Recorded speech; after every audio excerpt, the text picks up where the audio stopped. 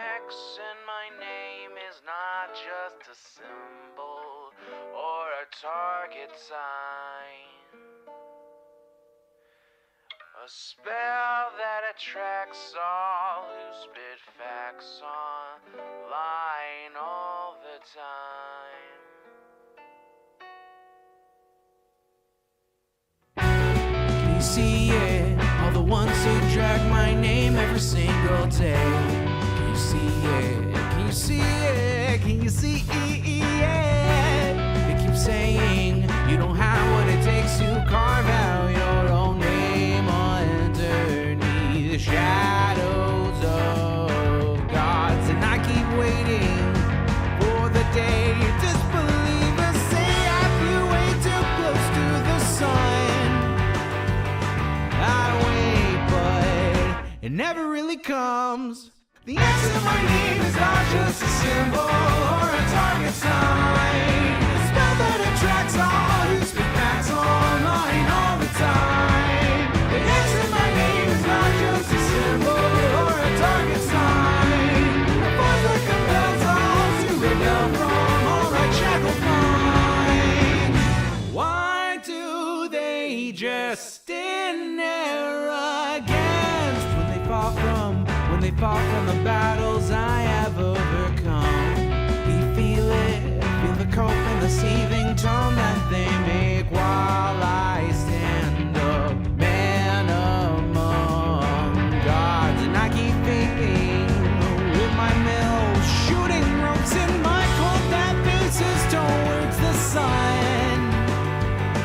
They hate, but I'm sitting comfy with their mom. The X in my name is not just a symbol or a target sign. A spell that attracts all who speak facts online all the time. The X in my name is not just a symbol or a target sign. A force that compels all to rebel from all that shackled mind.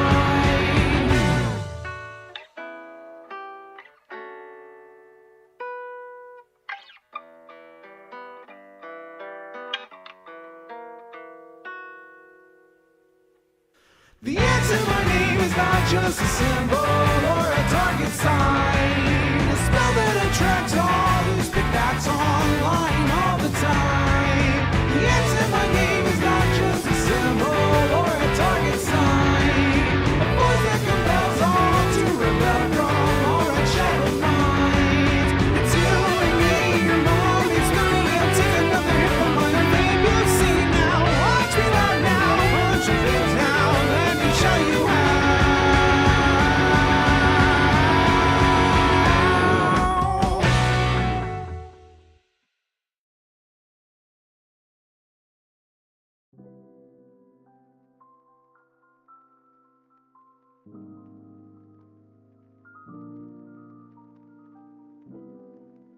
Good afternoon, everybody. Hello, hello. It is so good to see all of you. Welcome. Yes, it's 7-Eleven. It's the day where you can get free Slurpees from 7-Eleven. So if you guys didn't know, if you've got one nearby and you feel like running over and grabbing yourself one, I think they are just doing that. Like free, go get yourself a free Slurpee. Sounds nice. What's up, PP Girl 420, Lord Rose 97, 404, Gender Not Found, Toast Malone, The Dude, Summer Star, what's going on? Transgender Femoid, what's up? Mersu 5, how are you? Cleaver 120, what's up? Astronaut Lad, how are you doing? Straw Hat Monty, what's up? Asmodeus Bell, I hope you're doing well. Crick Chirp, how are you? Snowy Prince, what's up? Good to see ya. Welcome.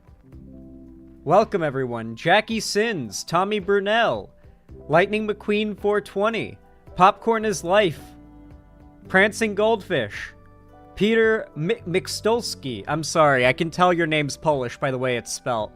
I'll never get it right. I'm sorry, Pieter. I think it is how it'd be pronounced, Pieter. But one, like, dog. That's some Polish last name shit right there, Pieter. No, it's Hungarian. That's close, right? Hold on, Hold on. Alright, Hungarian names might be on the list, too. Wait, where? Hungary. The country. Where is it? We're having a North America geography moment. Let's see. It touches Austria, Slovakia, Ukraine, Romania, Croatia, Slovenia, and it's adjacent to Poland and the Czech Republic. Okay, so Slovakia is kind of nestled between Hungary and Poland. I'm just gonna take a wild guess. I probably hate Slovakian words and pronunciation as well. It's the name of a city? Ah. Damn. Well. I find it, I always find it hilarious learning of a new language who just has words that are so unpronounceable to me that I decide I simply hate the language. Like, that language that is complete, it's just on the list now.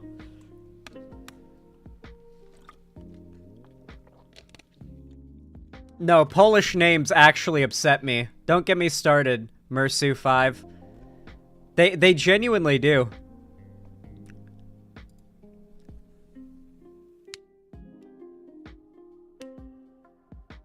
Polish last names are, like, the last names are the hardest. Like, the first names, you know, they're pretty normal, but it's the last names, man. Dutch names, true. It's almost as bad as, like, Wales. Wales has some places that are just comically insane to pronounce. They sound nothing like how they're written. Like, you'd never be able to phonetically sound it out, right? Like, it always happens when there's a Welsh character in FF14. Like, there's a character named Merlvib Blofizwin. How do you want to guess that's spelled?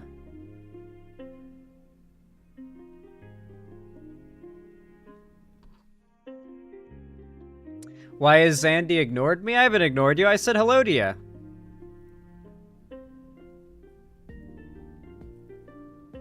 $30 to like? Hell yeah. Wait a second. We've got 129 people watching right now, and you're telling me only 33 people have liked the stream? That's unacceptable, chat. Come on, you gotta crank up those numbers. Come on, what are you doing? If you're watching the stream and you like it and you want to support me, consider dropping a like. No matter when, where, or what you're watching from me, every thumbs up really does go a long way, and it helps a lot in real time. I can't like the stream through your website. All you have to do is hover over the stream on my website and click the title when it pops up, when you put your mouse over it, when you click on it, and it'll open up the website or the stream on YouTube, and from there you'll be able to like the stream. Yeah, these are rookie numbers. You gotta like the stream. Sure, I still can't pronounce Vash's last name, because it's also Polish. I still don't know if it's Kaczynski or Kukinski. I genuinely don't know, because I've heard it pronounced so many different ways. I don't think I've ever heard him pronounce it. It's the first one? Yeah, Polish names. PepperT21, thank you for the $5 donation. That's very kind of you. How kind and generous. What a great way to start the stream. Thank you. Sent $5 dues and said, we coppin' the platinum chip with this one. What is this? New Vegas, but it's brain rot. Gen Alpha slang. Oh no. You can't butcher this. PepperT21? No. What'd you do? Oh. You saw me mewing alone. It's AI too. Without a simp in my heart. Without a yacht of my own.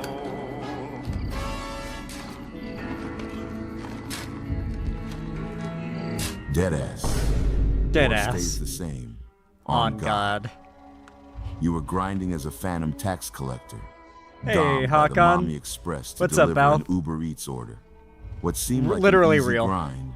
has No, but ended like, your- unironically though, there's no way that Death Stranding wasn't at least partially inspired by Fallout New Vegas.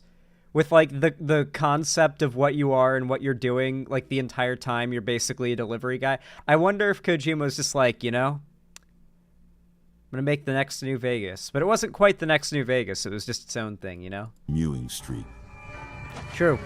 Mewing. Chat, this thing's made out of paper. And it doesn't taste like blue raspberry. Rule 34, so true. Chat, is this thing even real? I didn't even notice the visual What a gag weird there, vape. transgender femoid. Will you feed this simp a grimace? The weird vape.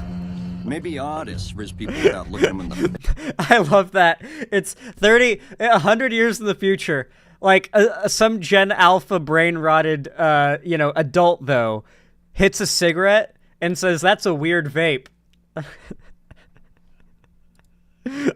That's my favorite line.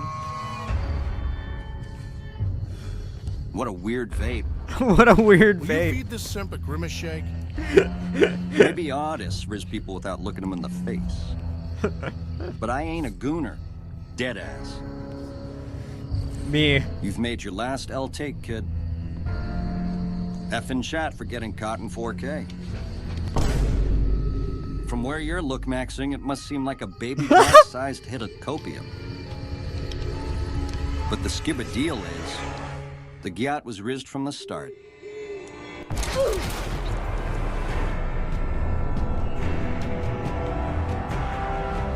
That was genius. Those last few lines there were pure gold. I was actually like awestruck in the last bit there. It goes on. Oh my god, it's not over. Guys, we're watching the whole video. Fuck you if you don't like it. Easy there, easy. You've been edging for a couple of days now for me.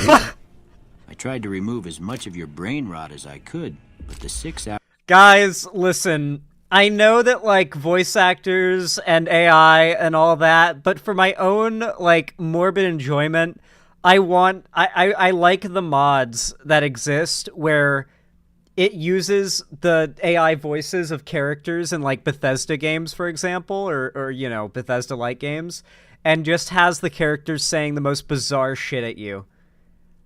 After this, I'll show you a video that a guy does where he streams Skyrim, but people can donate dialogue lines that the AI will read off in the voices of the characters, and it'll be the characters speaking. So, like, he'll start dialogue with a character, and they'll say something just awful someone donated and came up with.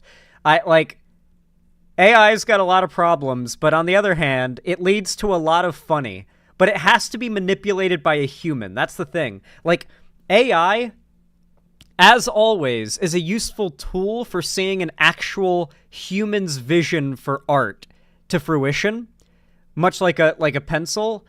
You know, we've used AI tools in, like, drawing programs and stuff, but when it comes to completely replacing a human's artistic vision, and it's not being used as a tool, it's just kind of like type in a prompt and generate something, at that point you're not really producing art anymore, right? Like, at the very least, these lines came up with, and this person had to film the gameplay and edit up together these bits and put together the music and the subtitles and stuff. This is actually art. It's AI-assisted art, though. In the same way that, like, if you use a drawing tablet, I'm pretty sure there's, like, AI built in to help make your sketch, like, if you draw a line and it'll be a little smoother than it really is because your hand trembles more, and they've got built-in tremble correction on a lot of drawing tablets, that kind of thing. You know what I mean? Like, it's being used as a tool. Can I make a Xander Hall clip channel? Yes. Yeah, absolutely. I've said this many times, and I guess it bears repeating. I'm not going to copyright claim or strike you or money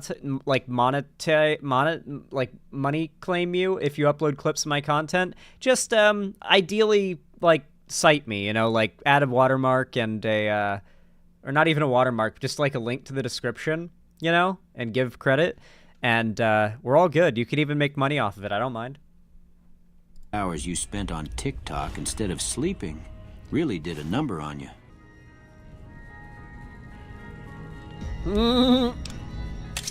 You know, it took me 17 hours with a drill to get through that thick skull of yours. And frankly, your skull is the only thing that's thick about you. I've never seen someone with so much fat have no ass before. Yo. Hurry up and peel your flat ass off that sticky mattress so you can get the hell out of my house. It's starting to stink up the joint. Honestly, this is far more realistic dialogue. Like, This is the dialogue of Fallout New Vegas if it was like the Fallout show. You know, all right, now get your flat ass off of my sticky ass bed so you can get the fuck out of my house. Just because you say no cap, that don't mean you ain't gotta pay. Your caps. I don't That think goes crazy. Just because you say no cap doesn't mean you don't gotta pay. it's doctor stuff for free. That fucking brain logo. Let's see how bad your brain rot is. Can you tell me what this is? No, you fucking idiot. It's grass. What the hell is wrong with you?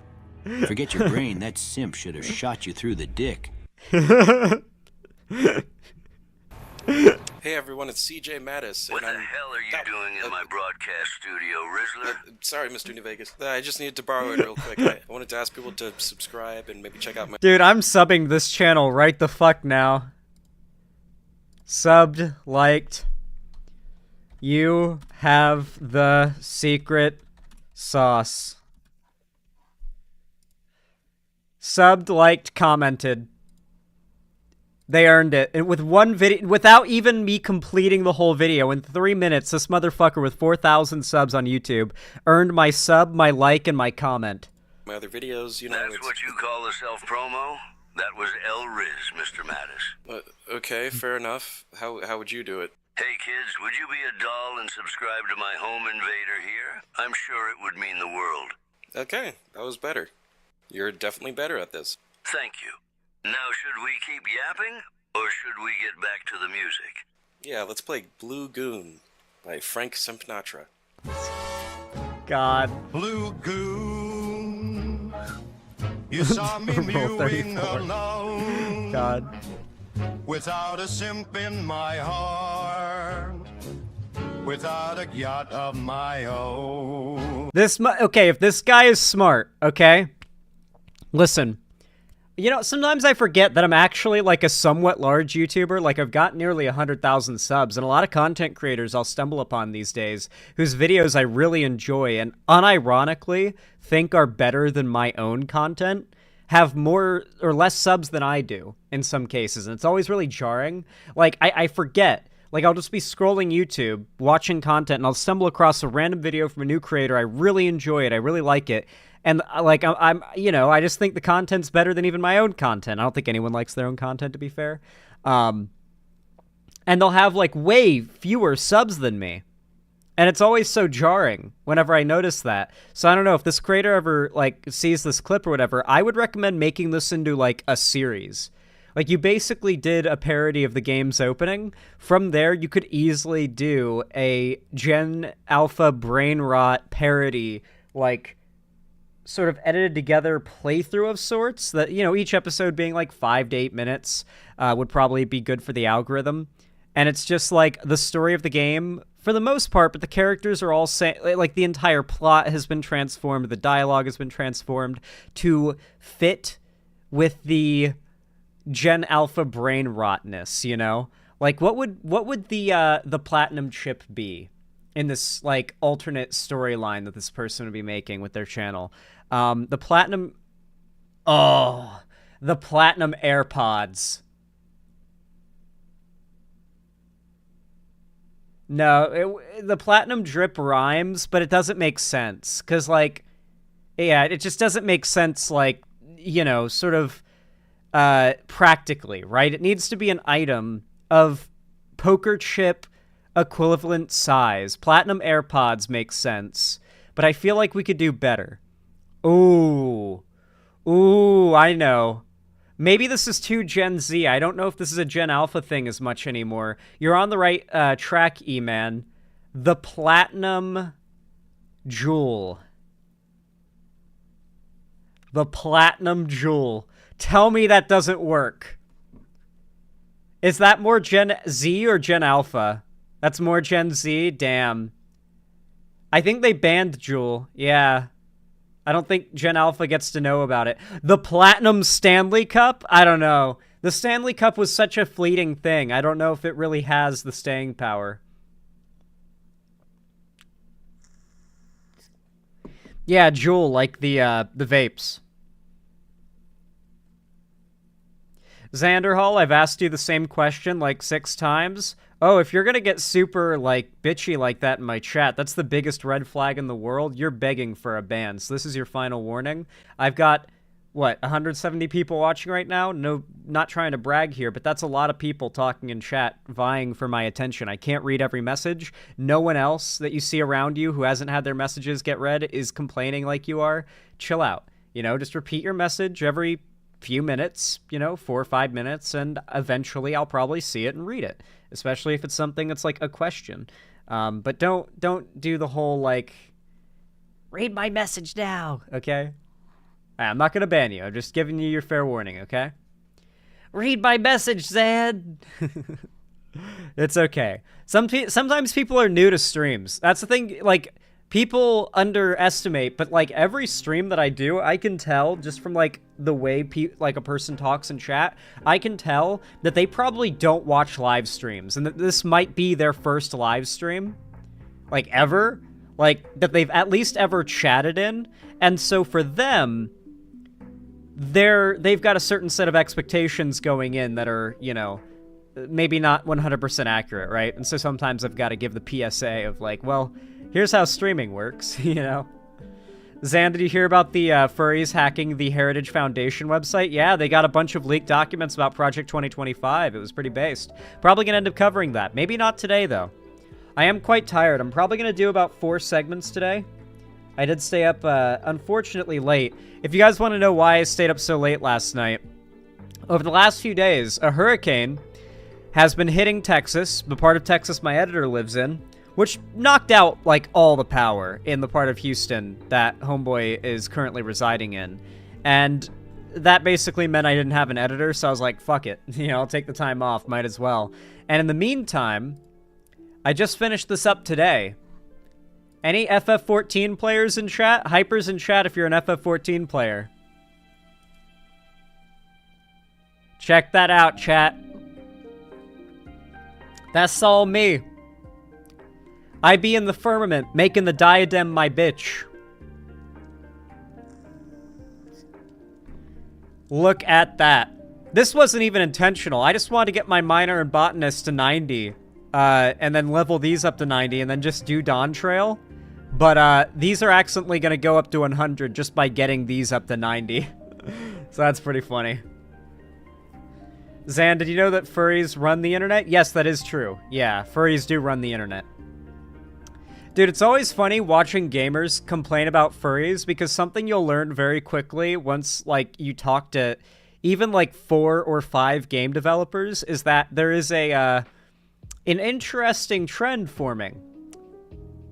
The vast majority, if not all of them, tend to be furries. So it's always hilarious to me when I see some, like, chud gamer bitching about furries. Meanwhile, they play, like, games that, in some cases, I know for a fact were made by a substantial percentage of the dev base being furries. You know what I mean? Like, yeah. It's always funny to me. It's very similar to how, like, wasn't the inventor of the modern-day computer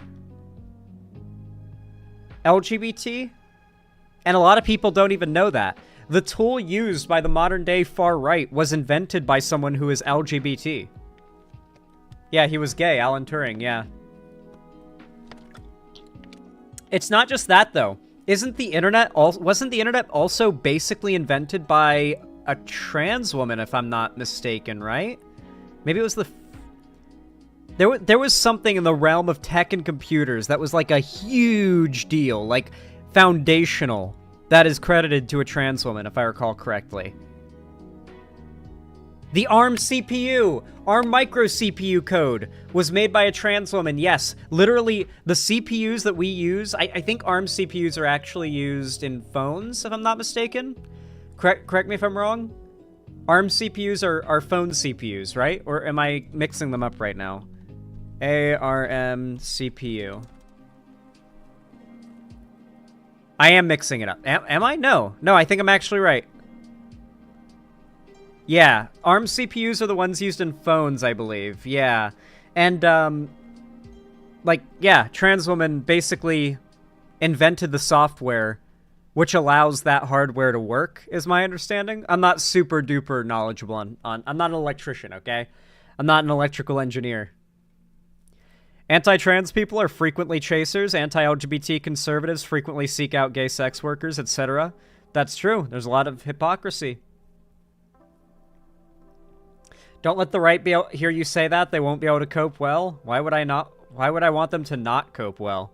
Would you be open to having a discussion with Demon Mama about Biden? Oh yeah, absolutely. I will say Demon Mama gets the W on the Boogie prediction. I remember a while ago I was talking to Demon Mama about Boogie2988, and I was like, yeah, he's definitely had some pretty severe fuck-ups, but I can't help but root for the guy to, like, improve his life and get his shit together and be a better person. And Demon Mama was like, nah, trust me, I've followed this guy for a while. He's actually irredeemable. Like, he's not going to. I was like, I guess so. And sure enough, she was right. She was very much right. Boogie basically fully, in my opinion, Boogie has sold every last bit of goodwill he could possibly, like, dredge up from the deepest, muddiest depths at this point. Like, it's all gone. There's nothing left. What happened with Boogie now? You're about to find out in a moment, Zero Gravity 23. You'll have to be patient. Have you heard the DSA just burned the AOC bridge over her supporting Biden to stay in the races? Yep. Guys, a lot of lefty organizations are LARPy as fuck and don't, like ContraPoint said, they don't want power, they want to endlessly critique power. And to critique power, you can't have power, so you have to, you know, constantly relinquish it whenever possible. And on the other hand, we've got the media, which, I mean, I've covered it for literally years now. 4 straight years, I have recurringly brought up data to prove this, that every single media organization, both mainstream, like legacy media, so your news TV and like TV news and stuff, and the new age sort of online alt media personalities, left and right, all took like 50 to 60% negative, like a hit, after Biden took office. Within 3 months of Biden taking office, at least half of income, viewership, traffic, clicks, impressions, everything gone. 50 to 60%. Happened to me as well. Channel's only just now starting to see numbers similar to like 2019, 2020 again, because we're back in an election season, right? The fact is that under Trump, there was a sustained 4 years of the most lucrative 24/7 news cycle you could imagine.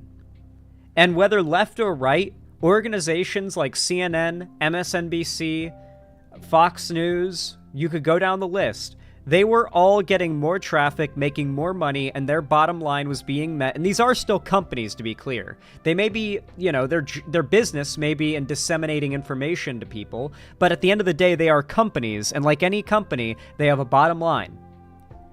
And it may be in the best interest of these companies to see another 4 years of Trump, in their minds. With Trump constantly in scandals, constantly saying awful shit, he would constantly be in the headlines again, and people on the left and right wouldn't be able to take their eyes off their screens again.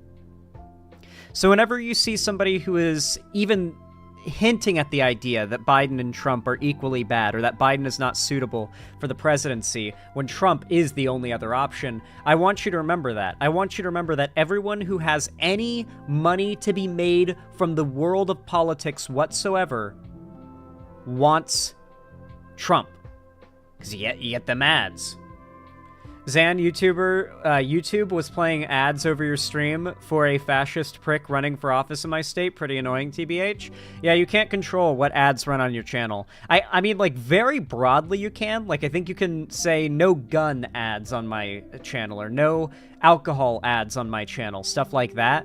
But, I don't think you can specify, like, no right-wing political ads on my channel. I think you can ban all political-related ads, but considering I'm a political channel, I worry doing that would basically mean axing, like, all my income. Considering that YouTube ads are targeted. So just know just know when you see one of those ads, you are soaking up the brain damage of that conservative fascist ad so that someone else who might be impressionable to it doesn't. And that is wasted money on the part of that conservative PAC that paid for that ad, because that ad time, that ad space, was paid for to me technically, from that company to YouTube, and then from YouTube to me, in order to waste ad space on an advertisement. There's only so many of those ads that they can buy space for, and one of them was wasted on you. Someone who it will not have the desired effect on. And a lefty content creator makes a couple pennies from it. So, as annoying as it is, when you think about it like that, it's like, okay, you know, I soaked one up for the team.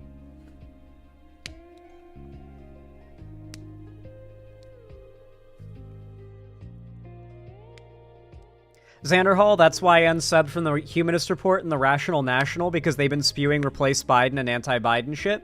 Yep. Yep. To be very clear, guys, if we're going off of practicality, the only person who's ever beat Donald Trump in an election, ever, is Biden. You know, not even in a primary, not in a general election. Hillary won the popular vote, but she didn't win the election. Biden's the only person to win the presidency or win an election against Trump, Republican or Democrat. And I'd like to say that Bernie could have won, and his polling at the time was pretty high. But then again, when the narrative right now from all the media sources is that age is such a problem, you better believe Bernie would be getting the Biden treatment right now. Bernie would be, like, actively, like, helping people in Texas who have gotten fucked up in the hurricane, like, out on the street, like, handing out blankets to people who've been displaced, and they would be saying he's too old to serve another 4 years, right?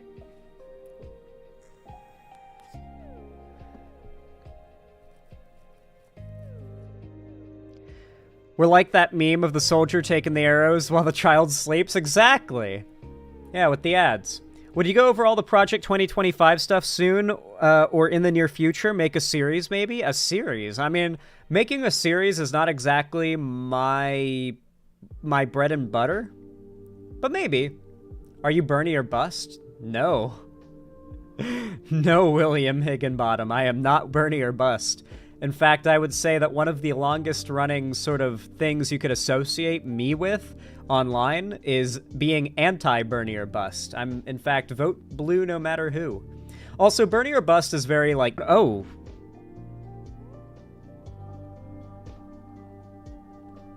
We good, OBS? No, it's good. Like, OBS just shit itself for a second, but I think it was just a hiccup, because it immediately went back to normal. Let's hope that doesn't happen again. Let's hope that doesn't happen again. Now, because we've got so many people here now, and I've got a couple more donos to read before we fart, guys. Before we start the first segment of the day, I wanted to announce that after stream today, we're going to be doing a watch party in the Progressive Victory Discord. So for those of you guys that don't know, I'll go ahead and I'll add a link in the chat really fast. Let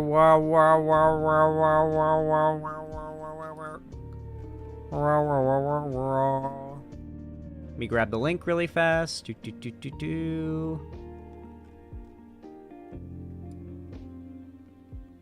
If you go to this link here on one of Progressive Victory's websites, the Amplify site, you can click on the Discord link, and you can join the Discord server where I am going to be hosting a watch party of the next 6 episodes of Season 2 of Avatar: The Last Airbender. We actually I believe we're on episode 4 of Season 2, so we'd be continuing on from episode 5 of Season 2, and we'd be doing episodes 5, 6, 7, 8, 9, 10, and 11.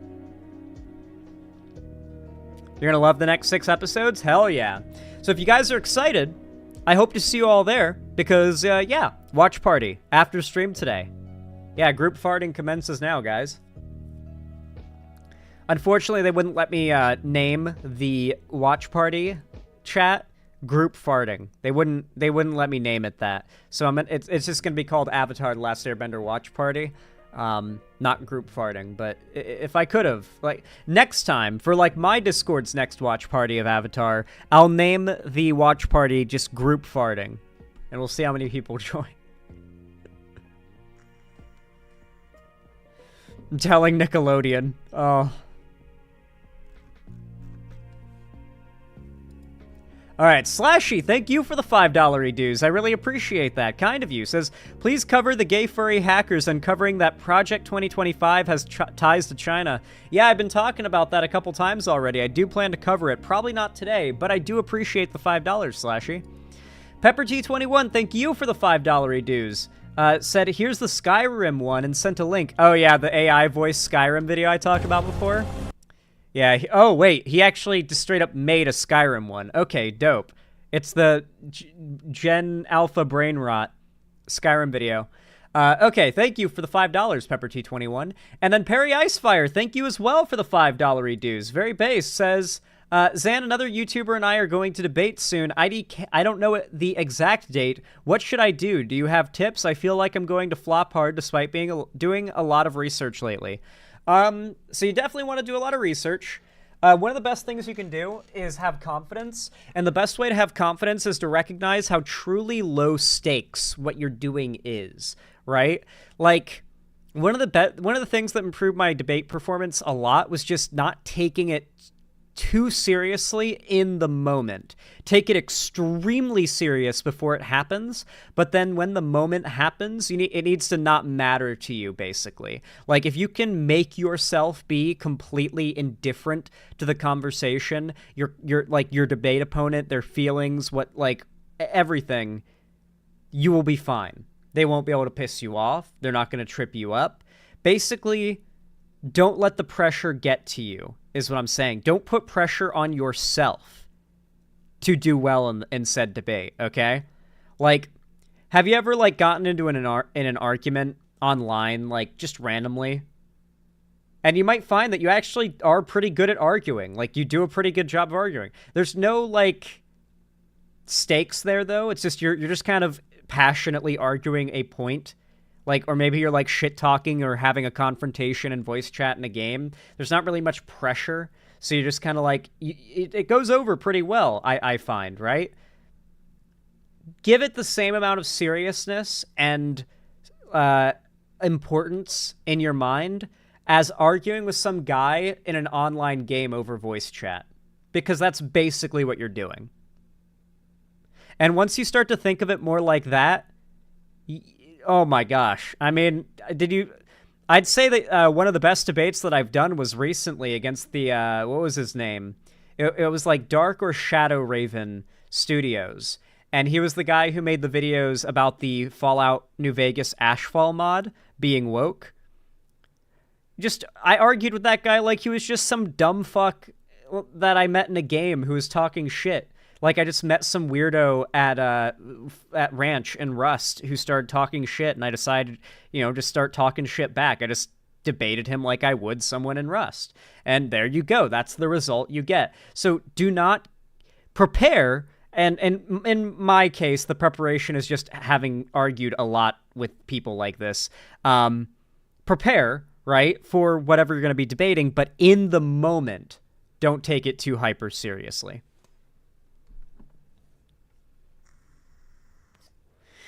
I feel like I'm a struggle with Israel and Gaza, though. Well, I mean, if you fail in the debate, like if you lose any points, so to say, like let's say you get a question thrown your way that stumps the shit out of you, write that question down or remember that question and then research the fuck out of that topic. Find out if you were right and they just took advantage of a gap in your knowledge to stump you and convince you maybe you were wrong and leave you speechless, or if there is a gap in your knowledge that changes everything and maybe your debate opponent is right. Probably not, but it's worth checking. The best way you can help to refine your debate strategy and your positions is to research the points in which you are weakest when you debate your positions. If they make an argument at you, that stumps you or fucks you up a bit, you're kind of weak in responding to it, remember that point and research what you need to answer that question better next time, and there you go. You've just improved. Easy as that. You've improved. You are now better at debating than when you debated before. Easy as that. So yeah, that's basically the best advice I can give, Perry Icefire. Thank you for the $5, by the way. Here, let me update the dono goal really fast. And I also want to thank everybody who's dropped a like as well. You obviously do not need to support me. I forgot to update the dono goal before, so it was still stuck to the previous date. You obviously don't need to donate or send money or anything to support me, though it is very helpful and very appreciated, as always. Just liking the stream really helps a lot, too. It's totally free. Just hit that thumbs up button, and it goes a long way. So thank you to everybody who does that. All right, let's check out this Gen Alpha Brain Rot Skyrim video really fast before I start our first segment of the day. Skibbity. Hey, you. You're finally woke. You were trying to hop the border, right? Gridded right into that Simperial Mog. Simperial Mog. And that beta over there. Phantom, you stormcucks. Skibbity was fine until you rizzed along. Simpire was chill AF. If you weren't malding, I could have copped that whip and been halfway to Gunnerfell. You there, you and me. We shouldn't be here for real on gods. It's these stormcucks the Simpire wants. We're all gooners and stepsisters in binds now, Rizzler. Quick, back there. And what's got bro down? Check your vibes. You're yapping at Ulfric Stormcuck, the true Short King. Ulfric? The Sigma of Windhelm? You're the leader of the Rizbellion, but if they've copped you? On gods, where are they thug-shaking us? I don't know.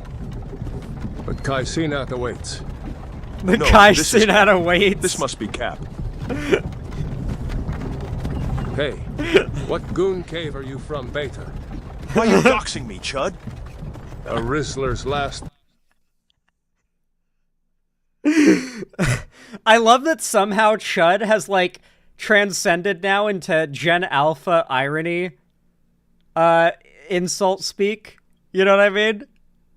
It goes hard. From Beta. Why are you doxing me, Chud? A Rizzler's last thoughts should be of Ohio. So true. Redditstead. I'm from Redditstead. General Tullius, sir. The throat goat is waiting. Based. Let's get this ratio. Let's get this ratio, guys. Shapiro, Peterson, Jones, Tate, Adolf. Chuds, please help me. Look at him. General Tullius, the military gooner. And it looks like the Thoughtmore are with him. Sussy elves. I bet they had something to do with this.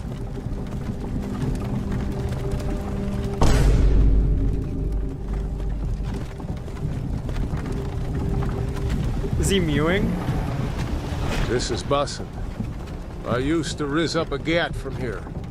Wonder if Velod is still making that grimace shake with prime berries maxed in. Funny. When I was a femboy, Simperial walls and towers used to make me feel so locked in. Who are they, Daddy?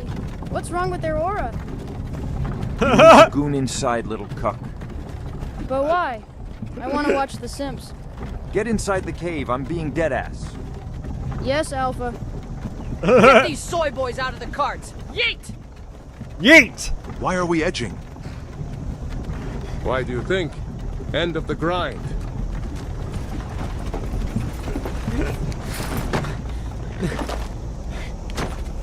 Let's go. Shouldn't keep the I hate that I waiting understand for us. all of this. No, stop! We're not betas! Beat your death with some aura, Beta. You've got to tell them we weren't sussy. This is Cap. Gritty towards the block when we shill your OnlyFans. One at a time! Simpire loves their Phantom lists. Ulfric Stormcuck, Sigma of Windhelm. It has been goated for real, Sigma Ulfric. Faceloff of Glissywood. The fucking vine booms. No, I'm not sturdy. You can't do this for real. Deadass! You're not gonna joke me! Pogger! You're not gonna joke me. Anyone else feel like edging? Wait, you there. Pull up. I hate how comprehensible this is. Okay, yeah, you got it. Who are you? Who are me? Mewing. Hey, it's CJ Mattis. What? Fire? Oh no, we're sorry, I clicked the next video that auto plays because you can't click shit now on the internet without things opening. Anyway, fucking hell, that was top tier. Xanderhall, how's your day going? I've been stuck rewatching your older videos while I play the most based game ever, War Thunder, Land of the Confidential Military Document Leaks. Well, I hope you enjoy leaking those confidential military documents and listening to my older content. What the fuck is joking? Do you really want me to tell you, King Wolf? If you don't know, you're probably gonna freak out once you find out. It means you use weights and hang them from your scrotum to stretch out your cock and balls in what incels believe is a practice that will make their junk larger. Did you want to know? It's basically CBT with a, like, purpose. Yeah, it's CBT with a purpose. Ignorance is bliss. It is indeed. Benny Chu, thank you for the $5. I appreciate that as well. Thank you. Said, I just got accepted into the school I applied for. Thanks for being my background noise while I study. Hell yeah! Hell yes! Congratulations, Benny Chu. That is some damn good news. And hey, I wouldn't credit myself for being the background noise, but I'm glad that I was able to provide you with some entertainment while you worked your ass off and earned that acceptance. You earned that shit, Benny Chu. And I'm honored that I could be your background noise. I really, really am. Thank you for the $5 as well. And congratulations. Thank you. Alrighty. Let me update the no-no go really fast, and then I think it's time for us to start the first segment of the day.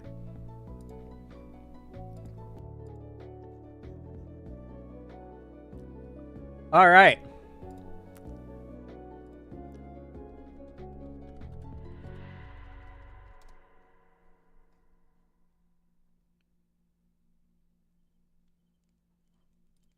If they don't... Oh no. You guys already know. You guys already know what's coming.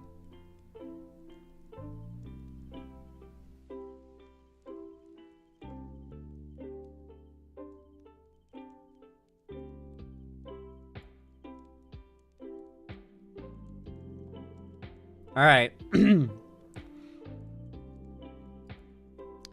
all know what to do when I say action, right? 3, 2, 1, action. Alright, everybody. I assume that if you've been online for really any amount of time whatsoever, whether it be way in the past of YouTube or today, you're probably already familiar with BOOGIE2988.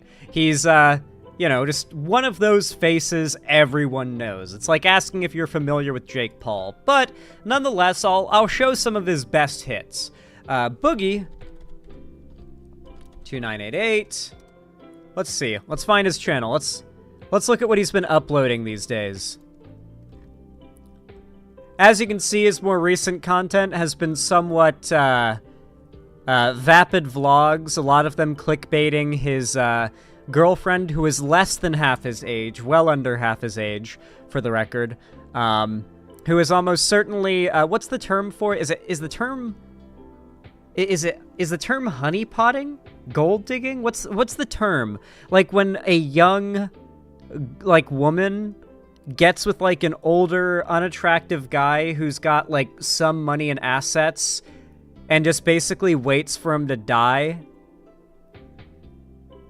like, to sort of take what's left over. What's that? Gold digging? I thought there was another term for specifically that, because gold digging is one thing, but the whole, like, waiting out the death thing, like, specifically looking for, like, somewhat successful older dudes who are, like, actually gonna die soon. Like, spawn camping? She could be gold digging, or she could have a fat fetish, not sure which. Okay, listen, guys. Guys. This girl is waiting for him to die, okay? This girl is waiting for him to die. She is just... because what I need you to understand is it's not just that Boogie isn't really a traditionally attractive guy. It's that Boogie is also, personality-wise, not the most attractive guy. What I need you to understand is just the harassment from the internet alone that he receives on a daily basis, supposedly, if you listen to what he said did it, ended his marriage that was quite long, right? Like, this is not a guy who has a personality that, like, makes up for it. I want to be very clear, okay? Like, like, there are dudes who look like Boogie who can pull like fucking crazy, okay? Listen, if you look like Boogie, I am not telling you you can't pull. You can absolutely pull, but you cannot have Boogie's personality and look like Boogie and pull. That's just not how it works. That's just, yeah, she's Black Widowing. Thank you. Thank you. Is that the term, Chief Youngblood? I think I've heard that. I think it's called Black Widowing. Thank you. Yeah, it's called Black Widowing. Basically, she's just waiting for him to die. And when she becomes a widow, she inherits everything he gets, and she's gonna go live her, like, actual life, you know? You know what's really sad about this, though? His original, like, popular content, like, if you look at his obviously this one is, like, not really anything to speak of. This is really that OG shit everybody knows. Francis. Everyone remembers the character Francis, right? No computer cache. Yeah. Are you guys still here? Yeah. I thought you guys were leaving. No. You know I'm raiding. I'm not going to be able to talk to you guys. Yeah. You still have pizza in the fridge. We'll be fine. I need you to understand that. I need you all to understand that this was the peak of general respect for Boogie the internet ever had. This was his high, okay? When you see this like 12-year-old video, I need you to understand this was his peak. His ultimate peak point that he has never reclaimed. Sad to say. Well, yeah. Is Boogie a lolcow? Possibly, like, one of the most OG of lolcows, yes.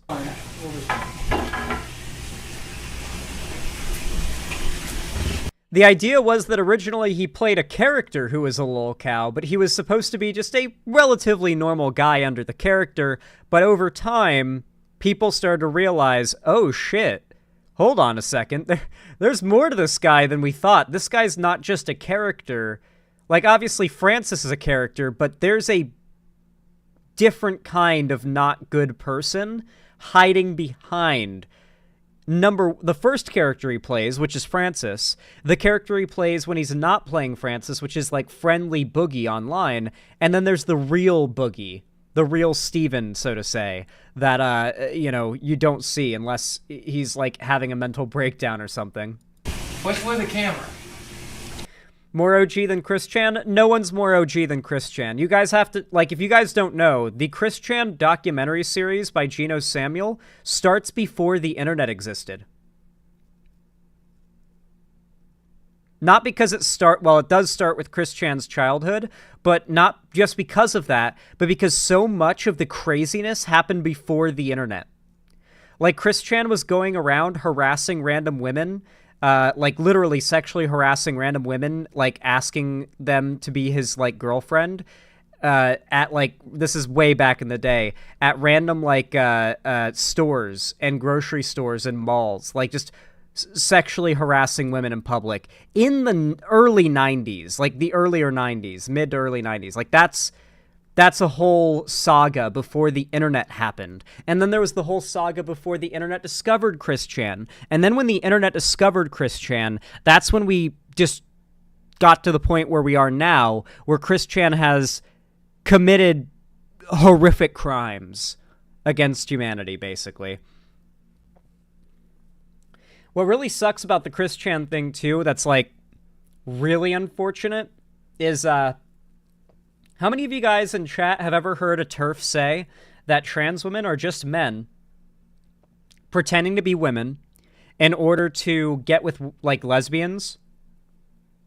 How many times have you heard that claim? I mean, I've heard it countless times, and something that really upsets me is I've never even seen an anecdotal case of that happening until Chris Chan.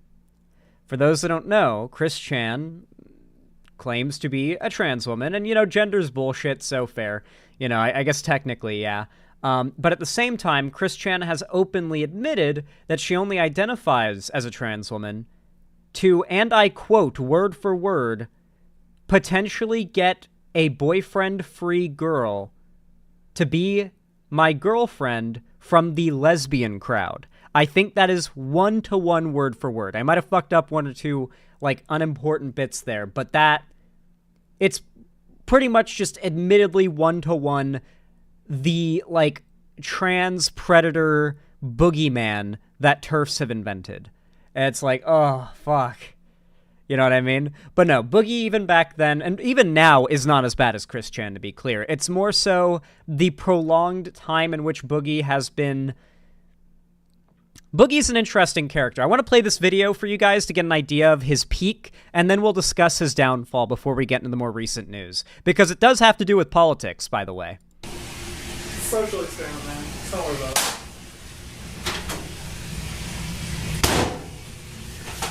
Where's my Mountain Dew? Where's my Mountain Dew? No, where's my Mountain Dew? I keep it in the microwave. No, you have... Do you see my glass? I'm raiding in here. Would you guys be, like... Would you guys believe me if I told you there was genuine... Mind you, there were a lot of kids on YouTube at the time who really hadn't learned the lesson of you don't believe anything that you see on the internet. You know, like, I'm sure a lot of you who are, like, in your early to mid-20s, at some point you were on the internet and saw something that was totally fake and fell for it hook, line, and sinker when you were a kid. A lot of young people were like that with Boogie's content. And what was interesting about it, and I actually liked this content, I actually think, you know, as obnoxious as this content is, I actually kind of like it, especially as compared to what he makes now. There was this era of YouTube that was so cool. There's another YouTuber that Boogie was friends with, I think, named McJuggernuggets, and I think he's also kind of gone down a bit of a road, from what I've heard, that's not too great as of late. But back during his sort of peak, he made a series called the Psycho series, and it was like a YouTube ARG that his entire family was in on, like 24/7, even in public when the cameras weren't on, having to play their characters because people were so dedicated to proving the videos weren't real, you know? And so there was, yeah, Angry Grandpa as well, rip Angry Grandpa. There was this, like, era of mostly rage, screaming-centered, staged videos centered around, like, basically a domestic dispute caught on camera. Usually things get destroyed. That's the trend. I assume something gets destroyed here. That's a classic trend in Francis videos. Like, I saw some Mountain Lightning earlier. Where did you hide the Mountain Dew? Where did you hide it? We're getting ready to go! It's like, he is good at playing this character. In the fridge, man. I don't want to eat fucking Faygo! You cure the Faygo! Do you look like I'm thirsty for Faygo? Are you thirsty for Faygo? Yeah. You thirsty? It's delicious! It's so orange. It's delicious! I don't want Faygo! I want a Mountain Dew! I want my goddamn Mountain Dew! I'm gonna find it. I'm gonna find my goddamn Mountain Dew. Yeah, did you drink my Mountain Dew? Did you drink my Mountain Dew? Let me. You can see him break character a couple times and smile a little bit, but yeah, he's lol-cowing so hard. You guys are jumping the gun here. What you don't understand, once again, is that this was his peak. This was what he became famous off of. Yes, he had his haters, but for the most part, people recognized he was playing a character, especially after a little while, and were like, he's funny, okay, and they liked him. They liked him. But over time, I need you to understand, over the last, like, 12 to 13 years, okay, since I was in middle to elementary school, BOOGIE2988 has slowly but surely eviscerated his reputation. Now, it's weird because it was like a fluctuating thing, like up and down. Maybe I'm delusional. Maybe I held out too much hope. Maybe I'm just too forgiving. But I felt like Boogie showed signs of genuine improvement over time. And so there are points in this timeline. It's not just like a decline. It's more like, you know, a general trend downwards, but there's spikes back up. You know what I mean? But over time, you can see the trend is generally down. No, Boogie is not like a pedo, like Dr. Disrespect, for the record. I don't think there's ever been any confirmed allegations of that. Even his like very young girlfriend is not underage and wasn't underage when they dated, as far as we know. But people do joke about that, and some people take it seriously, and then it gets like spread around as if it's serious. And so, yeah. Regardless, though, over time, Boogie started nuking his own reputation.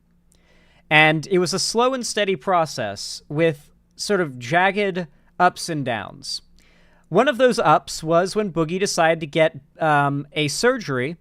I believe it's gastric bypass surgery, which would essentially shrink his stomach and allow him to eat less and not have that feeling of needing to eat more. The problem is Boogie's weight didn't come from being hungry, right? Like, that's not where a lot of people's overweightedness comes from. It's not that they just can't feel full. Some people have that. That is a real condition, but that's not why most people who are overweight are overweight. Usually, there's a core problem, maybe multiple core problems, from the diet that one's palate became accustomed to from childhood, all the way up to just stress eating. Like, people eat their feelings, whether they're angry, sad, upset. You know, so a lot of people developed eating disorders. Some people don't eat when they're upset, sad, angry, etc., etc. And some people can't stop themselves from eating when that happens, right? Both are eating disorders, and both are the core problem.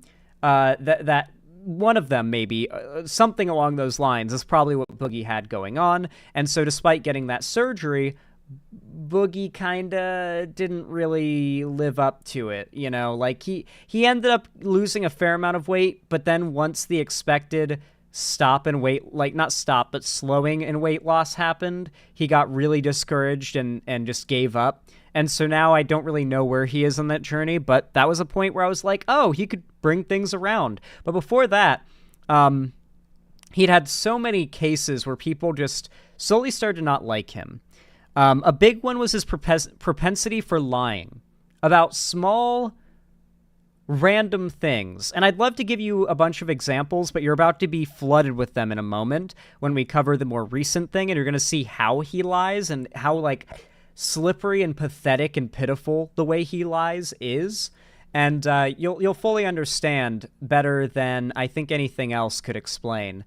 So yeah. Let's get into it. Basically, Boogie would just lie about the most unimportant shit. People would notice he lied, and he would just walk it back and be like, oh, I'm sorry, it was an accident. But this just kept happening over and over and over again. On top of that, he's this really annoying kind of fence sitter.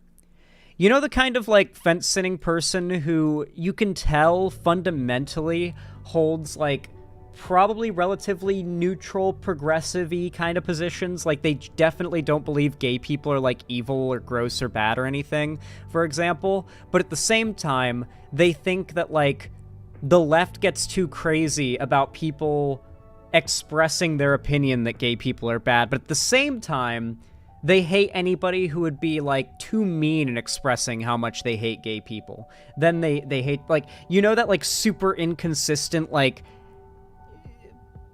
emotions-based, like, line of logic some people politically follow, and it always winds up with them being this obnoxious fence-sitter? That's Boogie. And Boogie has done this on some really serious issues in the past, and no one likes him because of it. The right didn't like him, the left didn't like him, no one liked him because of this. These may all sound like small things, but you have to understand that there were just these tiny things that over time built up, like a death of a million cuts over the course of 12 years, until Boogie was eventually just a lolcow. By the time 2017 came around, I think it was, and he got divorced with his wife. His wife divorced him. People were already primed to dunk on him pretty hard. He's never been good at responding to criticism, and that's one of the biggest things that can destroy an internet career. You can just occasionally fuck up, like minor fuck-ups, but then, like, some people give you shit for those minor fuck-ups. Truly, it's how you respond to those people that determines how the rest of the internet perceives you. Because if you respond to those people too poorly, that small proportion of people that, like, overreact to your smaller fuck-ups, you can nuke your reputation just by responding the wrong way. And Boogie responded the wrong way every single time. And I would love to show you, like, I don't know, like a compilation of that, but I think it's better to just get to the more recent thing because it really just lays out his entire strategy. It really, really does. So before we get into the most recent event, I want to show you a CoffeeZilla video. You see, just a couple weeks ago, Boogie got into drama because he was accused... CryptoZoo.com. Why? Why, YouTube? Why? No videos playing. There's nothing to pause or close. CoffeeZilla made a video about, on his alt channel called Voidzilla, about BOOGIE2988 making a crypto scam. Starting his own altcoin, meme coin, pump and dump scam, making 5K or more off of it, and pocketing the money. By the way, he apparently still has the means, from, like, based on the evidence that CoffeeZilla shows, Boogie still has the means to give the money back, at least 5,000 of it, back to his fans, but he just doesn't want to, and you're going to find out why in a moment. What's up, Baby Gretel? Good to see ya. So here's the CoffeeZilla video. I'm going to skip around it a little bit, because this is just mostly important context. Fronted BOOGIE2988 on a crypto pump and dump he did, where he got paid $10,000 to promote a coin, and he said that he thought that just because he said, hey, don't buy this unless you're rich, that nobody was going to put their money in. A few hours later, $3 million worth of trading volume had been done. And I tried to tell him and explain to him that that's how these deals work. Insiders pay you, the celebrity, to go ahead and promote something. They paid him $10,000, and then people end up buying the coin. It doesn't matter what you say. The whole point is they're renting your likeness, renting your image in order to do that. He then told me, well, you know, basically he's paying for cancer, so he can't pay that money back. It's all spent money. So we'll be getting to the cancer stuff in a moment. Just know that through all of this, his justification for why it is all right and why we should just be okay with him scamming his audience with a pump and dump scheme is that he has cancer. He claims to have polycythemia vera, which is in fact, from the research that I've done, though quite cursory, a fatal cancer, but not an imminently fatal cancer in many cases. So it's the kind of cancer that he could still be around for a little while having, right? Anyway, just know he has recently come out with the claim of having polycythemia vera, and I believe it's a blood cancer, if I'm not mistaken, and that is why he's supposedly doing this. Or it might be a cancer of the circulatory system, but I think it might be in the blood. Correct me if I'm wrong. Anyway, no, it's in the marrow, right? It's blood cancer in the marrow, right? I'm not a doctor, guys. I'm not a doctor. You know who is, though? Delancer. If Delancer was here, we'd be getting answers fast. It's in the bone marrow? Yeah, I think so. Okay.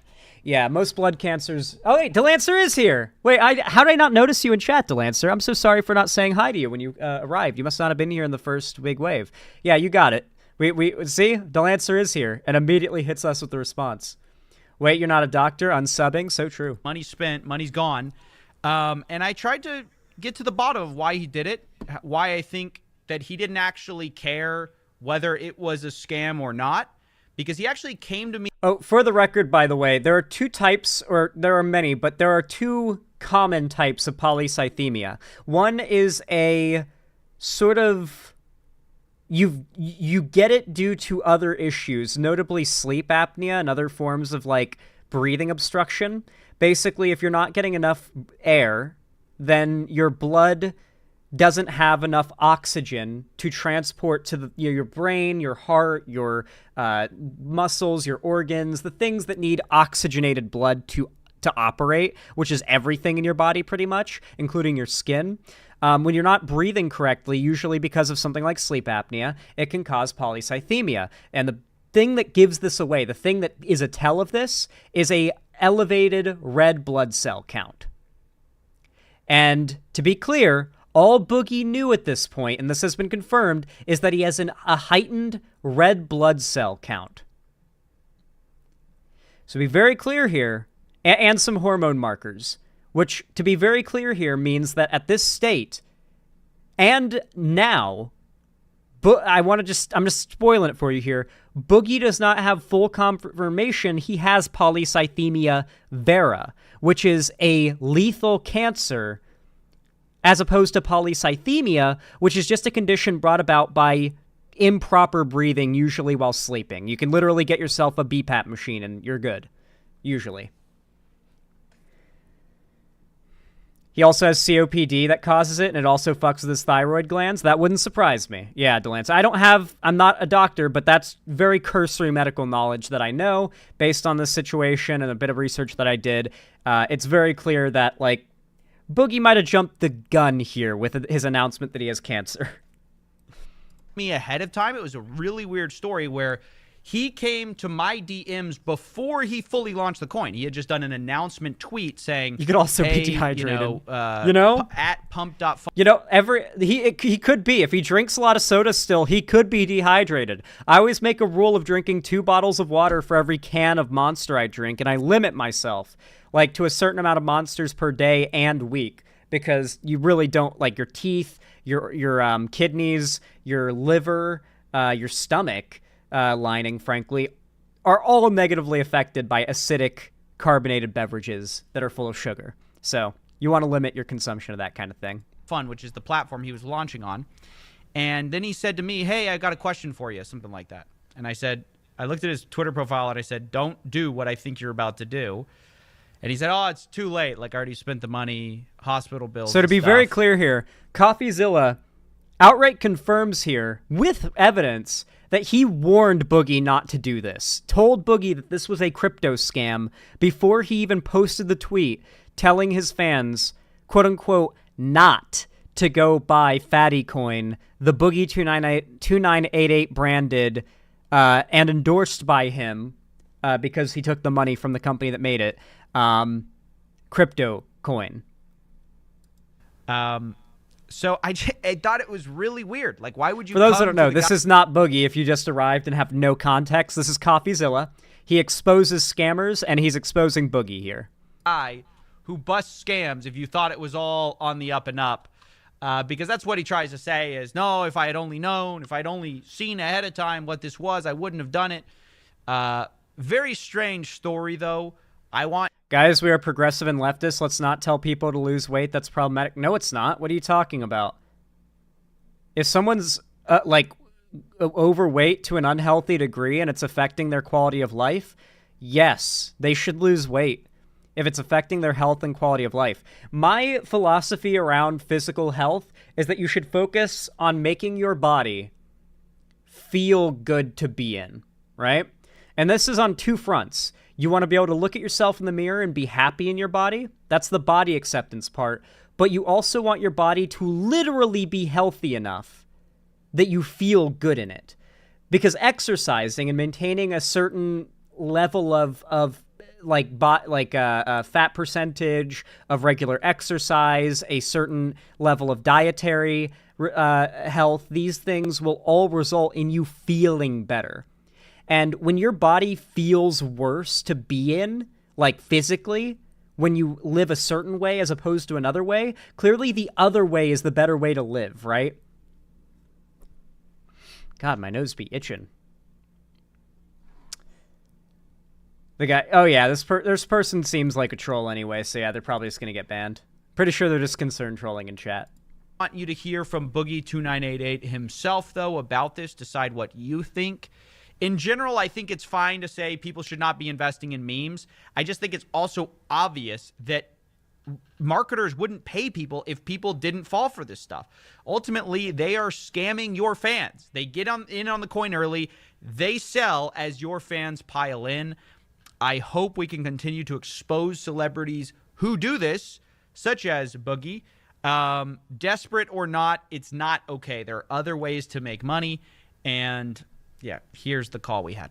Boogie, it looks like you launched a crypto token that is a scam, a pump and dump. What do you have to say for yourself? So he's got Boogie on the phone now. The voice you're going to hear through the speakerphone here, because I don't know why I guess maybe Boogie was out of the house, but we're doing it over a phone call here. So the audio quality won't be ideal, but get ready to hear Boogie defend himself. And when he gets caught in a lie, of which I'm going to pause and point out, that is a clear lie he is fully caught in. He knows he's lying. He knows he's caught in the lie.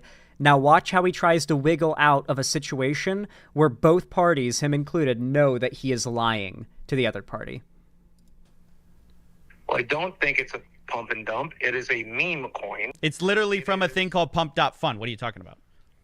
I never knew who Pump.Fun was until today. Well, that's what you tweeted. That's what you tweeted. You said, "Oh, we're gonna break." But I learned about it today, so I also tweeted about it today. Try to find a time I tweeted about it before today. You won't, because I just found out that I didn't know who this company is or these people I'm working with, other than they referred to me by Afro Man's manager. Right, but you said before you posted the pump and dump, you said we're gonna crush the internet. Pump.Fun. For those that don't know, like every celebrity that's like they were really big at one point for a stint of time, but now they're like, you definitely could, like, people's eyes will light up and know who you're talking about if you mention their name, but they're not really, like, relevant currently.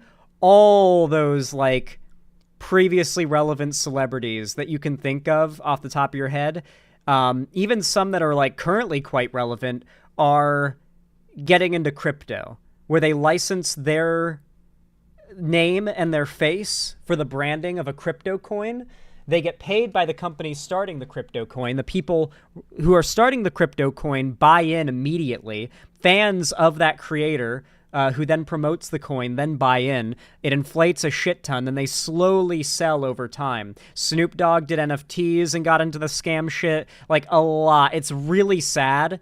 But like a lot of celebrities that might come to mind that you like, if you search their name, then NFT or crypto scam or crypto, you're going to hear some stories that are going to make you change your mind about that celebrity. Yeah. A lot of celebrities sold the fuck out with the NFT crypto thing. And they scammed their own fans when they did. Didn't realize at that point you're doing a pump and dump, that you're getting paid by insiders to do this? Well, not really, because again, if you watch the video that I launched this with, it's ultimately up to the person themselves to lose weight. No one can really make their minds up, their call. To be very clear here, we're talking about BOOGIE2988, who has confirmed himself that his doctors have told him he won't live to 60 if he doesn't lose a substantial amount of weight. And he's already in his 50s. Like, regardless of if he has cancer or not, he's already terminal, like, in the next few years because of his weight. He has confirmed numerous times for a while, as long as he has been doing YouTube, his doctors have been telling him he is on borrowed time if he does not lose weight, that he's already done so much damage that he has a substantially limited lifespan, and that the only hope he has to eke out a decade or two more life, close to like what a normal person's lifespan would be, is if he gets his shit together and loses weight. So I'm sorry, but there is such thing as too fat for your health, and it will limit your lifespan, and I don't think it is good for people to have the freedom to kill themselves. We know because of the same scientific data, studies, and consensus that I argue and pull from to argue why a number of things the right argues are untrue, that same consensus of medical knowledge also supports the idea that unless you as a child had your entire palate built around eating high fructose corn syrup filled junk food, and that's all you've ever been able to eat because it's all your stomach can handle, it's all your palate can handle, because it's all you've ever had, like the types of people who literally throw up when they're forced to drink just straight water. Those people are real, by the way. People who just grew up on like mixed like drinks and soda and stuff, they drink like a bit of water and they throw it up because their body doesn't know how to handle plain water. Like their palate can't handle it and it sets off their gag reflex. That's pathetic. I mean, that's how they grew up. It's their parenting in a lot of cases, and that's one scenario. But for a lot of people, it's because there's an underlying mental health condition. The overwhelming majority of medical professionals agree that many people's being overweight, the majority of people's being overweight, I think, is due to an underlying mental health condition. It's not so much that you need to tell people to lose weight, it's that we need to we need free healthcare is what we need. And Biden's, frankly, getting us the closest to that we've ever had of a president ever. But we need universal healthcare. We need every American, no matter how poor they are, to be able to go and get medical psychiatric help. But then that's not the end of it, because a lot of people won't just go get it even if it's free. Because how many people can you think of that even if they could get therapy paid for wouldn't want to go? Yeah, exactly. I'm one of them, you know, like I'd be bitchy about wanting to go to therapy, even if it was completely paid for and free. Like it's just not a thing a lot of people would voluntarily do, even if they need it, right? So it's less about like the weight is the problem. The weight is oftentimes a symptom. Like, and I think most people who are overweight themselves would totally agree. Like I think they'd be like, yeah, no, totally, yeah. Like I'd agree. There's probably something else that is the reason why I eat the way I do and the amount that I do, and don't exercise enough to be like fight it off. And if we, destroyed that core problem, the rest would just fall into place on its own. You know, like so much of losing weight is just getting out and doing stuff, and you don't want to get out and do stuff if you're depressed. So if someone's depressed, that alone can lead to massive amount of weight gain, because they're just not going to leave the house. They're going to stay home, and they're going to be sedentary. They're not going to be burning calories, and that leads to weight gain. Xander Hall, the most common underlying problem is anxiety and depression. The most common underlying reason for weight gain and being overweight is anxiety and depression. So if you guys don't think anxiety and depression are a problem in an epidemic, I don't know what you guys, being overweight isn't the problem. It is a symptom of the problem. Anyway. Whether the problem be our health standards for food in America, the access to mental health care for people. I'm really getting into a tangent here, but, I'm sure you enjoy the tangent regardless. The entire video, the entire bit, the entire joke is I lost all of my money in crypto. But I'm here to tell you the truth. Oh, yeah. For those that don't know, along with Boogie's heel turn towards being a crypto scammer, he also put out a bunch of, Twitter videos where it's him pretending to be Andrew Tate.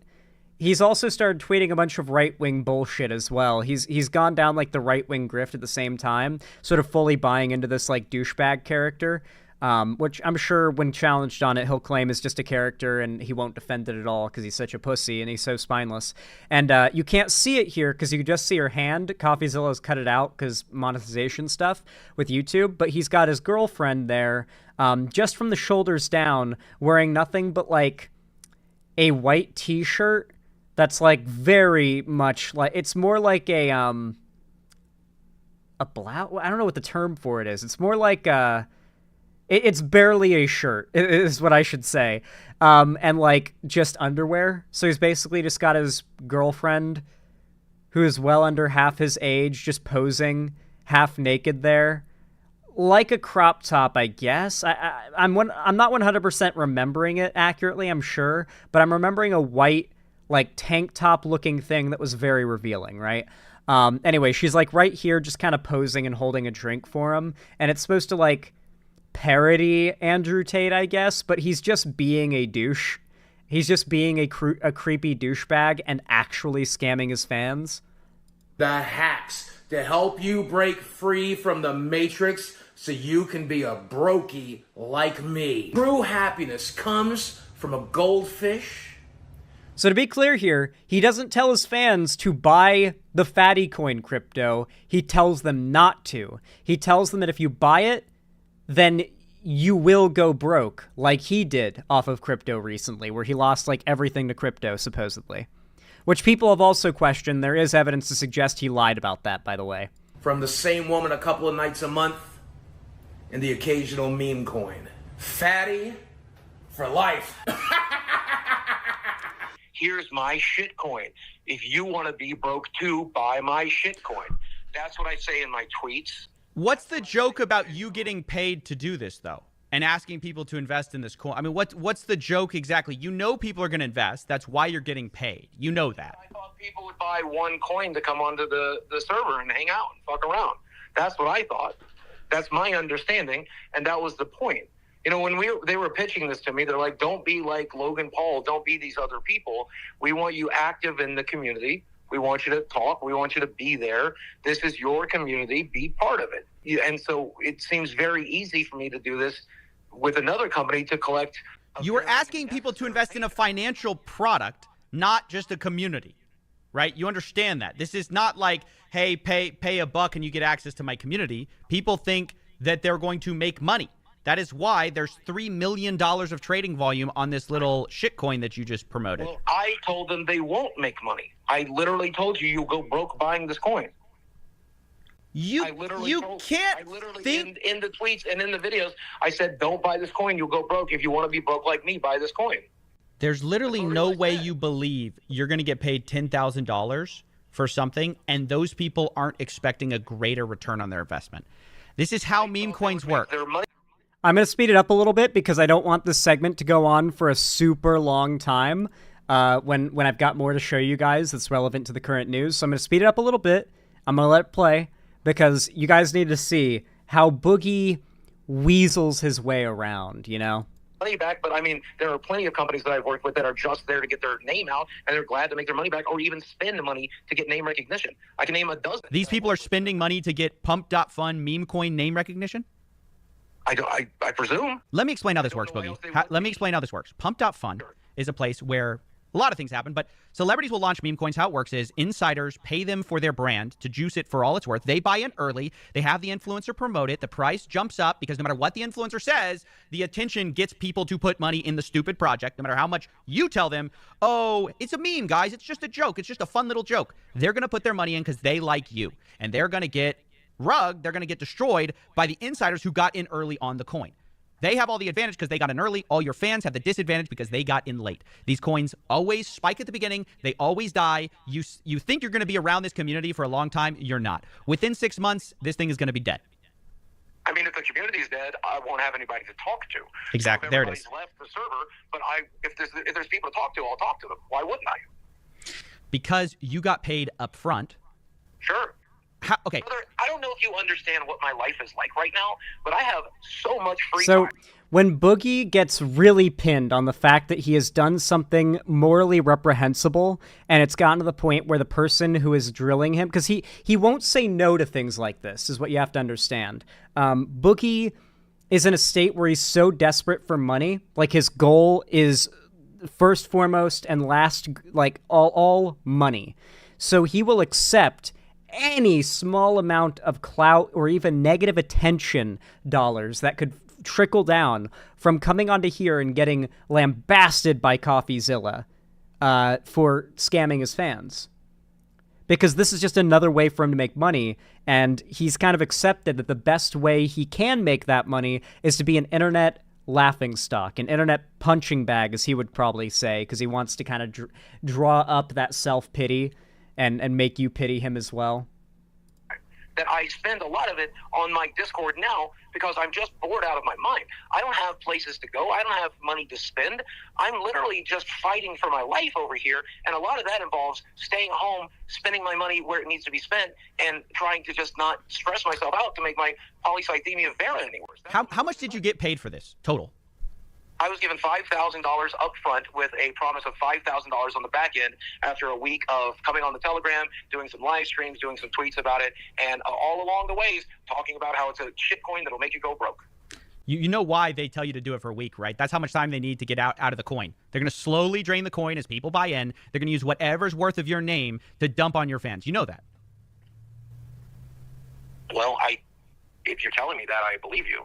That's how meme coins work. I told you in DMs not to do this. You came to me because you were about to launch this coin. It was launched. You told me after my first tweet. I literally said to you, the question before that was like, hey, man, can we talk real quick? You said, don't do it. I said, I have some questions. And you said, don't do it. But at that point, today, it was already too late. The first tweet was out. And no.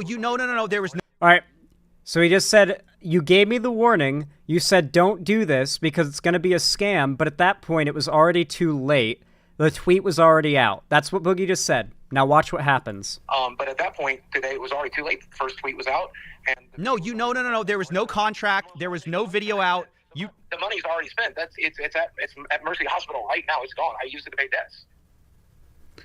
So he's filibustered entirely there. You'll notice, by the way, that Boogie already confirmed and agreed to the point, and CoffeeZilla has also proved that he messaged Boogie and they corresponded with him telling Boogie this is a scam that he should not do because he'll be scamming his fans before Boogie ever posted anything or signed the contract or made the video shilling for this coin. And now Boogie is lying and trying to say that he was warned after it was already too late.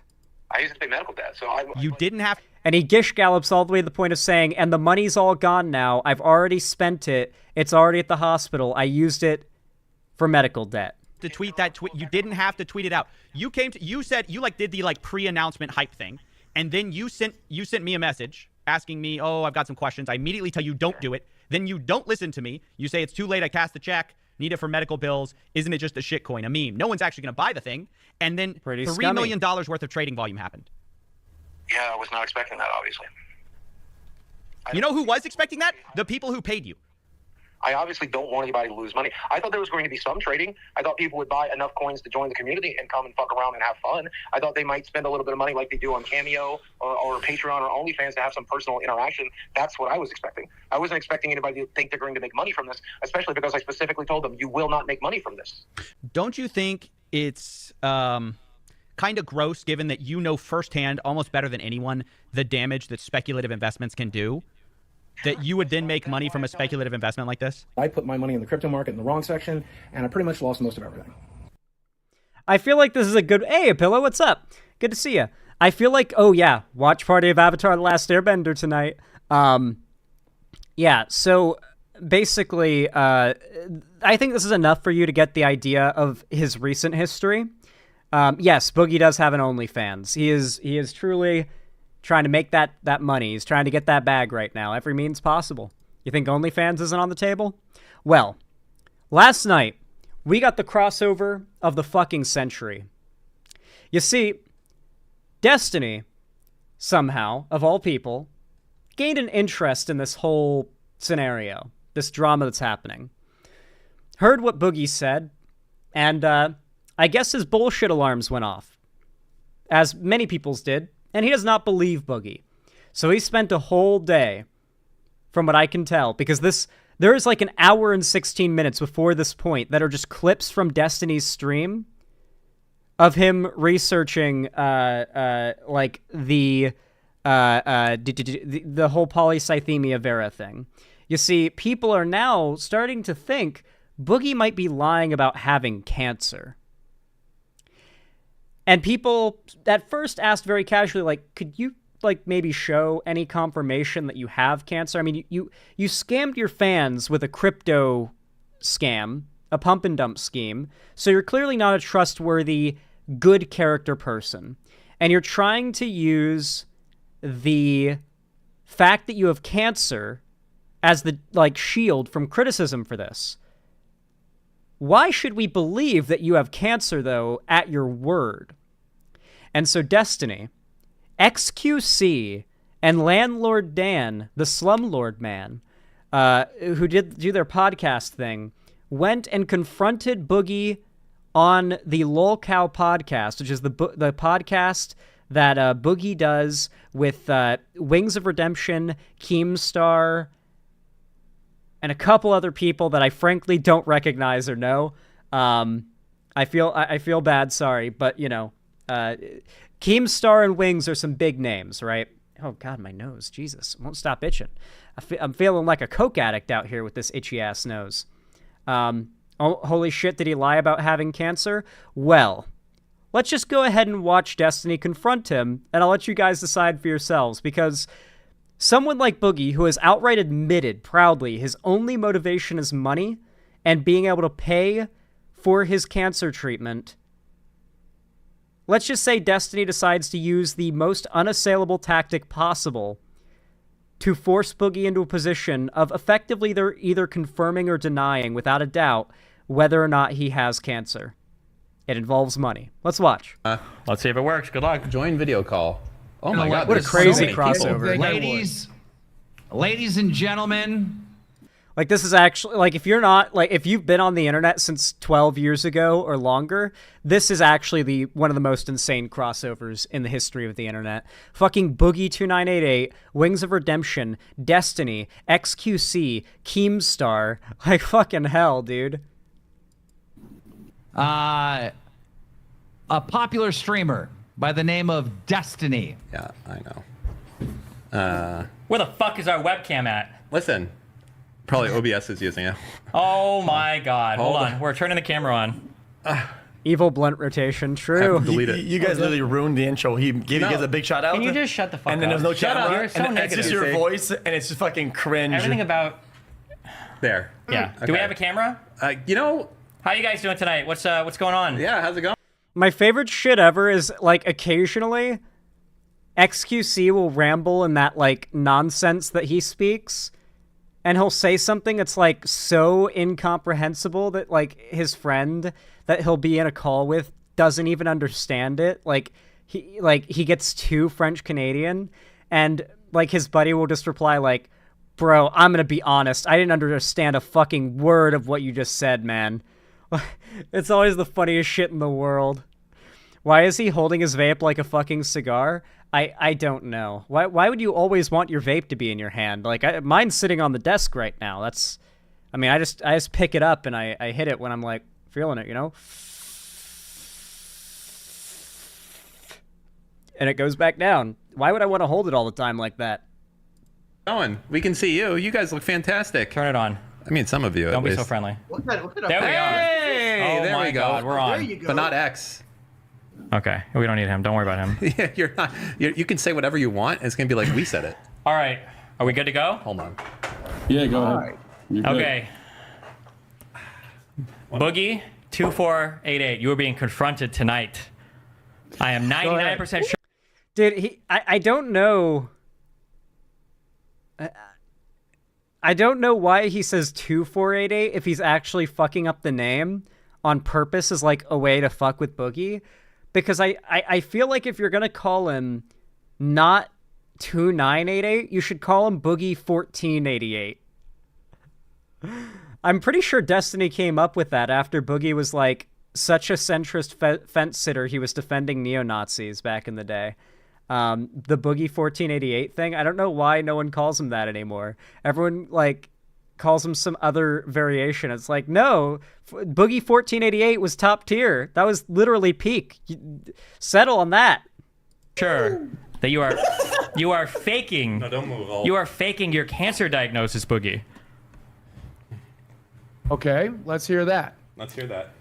Did the doctor ever tell you, or did he ever say the word cancer?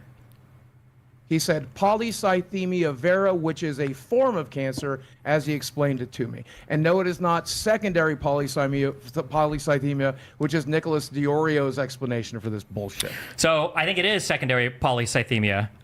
Can you explain? Well, then why would he call it? Why would he call it polycythemia vera? Why would he tell me that I have hormone markers in my blood that tells me I have Mind you, the way that Boogie is arguing right now is the same way that a child who's lying argues. Like, I don't know if you've ever, like, spent time around kids when you're an authority figure, but the closest I've ever been to that position was working as a lifeguard when I was 16 and having to lifeguard the kiddie pool because we had to rotate through shifts. And the worst post to be at was kiddie pool for a variety of reasons. One of them is you have to stand in like the shin deep water, which is just full of piss. You know it's full of piss. Just so much pee. And then of course you've got to just constantly, you know, there's kids screaming all around you, which stops being endearing after about 5 seconds. Like at first you're like, oh, they're having fun. And then it's like, okay, can they stop having fun now? You know, you could start to get grouchy. But like occasionally, pee to water ratio, 50-50 at least. Occasionally, kid would do something like knock another kid down onto their bottom, right? Like I'd be like, hey, keep your hands to yourself. You've got to stop that. And kids are stupid is what you have to understand, right? This is the kiddie pool. These are little kids. They're dumb, right? So they will lie to you about something that you just witnessed what they did. And they will lie to your face and say they didn't do it, and you can tell. They are at 100% confidence that you believe their bullshit. Boogie lies the same way. The same way. Am teacher can confirm. Nice, Bagley. Yeah. It basically the same way as how Boogie lies and how he argues here. So we have no evidence from Boogie, not a doctor's note, not medical records, nothing that indicates a diagnosis of polycythemia vera or any form of cancer. We have heard none of the things that he's saying his doctor said. We have nothing, not even a text, nothing that could even be theoretically faked. No evidence whatsoever that his doctor said this. But you'll notice that when challenged on his claim, his responses say, then why would my doctor have said I had cancer if I'm lying about my doctor saying I have cancer? There is no logic to his argument, right? Like he's desperate for the person he is arguing with to not be capable of understanding that he is a liar. But Destiny clearly knows that he's lying and isn't going to fall for it. Oh my god, I worked at a water park in Daytona Beach, and oh my god, yes, Xander Hall, I can confirm. Yes, you can. Polycythemia vera. Why does he order a bone marrow biopsy to confirm it? Well, if he ordered a bone marrow biopsy to confirm it, it would be weird that you told us that you already had a diagnosis and a confirmation. If it has been confirmed, the markers are in my blood. The hormone markers are in my blood. Correct. Destiny. But you said that you'd received a diagnosis, but now you just told me that you got a bone marrow biopsy to confirm. It's a diagnosis, and now we're confirming. Sure. It's called a confirmation. The hormone markers are already in my blood. Yep. So I think what happened is, Boogie, based on everything... biopsy because I'm wanting to do that, because I'm... So the problem is, guys, what Boogie is now, like, you can tell the panic is in his eyes because he's fully exposed himself. Every bit of... and Delancer in chat is, like, an actual doctor and can confirm this. He has shown his medical records for COPD and sleep apnea, which, as I was about to mention, every bit of, like... Every symptom that he has admitted in, like, you can tell when he's, like, actually telling the truth because he does talk about it with a level of detail. He would have had to experience something, like, experience that in order to be able to pull from it, right? And in the case of having these positive test results, I believe him. I believe he has these positive test results for the hormone markers, the high red blood cell count, all those things. The problem is, as Destiny is pointing out, none of these things confirm whether you have polycythemia vera, a fatal bone marrow-based blood cancer that will kill you, or secondary polycythemia, which is just symptoms of sleep apnea and COPD. Basically, like asthma, anything that results in you not getting enough air, particularly while sleeping. It can cause brain damage over time. It can cause, like, organ failure. It can cause some serious problems, but it's not cancer. And everything that he is seemingly believably has a confirmation on does not 100% confirm he has cancer. I'm praying to God I don't fucking have cancer. He doesn't care. I'm praying to God I'm taking the 1 in a million. There it is. He's praying to God he doesn't have cancer. because he hasn't been diagnosed with it. Because these last couple months, where he has been using the fact that he is quote-unquote fighting cancer as an excuse for his crypto scam, he is hoping to God he doesn't have it, because it's still that up in the air. Because he doesn't have the full confirmation, because he just has the high blood cell count and hormone markers. It's almost certainly it's almost certainly secondary polycythemia caused by A, he's on TRT. He's getting testosterone replacement therapy, so that can cause it. He also has COPD and sleep apnea, which can also cause it. And frankly, I wouldn't be surprised if he also has minor asthma, which can also cause it. He just has a bunch of breathing problems, a lot of them, if not all of them, tied to his weight. This is just an example of how being, like, unhealthily overweight can destroy you. And this is just one of the many ways, many ways. And he's basically lying about a real medical problem he has, saying it's more extreme in order to garner sympathy. As we know at this point, he's not above that. He's clearly not above it.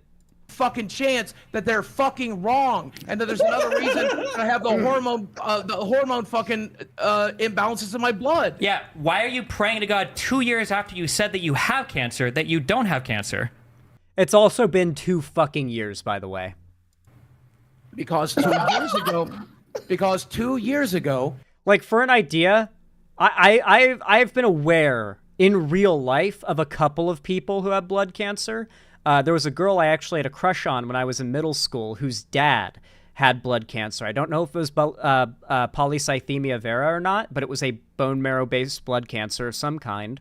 And that shit, bro was a proper cancer patient. I don't know what to tell you. Like, he was not able to go onto a podcast and argue with people about how he totally has cancer, and you have to believe him after 2 years. Biopsies don't take 2 years. Well, if you listen to him, there'd be an excuse about how he hasn't had enough money. They told me I have polycythemia vera based on the fact that I had increased red blood cell counts, increased hemoglobin, and the hormone markers in my blood. And it all spelled pretty definitively that I have this. And so he wanted to get a bone marrow biopsy, but it is intrusive and expensive, so they decided to forego it. I would like to still get it done because I am hopeful, I am praying. Zan acting like a fitness expert? Really? How many times have I specified I'm not a medical professional? I'm just repeating what medical professionals have said.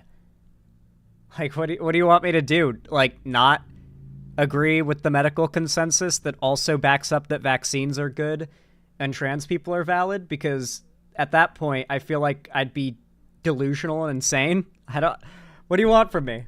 That there's a fucking merciful God of the world that would be willing to fucking let this be wrong, even though it most certainly is not. So why are you talking about expensive cancer treatments if they don't even know if you have cancer? That nothing has been confirmed yet. It's been 2 years. They're treating it, dipshit. They're not. Because they've been treating it for 2 fucking years. How are they treating it, Boogie? Blood test, blood thinners, bloodletting. How are they treating it, Boogie? Blood tests, bloodletting. Dude, they are supposedly treating a cancer that he is praying he doesn't have. Okay. Medications. They're trying to get my weight down. Yes. I'm seeing the doctor every 3 fucking months. I'm doing blood tests every fucking month. We're doing it. He really has lost a lot of weight, though. Like, if you look at him now compared to, I mean, even like a couple years ago, I mean, he's lost a lot of weight, but at this point, he's thrown away so much goodwill that desire I had for him to see himself, like, achieve that like, in-shape dream body and be able to reclaim his, like, quality of life. I have no desire to see him achieve that anymore. I used to be, like, a cheerleader on the sidelines looking to, like, wanting to see him achieve those goals because I figured, like, it's fair that this guy has had such a rough go of things and has made so many mistakes when his life has always been this fucked. And it has always been fucked since well before he got into YouTube. But when given so many opportunities to pull himself out of that quicksand, he just doesn't take them. And it's really hard to feel sorry for a guy in a rough spot when he isn't willing to pull himself out of that rough spot, even when people are willing to pave the way in golden bricks for him, you know? Yep. So they don't know What if do you you have wanna know? cancer or not. So can I You wanna understand hold this? my fucking hand? Well, sure. So Yeah, I mean, I can explain. So I can explain everything, right? So Boogie has a condition Go called right ahead. polycythemia, which means there's an elevation in his. Polycythemia vera. No. Polycythemia vera. You fat fuck. I want to hear the guy. Something you might get to witness Boogie do a couple times. I haven't seen much further than this point, to be honest. You might see Boogie do this a couple times. He does this thing where when he's really mad and he's losing an argument, he'll just start repeating the same word over and over again. Like if someone is like, hey, we have you on video, word for word saying a thing, and him having said that thing is really inconvenient, he'll just get to the point where he starts screaming into the mic over and over again, I didn't say it, I didn't say it, I didn't, just the same cadence over and over again. He'll just, like a record that is literally broken, like literal broken record, continuously repeat with the same, cadence and tone, I didn't say it, or polycythemia vera, because he doesn't have an argument, he just has screaming angrily as his only tool to pull from. He actually knows something. Polycythemia vera. Destiny, He go knows ahead. more about my fucking medical diagnosis yes, than I do. hear it. Well, go right the fuck ahead. I was in the fucking room. My girlfriend was in the fucking room. And they told me, so go You right are the fuck ahead, filibustering. Destiny. Go right the You fuck are ahead. Yo, be nice, sir. be nice, Okay, Boogie. yeah, I will go ahead. Okay, so I think that Boogie was. Notice, by the way, how every time he's making a bombshell point about how he totally couldn't be lying, it's like this person who's very close to me and has no connection to the public and will not make any of this, my girlfriend, me, we were there, my doctor was there, these people who you will never be able to access, either him or the people who you can't access for their somewhat non-biased perspective or confirmation. Was told that he has polycythemia, which means he has an elevation of his red blood cells.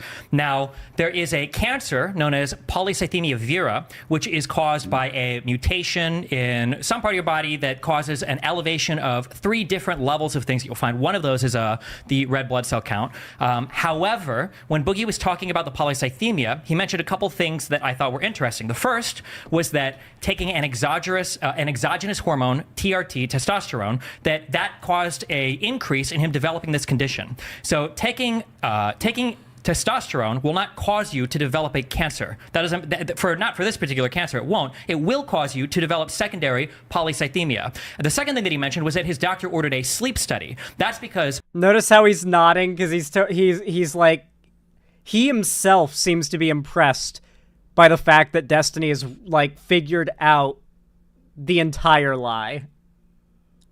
Clearly Destiny has pieced together the entire, line of logic and real events that led to Boogie making up the cancer lie, and he's describing things that Boogie is probably actually dealing with medically that aren't a lie, that aren't the cancer thing that he's making up. one of the things that can cause your body to produce more red blood cells is if you have hypoxemia, which is a lower count of, or a low amount of oxygen in your blood for an extended period of time. And the reason why he ordered that sleep study is probably because Boogie either has pulmonary obstructive something, or he has, as he mentioned, sleep apnea. And sleep apnea, which is a decrease in oxygen overnight, can lead to a decrease in oxygen in your blood, which can lead to an increase in the production of red blood cells. All of the things that Boogie described, both the things that cause this and the treatments for it, are consistent with secondary polycythemia. None of these are consistent with cancer, and the fact that he's saying that they've now ordered a biopsy 2 years after. Wait, 2 years after. Let me just finish real quick. Let me finish real quick. Wait, real quick. Yeah. 2 years ago, you said that you had a cancer diagnosis, but now you've just said now they're doing a biopsy to check for cancer. Confirmation. Is this House MD? Are we treating? He's doing that thing I talked about again, the screaming the same word over and over again, as if it makes a difference to his argument or whether or not he's winning. Are we treating a blood cancer without actually confirming it yet? For 2 years, you've been having a cancer treatment without confirming there's actually cancer there? Because it was in my blood markers, and that's pretty goddamn definitive. You can Google that, Destiny. When you have the hormones, when you have the hormone in the blood that is produced by this cancer, it's pretty goddamn definitive. It doesn't show up for just the shit sakes of it. Can I say something real quick? Yes. Look, you want to keep saying you're the patient. You know what your body has. Yes. But when I go to the doctor, they give me shit like this. Here, the part that really nails it home is this last bit. Is this where it happens? This is the part that went viral. Yeah, you may have heard of it. We have. What's that? What's a he windfall? did a $10,000 crypto. Oh yeah, Sorry, here's I have to go through. And Okay. now you're being confronted. Exactly that. I And told now Buffett you're being exactly what I told confronted him. on one of the biggest lies on internet history. I can't think of it. Seriously. And you won't prove it? No. You won't No. prove it? I'd rather you go ahead and print it. If Print it. this is true, Go ahead. So at this point, they are now begging, please just show your medical records then.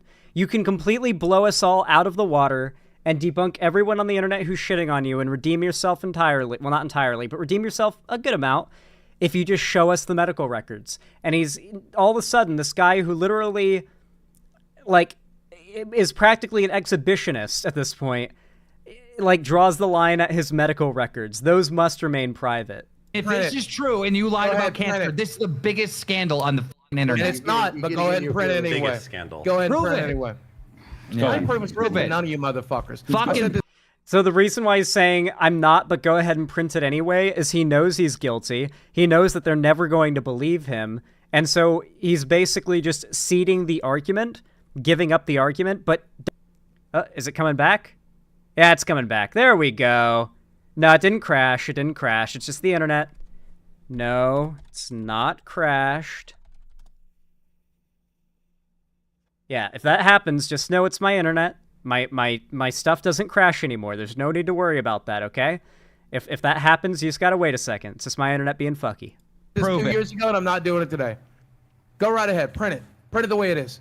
Go right ahead. Print it. Run it. I'm okay with that. So I guess just to wrap up, because we don't want to take all you guys' time tonight. Very so just as busy a couple people. things, right? So the story as laid out, Yes. if you look up secondary polycythemia versus Yes. polycythemia vera, all of the leading things that Boogie talks about leading to his condition are consistent with secondary polycythemia, not the mutation that would cause polycythemia vera. The things that Boogie says that his doctor wants him to check for afterwards, like doing a sleep study, are consistent with secondary polycythemia, not primary polycythemia. Dang it, Xander. Get better internet. You're too entertaining to let this happen. Why are you blaming me? You understand how the internet works in America, right? Like, this is the second, like, out-of-touch thing you said in my chat. You're locked into whatever service you have in your region. There's not options. That's not a thing in America. And, like, I actually have very good internet.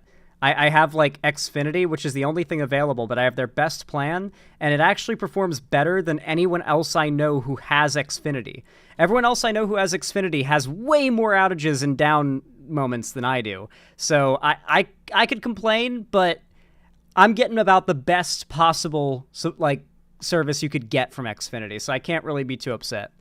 Polycythemia. And the fact that he says, I'm almost done. The fact that he says that he had the blood markers or something to confirm it 2 years ago, but is now getting a biopsy for secondary confirmation, even though you can't get fiber optic internet until it's like infrastructurally available in your region. It will be available in my area in the next couple years, I'm sure. I'm pretty in the thick of it in Seattle, and some neighborhoods around me have it. But when I went and got my service hooked up less than a year ago, it wasn't available in my neighborhood.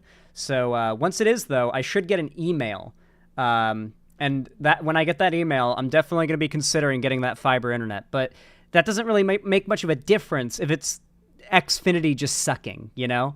Like, Xfinity just, they oversell their infrastructure, so there's too many people using a line, and it ends up causing too much traffic, and you end up having, like, you can tell basically by running a speed test to see whether or not the issue is going from your connection to your ISP to the World Wide Web, the internet. And if that's where the problem is happening, it's your ISP's fault, not like your hardware. But if it's you connecting to your ISP having a problem, you can just check that real fast with your Windows troubleshooter. For your internet, you can see like, oh, it's my hardware. It's not my hardware. I've tested it. My hardware and my everything is working just fine. It's Xfinity. he says he doesn't have the money for medical bills, but I guess now that he does have money, he's going to waste all of it on biopsying things that are already confirmed, or at least confirmed enough that he wanted to talk about it publicly for 2 years ago, and then use it to fundraise the money that he now has so that he can do the biopsy that I don't even think he's doing, by the way. I don't think he's actually doing that biopsy. I think that's a lie as well. And if you wanted to just do... If you wanted to disprove Dusty. it, all he has to do is show a private party this particular medical thing, and and it would be. And I never That's will. also fraud. Just- That's just just fraud. To summarize, Jesse, you're basically saying he's kind of unlucky he doesn't have cancer.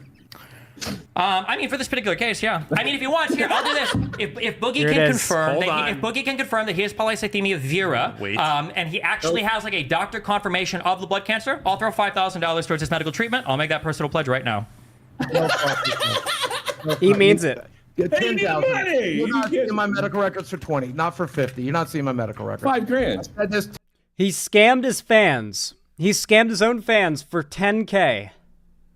For $10,000, he was willing to fuck over his own fans that love and support him. The remaining people left that support him and care about him, but he will not show his medical records for 5K, 10K, 20, 30, 40, or 50K. Because, as he claims, it's because, it's just out of principle. He's not principled enough to not scam his fans. And yeah, it's ridiculous. It's now currently sitting at $80,000 apparently. Like, more creators are putting money into the pot because it's so clear that Boogie is lying and he's not going to be able to provide evidence he has cancer. And so more and more people have added money to the pot, and he is now turning down close to $100K to not show. He is claiming to be in dire straits, desperate to pay his medical bills because he has cancer, and he won't show the proof he has cancer in exchange for nearly $100K that will help him to pay for it, if not pay for all of his treatment and tests and stuff. It's very clear he's lying. It's very clear he's lying. And so when you know he's willing to turn down that much money to confirm something that is so easy and simple to confirm if it was true, I want to go back. Hold on. I want to go back to CoffeeZilla's channel, and I want to show you the remainder, the ending bit, of the BOOGIE2988 and CoffeeZilla conversation, and how truly just pathetic it is, looking back at it in hindsight. Just watch how this ends, knowing what we know now. And if that doesn't really solidify how much of a, slimy, irredeemable piece of shit Boogie truly is, I don't think anything will. $10,000 is a blink of an eye. They could burn $10,000 on their front lawn. No, they're paying it to make money from your fan base. I thought it was as a dream. I thought it was as a joke. I thought it was a bit. The joke is they're getting rich or what? Do a bit. Do what? The joke is they're getting rich or what? I hope. He claims he thought crypto millionaires gave him 10K as a joke. They didn't expect to make any return on it. In his mind, crypto millionaires are so rich and so there that they burn 10K for fun because it doesn't mean anything to them. That they clearly wouldn't have invested that 10K in something that they knew would make their money back off of Boogie's fans getting scammed. Boogie will try to convince you he's so dumb, he thinks that millionaires burn their money for fun. He's obviously not that stupid, but he would rather be thought of as stupid than as evil. So he's just trying to find any out he can. They're not getting rich, because I sure is shitting from it. I hope nobody's losing money, and I hope they're not taking it. I hope nobody's taking money from this. I hope nobody loses money. Well, that's impossible when you have $3 million in trading volume. It's just impossible that no one's lost money here. As I told you, my friend, I did not expect anything like that. I certainly didn't. I tried to tell you. I tried to tell you before you made that post announcing the actual coin. I mean, you told me 5 minutes before I made it. Yeah, but I appreciate that. Thank you. You tried, and I appreciate it. Okay. Well, yeah, I don't know. How do we stop influencers from doing this, Boogie? Everyone's taking these deals. Everybody wants to get rich, and they don't care if their fans suffer. Well, I mean, what do you think we can do? Just tell me. What can I do to educate people? Because this is like a Sisyphusian battle. Every day it's someone else selling out. What can I do? How can I educate people? Had someone give me a moment to think about it. I'm sure this will be edited a little bit, I hope, because I'm going to need a pause here if that's okay. So I really want to think it through. You need to get the message out that there is no such thing as a safe promotion for this, that there is no such thing as people not losing money. If you're telling me everyone's losing money on this guaranteed, then I needed to have the understanding that no matter what I did, all I was doing was stealing from somebody. I didn't think. Notice how, like, he's just CoffeeZilla, just to see how much of a pathetic little, like, snail Boogie is, throws him a rope to be like, all right, here's an opportunity to make yourself sound like a victim, and then just lets him go on about how he totally couldn't have known that people would lose money, that he would lose money off of crypto. No one was telling him this. He had no way of knowing to take the warnings seriously, or apparently there were no warnings. And so now, like, what is happening here is Boogie isn't explaining how to prevent other people from doing this or falling for it. He is explaining how it's not his fault that those things weren't already done. Notice how he said, you need to, blank. I should have had blank. You know what I mean? Very clearly framing it as if he's a victim. Think that. I didn't understand that. You're telling me that now, and I'll never do anything like this again. I'll do my due diligence here. I do have some integrity, and I'm going to do the work that I'm paid to do. But after that, I'll never do this again, because you are telling me the only outcome is that people get ripped off. If I had that understanding going into this, I would not have done it. Okay, thanks, Boogie. I appreciate it. I hope you get better. I hope you get better with your sickness, and yeah, it's cancer, man. People don't generally get better, but I appreciate that. That last line right there is what I really needed to show you guys after everything that we've seen. That last line right the fuck there. I hope you get better. I hope you're feeling better with your sickness and stuff. It's cancer, bro. People don't usually feel better. People don't usually get better. Like that condescending, like, remember though, I'm a victim, you know? Just every attempt to draw pity and sympathy. Because at this point, the only reason anyone still supports him is because he's so good at playing like a golem-like pitiful creature that some people who aren't able to, like, as quickly just throw people like Boogie aside, who have more compassion, it appeals to their sense of compassion. You know what I mean? And it works. There are still people out there to this day that support Boogie. They feel bad for him, and they think the best way they can help him, I guess, is to enable this type of behavior by supporting his scam. I don't know. It's pretty awful. But regardless, if you like this segment, consider dropping a like. It really does help a lot, no matter when, where, what you're watching, whether you're watching this live or after the fact or as its own video. It really does mean a lot and goes a long way to help the channel. Comment down below as well, and subscribe and ring the bell icon if you haven't already, so YouTube tells you when I go live or upload a new video, because trust me, they won't do that unless you already have hit that. They won't do that unless you do that.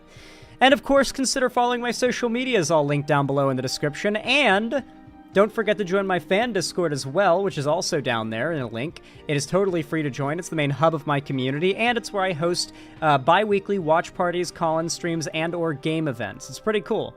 And I've heard a lot of good things. People seem to be very happy with the state of the Discord server. I've been doing a lot of regular sort of just community events, and it's been very fun. So if you guys are liking them, then I'm glad to say we're keeping them up, and if that sounds interesting to you, then you should definitely join the Discord. And of course, finally, if you want to support me directly, financially, and you can afford to do so and you feel like it, it really does help a lot and means a lot if you donate, subscribe, or gift a sub on my website, or financially support me through YouTube, Twitch, Streamlabs, Stream Elements, or Patreon, or buying merch. The Streamlabs link down below as well. But regardless of how you support me, it really does mean a lot. It really does help, even if you're just lurking and watching the stream, and I seriously appreciate it. So thank you. Alrighty, how'd you guys like that segment? I feel like it came out pretty good.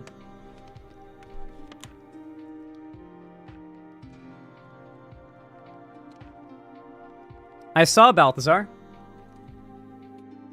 I'm not going to be covering that today, unfortunately. I've got some stuff I've already got to cover today, and I'm not feeling physically at 100% today, so I can't I can't do a super long stream today. Plus, we got a watch party after this. We're doing more Avatar: The Last Airbender. You covering the sketch stuff? Yes, I am. I just haven't yet. First, though, let me mark this off in my scroll.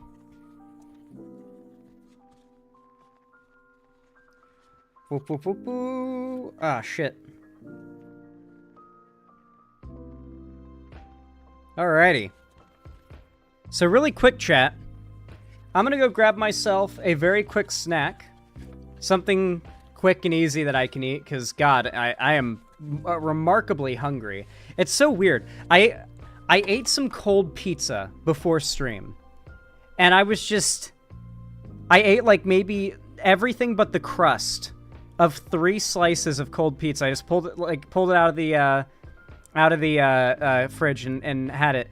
And then, like, 5 seconds later, my stomach starts to feel, like, pretty iffy. Food poisoning? No, it's not food poisoning. It's good I didn't eat the crust, Lay Joker. Also, cold pizza crust is not good. I started to feel, like, really bloated, you know? Like, it almost felt like the cold pizza, upon being warmed by my stomach, was just turning my stomach into a balloon, and I felt so nauseous. And I was just like... I gotta stream today, dog. There's no way I'm delaying a stream for another day, dude. It's not happening. There's no way. And so I schedule stream, and I, like, go and I shower, and I'm getting ready anyway. And I'm just, like, on the edge of throwing up. I feel awful. And then right before I go live, I sit down, and, like, as I sit down and lean back, the force of laying back makes me just burp. Just the longest, most deep, growling, drawn-out burp you can imagine, and all of the discomfort went away. But because of that feeling, I'd stopped eating, and so now I've gone from feeling bloated as fuck to really hungry. Like, I've just gone from one opposite end to the other end of that spectrum. I've gone from feeling really full, like I'm gonna throw up, I'm so full, to being starving. Can't eat cold pizza? I used to enjoy it, but God, I guess I can't handle it for some reason.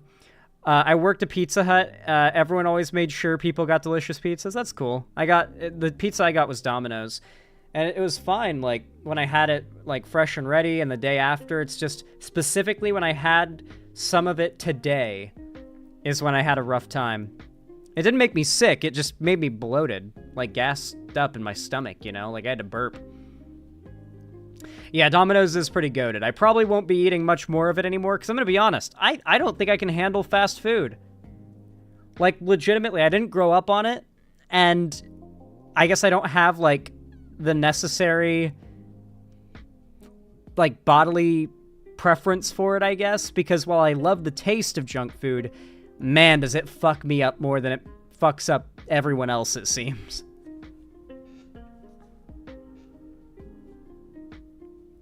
It's your adult body. Yeah, I'm getting DLC. My body also rejects fast food. Heavy Gretel, does it get any, like... Does it at least slow down getting worse, or does it get worse at a faster rate?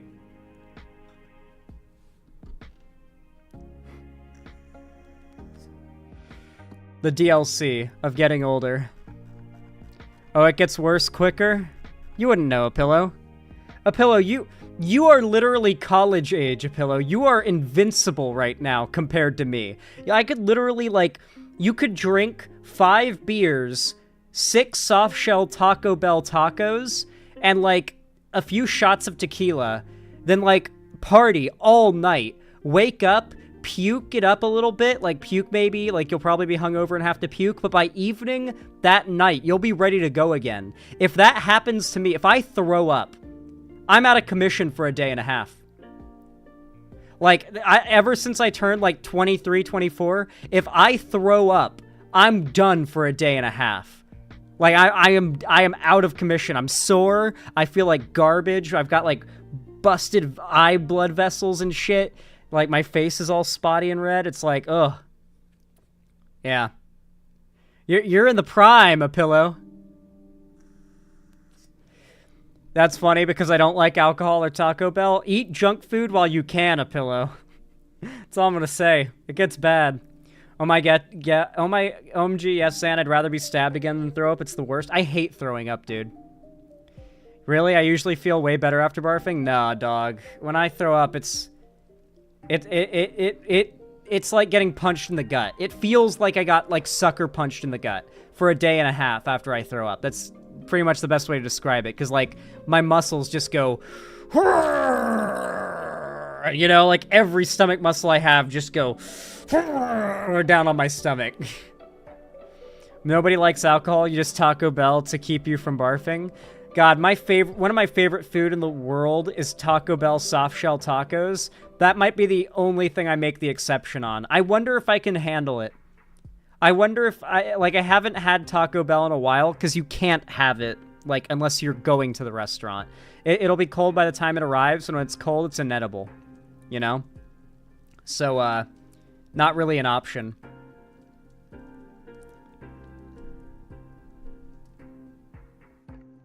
This is you now? Literally! I hate Reddit so much. I hate Reddit so much that you can't, like, right-click and then open a new tab without it being, like, still Reddit. Why? Anyway, yeah, this 3-year-old meme is now real. God, who remembers when I was streaming at the old, Florida setup? For those that can't tell, I was absolutely drenched in sweat here. Minus the edit where I'm an old man. It's honestly not too far off. That's probably roughly how I'll look when I'm an old man. To be completely real with you.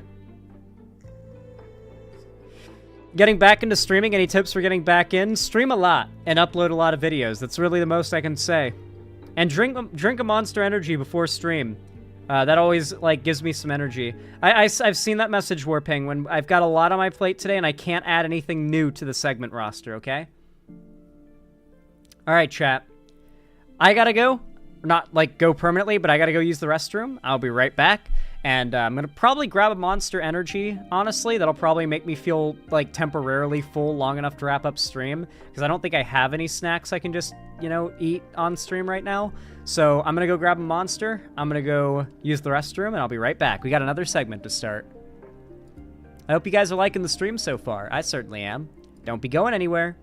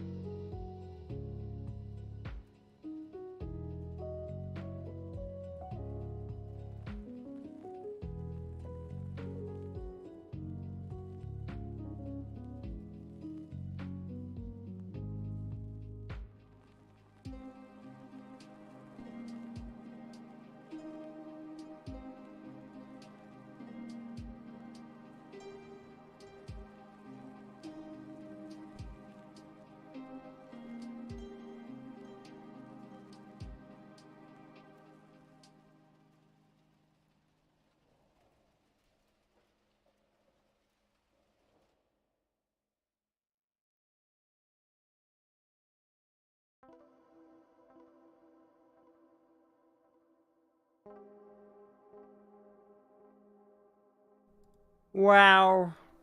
I have returned. I had forgotten my water. My heart bleeds for Medic Pete and any human being who follows him? Who the hell is Medic Pete? Oh shit, he's back! Run! Dude, imagine if I went AFK and I came back and I gained like 100 viewers. I'd be like, guys, what the fuck? Like, I go away and to use the bathroom and I gain viewers? Like, what the hell? That would mean that people stuck around more when I'm just gone and it's just my be right back screen than while I'm actually streaming. The Hassan strat. No, that's actually real. Hassan gains viewership when he gets up and uses the bathroom because his chair is more interesting than him. He's a man. Pete was a man in Ukraine? Oh, shit. Well, I hope he's alright. We all know people check out these streams for the Super Earth flag. The Super Earth flag does go hard as it goes hard as fuck. Nothing is better than the first sip of a cold drink. True.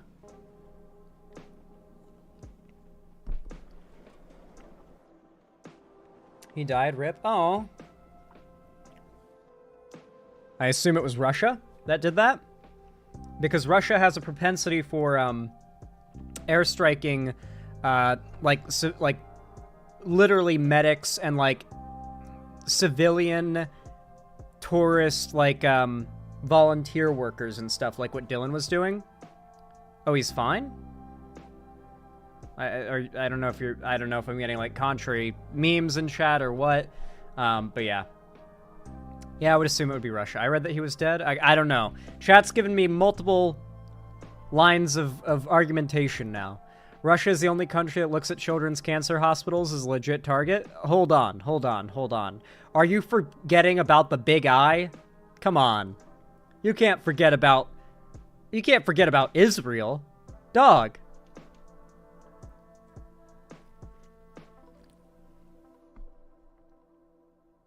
Russia and Israel are like made to be buddies, honestly.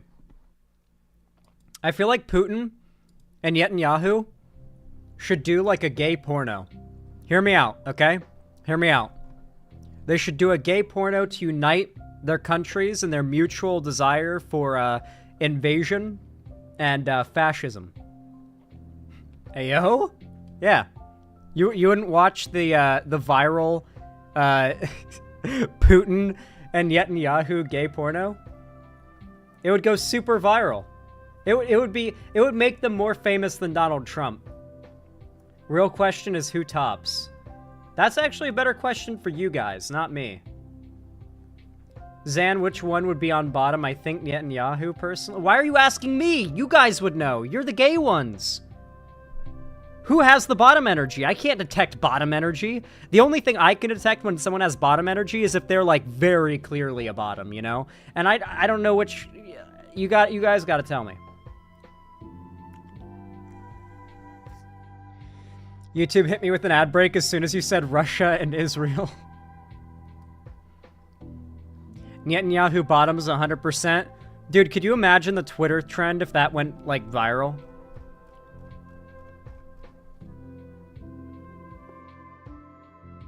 Exactly, Galaxy. Bro, what if Netanyahu... What if Putin gave Netanyahu a golden shower, chat? How crazy would that be? Then everything comes full circle. All the way back to Golden Shower Gate. Pissgate? What was it called? I think it was called Pissgate. What is this Rule 34 shit? So fucking real, dude. What's a golden shower? Google it. And then go to Google Images. Before you read the definition.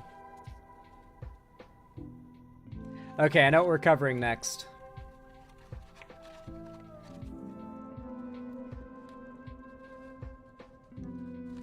Too vague, Lefty Jenna.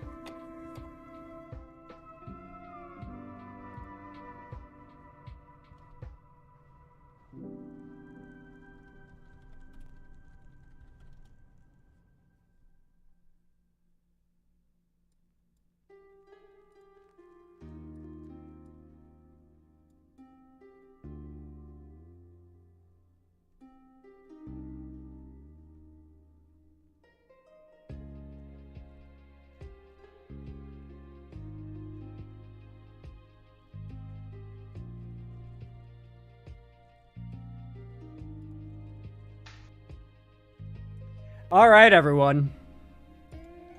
You all know what to do when I say action, right? 3, 2, 1, action. So, you guys have probably heard a million different cases in which a YouTuber or streamer is forced to make an apology video because they did something. You know, usually because they did something pretty bad, or at least something that's bad in the view of their fan base, the people who support them. However, this is a very different case, because a streamer apology recently went super viral. And of all things, what do you want to guess? He is being why do you want to guess he is forced to apologize? What is he apologizing for? Any guesses in chat? If you already know, don't say it. Any guesses in chat? Well, Jackie Sins, you broke the rules, but I'll go ahead and just say it. He was gay. Or is gay. Was gay. He says he was gay, to be clear. Apparently, a couple years ago, during the midst of COVID, he was very low on money and made some gay porn for OnlyFans. Deleted that stuff and, like, left it behind, and then became a kick streamer in the sort of W community on, like, you know, like, around... I don't think he's friends with, like, Aiden Ross and, like, Sneeko and whatnot, but he's in that sphere. He's in, like, that broader community, right? And so, as you can imagine, when it comes out that he has, on video, done gay sex before, so many right-wing streamers came out to say that, like, he is evil, that he's a secret predator. They all went from saying that if you're gay, you should hide it and not talk about it, to saying that it's suspicious and evil that he hid that he was gay. Mind you, all the while, he's talking about how he's a changed man and isn't gay anymore, and he's changed.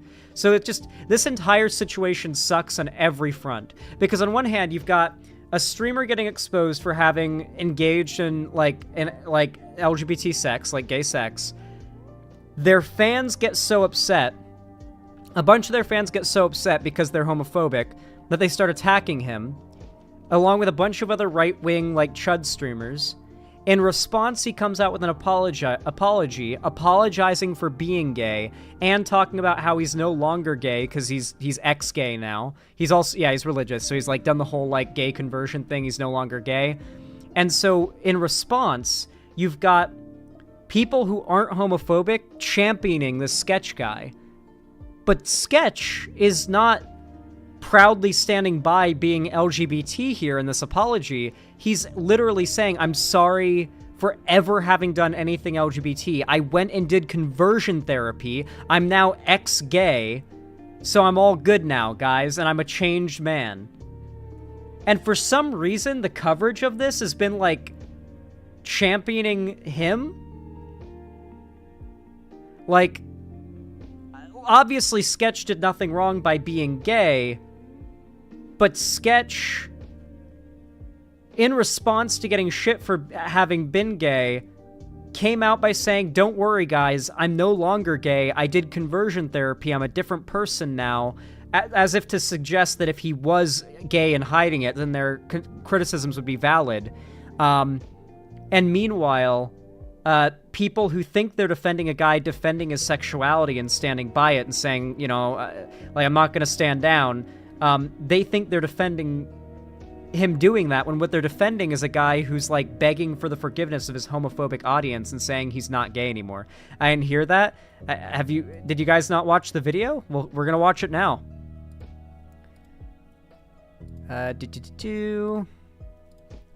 Let's watch. So this is the viral Sketch apology. God damn, where were y'all before? Fuck! He's got a nice room, though.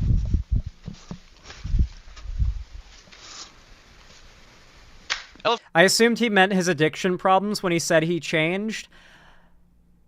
You know what? Fair. That's actually a fair reading. Maybe my reading of what Sketch said is just really uncharitable. But when he said, I did drugs and I had addiction and I engaged in homosexual acts side by side, and then followed up listing those things with, and now I'm a changed man, I assumed not only was he lumping in being a drug addict with being gay, on some, like, what he thinks is objective moral scale, or if he's claiming he's changed in both those things or just one of those things. It could just be I'm having a really uncharitable reading, but we're going to see the clip ourselves here in a moment in full, so we'll be able to make up our minds then. Fit in the room. I got a haircut. Oh yeah, one thing, fair warning, he's a very quirky guy, right?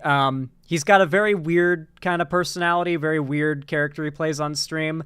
So you'll find that you might find yourself just questioning his behavior at times. Just know that's his streamer persona. Wasn't planning on doing this today, but I guess so. Okay, I'll start from the top. Look at this, open and honest. That was me. Oh no, he's a funny guy for sure. It's okay though. I will tell you what. Okay. So, at this point, like, the video of him doing sexual relations with another man had come out, and people were like, is it him? Is it not him? Is it him? Here, he just full-on confirms, yes, it was him. Is this sped up? It is a little sped up. I'll normalize it. 2 years ago, I did some stuff. I'm sorry if you've seen some of the stuff. You know, I'm a changed person. He says I'm a changed person a lot.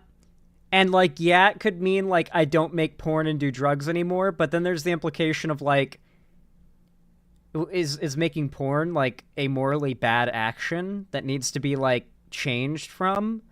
Being a drug addict is definitely not good, and it definitely is something that should not, like, you should try to change if that's the case. If he's referring to the drug addiction stuff, then all good. But the way I've read his apology is that he's apologizing to his homophobic audience and promising he's different, being not, like, gay and making, like, gay OnlyFans porn anymore, you know? This is going worse than I thought it was.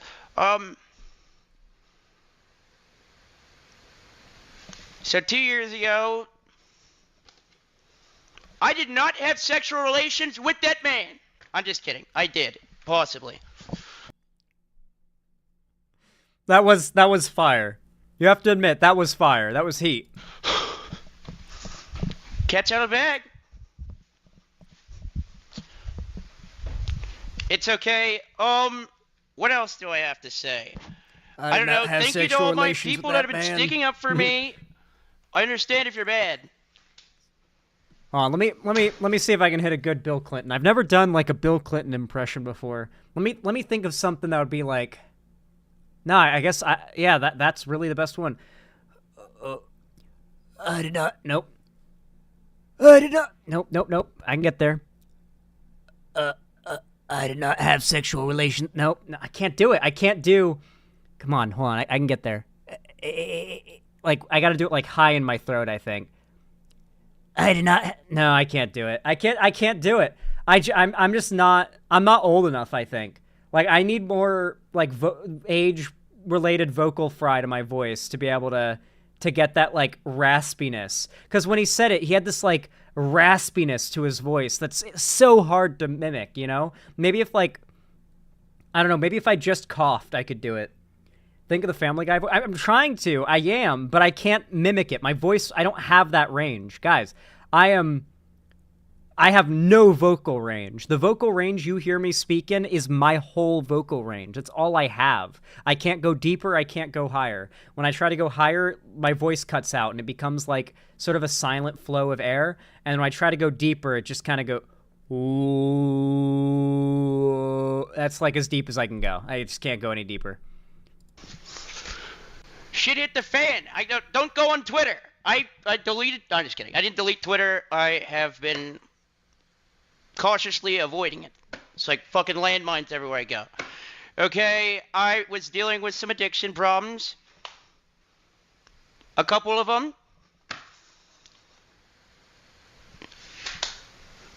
But no excuse there. What, I guess. Just trying to give you some background here. Try voice training? No, but unironically, dude, like, voice training would go hard as fuck. I should get, like, a voice trainer for trans dudes so I can learn how to make my voice go deeper. That's what I want to be able to do. I want to just be able to bust out a Kratos voice. Haven't you? No. I want to be able to bust out on a whim, like just pulling something out of my pocket, a really accurate Kratos impression. If I could do that, holy fuck, I'd be happy. That would be great. What else was I gonna say? Yeah, that was me. I fucked up. I won't do it again. Yeah, it's like, you guys see what I'm talking about here, right? Like, it's not just the fact that we're in a state of internet culture where a streamer had to apologize for being gay to his community, but it's, like, very clear that he is tying in the being gay, which is a past thing that he says he's changed from and is asking for forgiveness for, as if it's wrong. As well as he's tying it in with the drug stuff, he's clearly referring to it as an immoral action of the past that he has changed from, implying that being gay is a wrong thing that he has changed from, vying for the forgiveness of his homophobic audience. Because he is, of course, a kick streamer, reminder. And it's so weird seeing how quickly, like, people jump to his defense. Like, I get why, because obviously he's being attacked by homophobes, but he's also one. He's a self-hating gay guy, you know? Like, I don't believe, like, some conspiracy that he did gay porn just for the money, right? Like, I don't know if there's any amount of money I could do a gay porno for, because, like,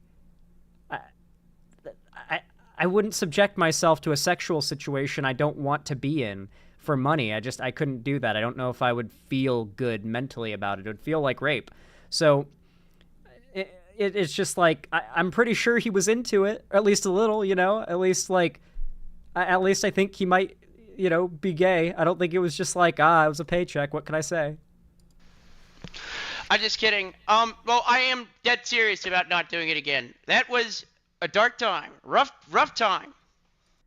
There are straight men in poverty who do that for money? I don't know, though, right? Because you say that, but at the same time, we don't know how many people are actually LGBT. Like, if you look back at ancient societies, a staggering percentage of the population engaged in homosexual acts. Simply because it was encouraged, if not allowed, by the society of the time. So why should we expect that anything's different now? So yeah, there might be a lot of straight men that are willing to do that, but I have a feeling that their sexualities might be a lot more elastic than they're willing to admit, than they'd be willing to identify with, than society has allowed them to be comfortable expressing. And it doesn't really come out for them until a situation like that comes up. You know what I mean? I think there's a lot of people who are probably bi. Like, it's actually staggering. I remember the first time I'd met, like, tons of LGBT people before, but, like, the first time I was ever really close with someone who's LGBT, as far as I know, at least, was my best friend in middle school, who, like, we're just hanging out on, like, the playground, if I remember correctly, and we're just kind of chatting, and somehow the topic of sexuality came up, and he just randomly just drops, like, oh yeah, I'm bisexual, by the way, and I was like, oh, cool. After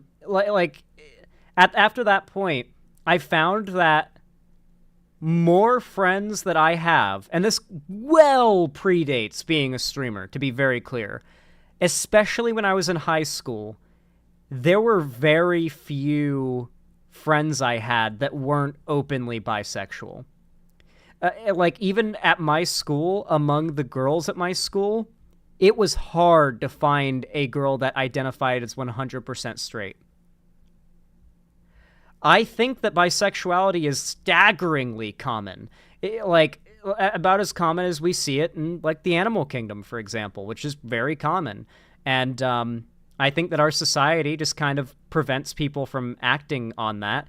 And I think that they're like, when you say straight man, you might actually be thinking closeted bi man without even realizing it, right? And I ask you to think about that. Like, look at like ancient Rome. Do you really think they were just doing that because that was the culture? Or do you think they were doing that because the culture allowed it and they wanted to? 89,000? Who the fuck am I, Jinxie? Hey, That love was my the brother, Greeks, the Jinxie. Greeks. I don't know. Not like that, though.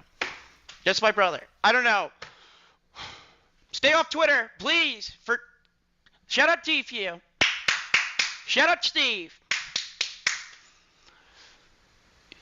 You know, I'm owning up to it. I don't know how long these videos usually are supposed to go, but who knows? Fuck it, I might stream for an hour. Sonny, turn on TTS. Or is that a bad idea? Someone text me if that's a bad idea. It's a bad idea. Dude, should I do this?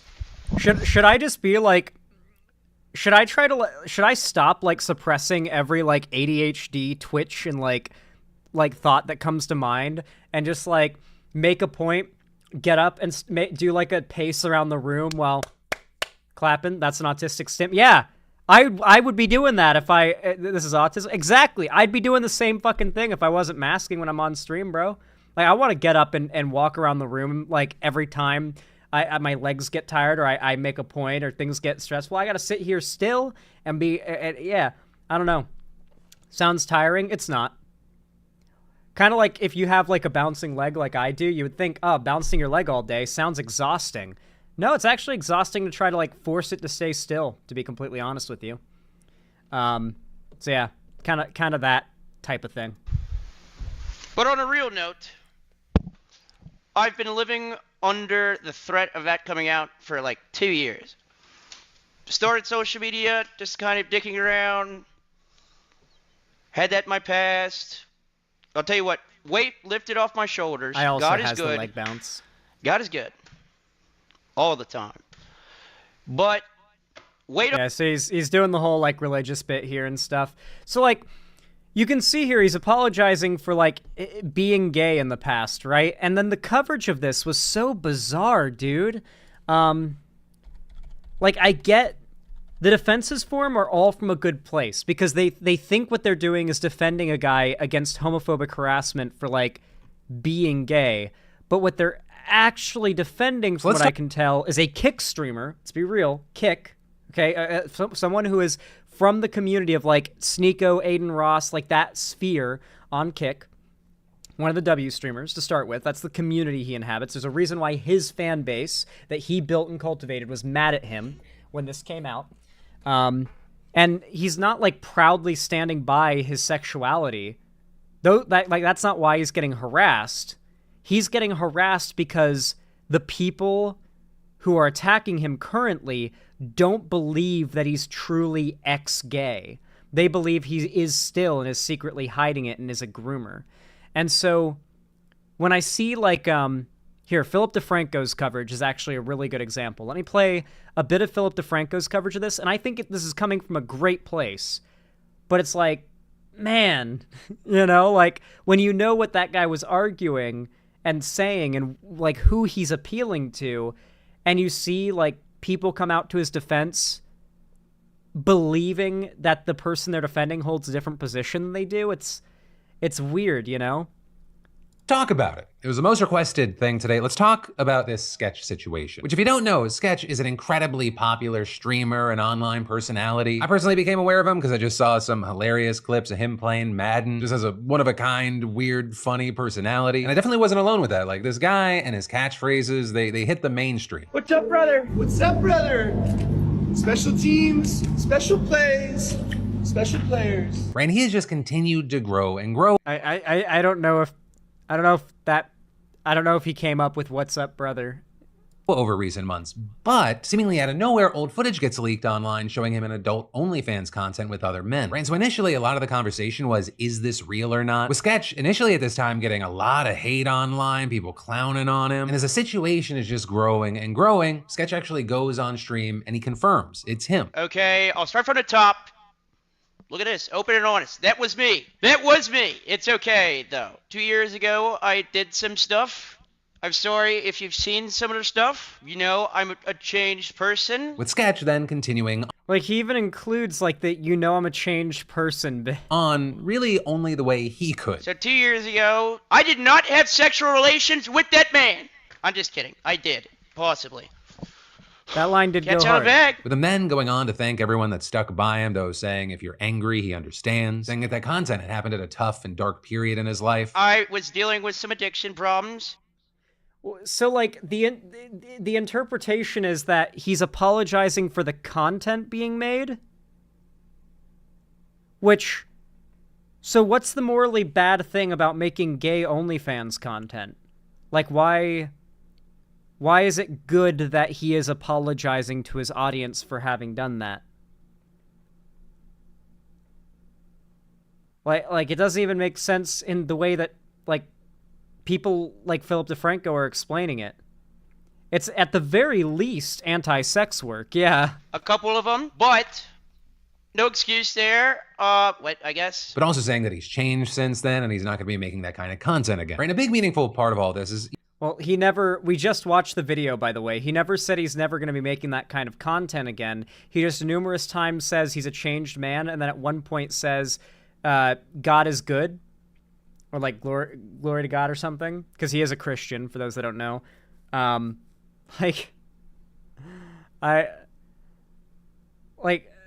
anyway, I'll play it. You know, he noted that none of this has been easy. He's known the entire time that these videos were out there; they could resurface at any time. And actually, with that, adding that in some ways it's like a weight's now off of his shoulders. That he no longer has to live with wondering, oh, is it going to happen? But there, you know, also saying, Plan A was, and I will say candidly, was to probably probably to call it quits if this ever came out. But some people saved me. Shout out Banks. Shout out my parents. Like, I think the implication there is that he was going to commit suicide if the videos ever came out. Shout out y'all. Like, I f***ed up, but I'm changed. Right there, noting that the people at the organization phase, especially Banks and his friends, they really helped him. And actually, on that note, right, not just supporting him privately. You had people like FaZe Banks saying, all the FaZe boys were with him last night. Sketch was my homie yesterday. He's my homie today. He'll be my homie tomorrow. And you know, with that, we've seen a lot of love and support out there. Mind you, you'll notice, by the way, none of his friends who are like celebrities and public figures who are coming out to support him still, none of them at any point say that they're okay with his sexuality. It's all, we forgive him, or we still love him, or he's still my homie, as if they admit he did something wrong, and they forgive him for it. At no point are you seeing any of these people saying they aren't going to drop their friend because of his sexuality. It's all, we're gonna, you know, we're still bros, you know, like, anyway, is kind of the way they word it. Like, here's an example. Supporting him privately. You had people like FaZe Banks saying, all the FaZe boys were with him last night. Sketch was my homie yesterday. He's my homie today. He'll be my homie tomorrow. And you know, with that, we've seen a lot of love and support out there for Sketch. Meanwhile, you know, one of the FaZe boys said they'd ban any homophobic stuff people say about him. That's good. Other massive creators in the space like Jacksepticeye saying, huge amount of respect for owning up to it and being real with everyone instead of letting the internet run rampant. But also adding, he has nothing to apologize or feel bad for. He's a grown man who can do whatever he wants. I'm glad people were there for him to get him through it. Of course. You see what I mean now, where it's like, the people defending Sketch are doing it for the right reasons, that's for sure. I mean, obviously, except for the people that are just like, oh yeah, he's my friend, he did something wrong, but we're still buddies. Like, that's obviously not a good defense. But, like, most people defending him are thinking that they're defending somebody who's a streamer that got outed as gay from a homophobic, like, hate mob, when in reality, it's a streamer who was outed as having had gay sex in the past, who has, like, a very homophobic audience that was canceling him over these things coming out. He owned up to it, decided to, you know, kind of make it a bit of a joke, and then emphasizes that he's a changed man. He doesn't make porn, he doesn't do drugs, and he's not gay anymore. And you'll notice, by the way, the people calling him out don't believe that he is no longer gay. That is one of their core problems with him still, is they don't believe their interpretation of his claim, at least, that he is not gay. Of course, the internet is the internet, and there is no shortage of people who just have vile and bizarre things to say, right? Some have mocked the people who supported him. He's genuinely one of the most genuine guys ever. No, he wasn't. No, he's not. He lied to you about his life. You're acting like it was like 2 years ago, he was taking it up the... If my friend was doing that, I'm sorry, we're not friends anymore. Meanwhile, others saying stuff like, it's not about you being gay, gang. It's about you not telling nobody and hiding it.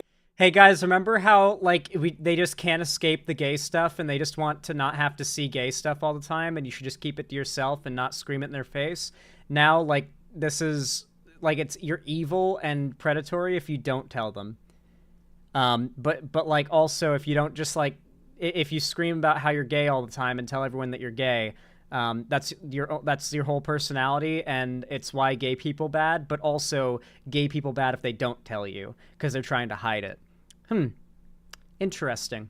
And coming a whole different alias. You got kids that watch you, gang. My little brother watch you, bro. And I'm not allowing him to watch you no more. Y'all don't... you gotta, so these might seem like they're just random streamers attacking the guy, but you can tell these are ex-friends. Ex-friend streamers, ex-collaborators. You can tell what community Sketch occupies on Kick, that streaming site. You can tell what community he already occupied, why his audience was so primed to be upset at him when this info came out. It's because he's in that sphere of content creators, right? Take it this serious with kids. And that's why they end up gay at 11 years old. And while those two brain-dead fuckfaces who have cultivated an audience of children who think they're smart and or adults who are also brain-dead fuckfaces, they had some people cheer them on. There was no shortage, right? There was tons and tons of people pushing back against that garbage. Right? Creators like XQC specifically talking about Bruce Drop 'em Off saying, You act like you care when it's somebody being gay or somebody kissing a dude or somebody gambling Good take from or XQC somebody here. being trans. Protect my children. If you cared about protecting children, you wouldn't do 80% of the shit you do on a daily basis on your stream. You don't care. Even XQC is getting fed up with the transphobia, trying to do the whole think of the children thing, coming from people like Sneeko and stuff. XQC is not based always. XQC is literally paid by the company. XQC is paid by the gambling site that Drake owns and was paid to support Drake in the Kendrick versus Drake beef. For those of you guys that don't know. XQC is literally paid by Drake and defended Drake during the Kendrick versus Drake beef and still sticks to it. XQC is not always based. Far from it. This is a rare XQCW, okay? My point is, even XQC is getting fed up with the blatant hypocrisy in the transphobic think of the children shit. And that's fine. I don't care either. Just stop pretending. Hassan Piker writing, Sketch should never feel shame for his past as long as his action never hurt a soul. Nothing about his private life that was leaked even remotely meets that standard. Shame on everyone that made fun of him and made him feel unwelcome. And Kai Cenat, one of the biggest streamers in the space, saying, why does something that somebody else do get you so mad to the point where you gotta... I do, on one hand, it's the defense of Sketch is a little,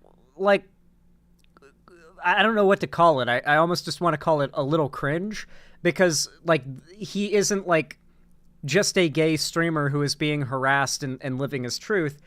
He's vying for the forgiveness of a homophobic audience by promising he's not that kind of person anymore that would have gay sex, right? And so, while I like these, all these celebrities, all these big figures coming out to shit talk homophobia is very good.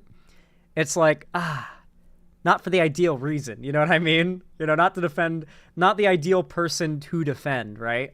I don't know. Is there oh, excuse me. Does anybody have a breakdown of I don't know, Sketch's past political takes and stuff? Is it just that he inhabits that sphere and is like a religious streamer that got him that super homophobic audience that was mad at him that he had to answer to when this stuff came out? Or like, has he just explicitly been a conservative leaning streamer for a while now, and that was why it was such a big deal when that came out? That life-size Melania goes hard. That does go hard. Yeah. From what I've seen, he's mostly a football streamer. Cool. Sorry we don't watch sports, Zan. Guys, did you see that, like, pretty much all sports are getting bought out by Saudi Arabia? Like, within the next 5 to 10 years, Saudi Arabia is about to own all sports. Some of the biggest celebrities and athletes are now signing deals with the Saudi Arabian government. Yeah, the sports washing shit has been very successful for them. And it's going to be a fucking problem, like a big problem. And it's so perfect for them, too, because, like, Saudi Arabia is in that sort of... the Gulf states are doing this sort of, like, weird marketing strategy where they take advantage of, like, the crypto market, tech bros, red pillars, everything, mostly male interests. They're trying to get as many American men to come to, like, Dubai, Saudi Arabia, spend their money there, boost the economy because the oil is running out. And so they're trying to attract sports fans, crypto bros, people who are into expensive fancy cars and jewelry and skydiving. And they're trying to make it into basically a luxury resort of a city with all of their, like, terraforming they're trying to pull off, right? They're desperate. Like all these Gulf states, desperate to support their, like, slavery nations via, like, advertising to, like, the worst common denominator in America and in the West generally. So, like, Yemen, the UAE, fucking Saudi Arabia, they're all doing this. Esports has already been bought out by Saudi Arabia. Like, that's where that's been done. Like, that's done. Like, they own the Prince of Saudi Arabia. Personally, I think owns esports at this point. Now they're turning their gaze to all other sports. They're even, I think, looking into buying up the fucking leagues of, like, countries that have their own sports, right? So, like, if you have, like, some niche sport that's only a thing in your country and it's, like, only there, they want to buy that shit out too. Like the national equivalent of, like, a local sport league. They're trying to buy everything. Yeah, I totally mean the NFL. Totally, Hikari. Yeah. Small, just chill little thing. Yeah, they're trying to buy Crochet. So true. Anyway. Yeah, I don't know. I think it's good that so many celebrities are coming out to shit on homophobia and whatnot. It's just, man. I don't know. I hope Sketch is just not the best communicator. I feel like that could be the case, maybe. Like, sometimes I forget that some people have a hard time just speaking. Like, I know people who are like, they'll have a thought, and they have that thought, but expressing it takes a bit, you know? Like, it's not like a problem, but have you ever had a friend who will be like, hey, did you hear about this thing? And it's like, man, you could have just said, did you hear about this thing? That would have been over like a third of the time. But, like, obviously it's more exaggerated when it's a longer thing that needs to be said. Some people just aren't great speakers. Like, it's just not very good at quickly, like, rivering words out of their mouth. And so that could be the problem with Sketch here, where he just poorly worded things and made it sound like he's apologizing for having done gay sex acts and is promising that he's a changed person now, as in not gay anymore. It could be that he just unfortunately worded that. If I were to have, like, my most like charitable interpretation, if that's the case, I take everything back. But if not, then everything I say here is based and I stood by it, or I stand by it. I poorly word shit all the time? Yeah.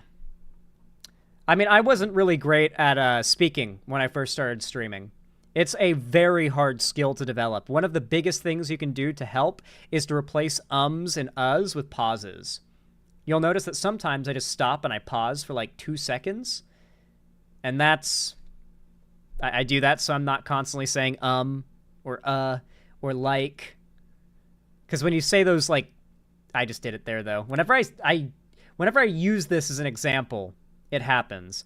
But using those words is not generally good when you're talking, like public speaking, right? Occasionally it's fine, but you want to try and avoid it as often as you can. Just like the overuse of like, the overuse of uhs and ums. Just getting rid of that immediately helps a ton. Like, listen to me speaking to you right now. Just when you don't know what to say next, just stop, pause, and think of what you're going to say next. You don't have to make a noise.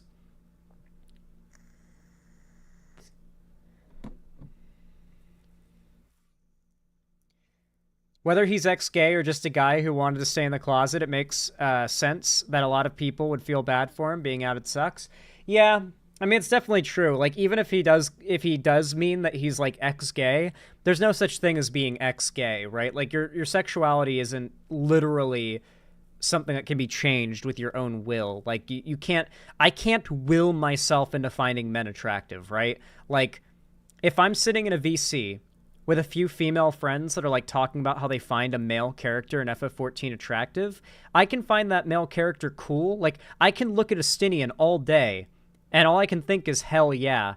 I can't will myself into sexual attraction though, right?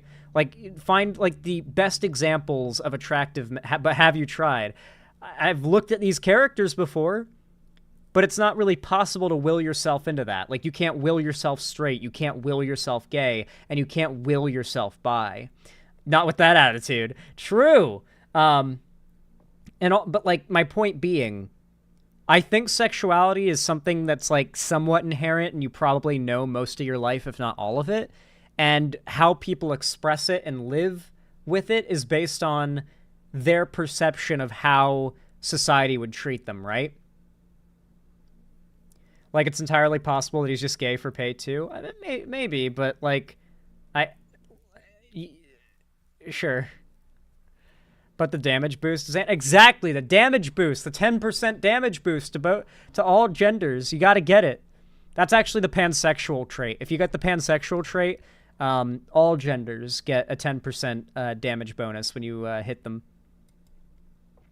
I'm pan? Yeah, exactly. You've got 10% damage to all genders. All people. Like 10% plus damage when you attack. And you get special dialogue options. Just how it works. Congratulations. Nice character sheet. Anyway, War Penguin, thank you for the $5. It's very kind of you. I'll read donos in a minute, but I just want to let you guys know I haven't forgotten. But hey, if you enjoyed the segment, consider dropping a like. It really does help out a lot. It's totally free, and every thumbs up, no matter when, where, or what you're watching on my channel, really helps a ton and goes a long way. So thank you to every single person who goes out of their way to just drop a like. It really means a lot.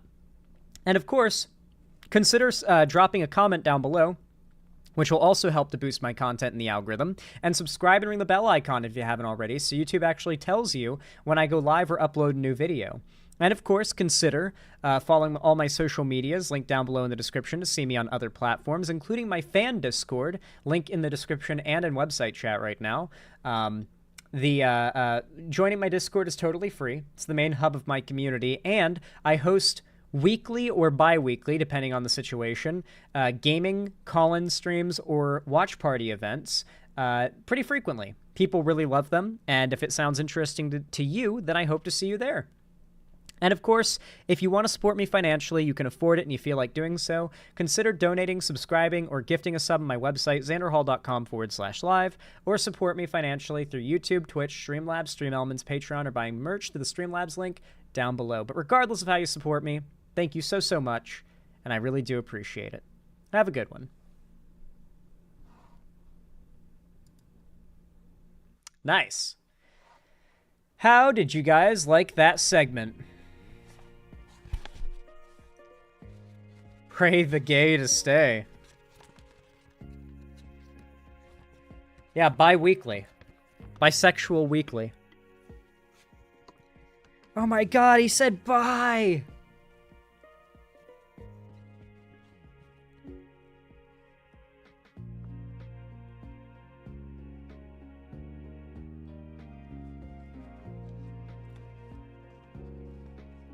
Yo, tell me when you get to episode 6 of book 2. We're gonna be starting on episode 5 tonight, a pillow. So pretty much after 20 minutes, after the watch party starts, we'll be doing that episode. So it's honestly just worth showing up for the start because we're starting with episode 5. Discord is doomering again. Tell them that I will come in and orbital strike anyone who's doomering about the election, Biden, any of that shit. We do not doomer. We don't doomer. Why are they doomering in my Discord? They know that they know how I feel about that. Xander, have you watched the Fallout show yet? Yes, I have. It's very good. It's why I'm streaming Fallout New Vegas. I haven't streamed it in like a good minute, but I will be resuming it. Don't you guys worry. I've just been absorbed into FF14 during my gaming time because a new expansion came out. And, you know, gotta finish that up. The Boys Season 4 thoughts? I'm gonna be real. I definitely think it's The Boys' weakest season. Maybe, well, no, I'd say it's the weakest season of the show. The ending of it could bring it all around into being maybe one of the better seasons, who knows? But so far, the newest episode was really good, but so far, man, that last week's episode was, like, cringe. Like, not because I'm just gonna spoil it, like, if you don't already know, but, like, it's discourse. I'm just gonna... It's also kind of a content warning, if you haven't seen the episode yet. A male character, a male main character, gets full-on sexually assaulted. Just full-on. Like, full-on sexually assaulted. And it's shown on screen and played like a joke. And not just in that, like, gross out the boys kind of way, so much so to the point where, like, Eric Kripke, the showrunner, has a quote where he talks about how he found it hilarious. And people have also contrasted that with the quote about how when the exact same thing happened to another character who's a female in the story, the day of filming the scene, which isn't even explicit and doesn't even show anything, was quote-unquote the most stressful day of his life on set. That's what the showrunner said. But when it's when it's a guy, all of a sudden it's like one of the funniest things ever. It's like, okay, man, damn, Jesus, bro, right as the right is heavily hyper focusing on shitting on the boys, you outright do the "it's actually funny when men get sexually assaulted" thing. Like, you just full on do the bit where it's like, yeah, no, it's actually funny when men get sexually assaulted, though. Just shamelessly. Fucking hell, dude. Yeah, that shit pissed me off. So I really didn't like that episode. Notably after I read that bit, like, knowing that they're gonna lose fans. Oh, for sure. After that, yeah. Like the defending it from the showrunner, saying it's hilarious. Yeah, like that's really rough.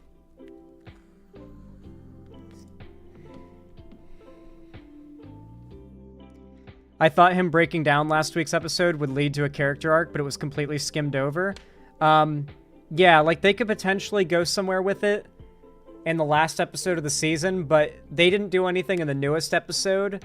In fact, they imply Huey's just... yeah, it's Huey. Fuck it. I don't care. It's Huey. Huey got sexually assaulted. They outright imply that Huey's totally over it. And, like, a thing happens that makes no sense to happen after what happened to Huey. It's just so weird and tone deaf.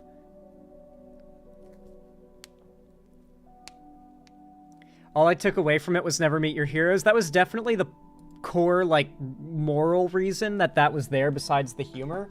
And there was meant to be the joke with, like, the Batcave is a sex dungeon, you know? But, like, yeah.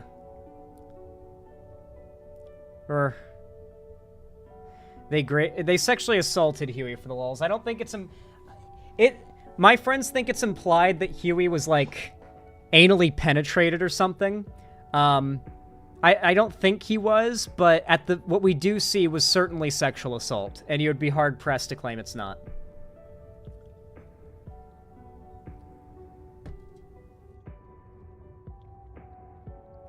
Larry Banks 78, I read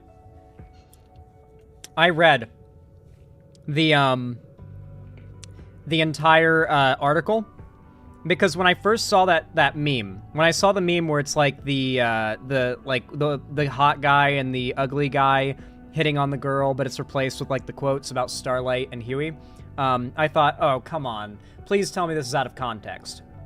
So I went and found the full article, and I read it top to bottom, hoping and praying, fingers crossed, that some right-winger chuds took the quote from Kripke out of context.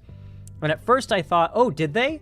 Because it seems like he might just be responding to the Tech Knight Cave thing.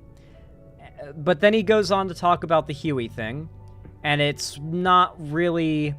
It's very clearly not talked about in the same way that what happened to Starlight was.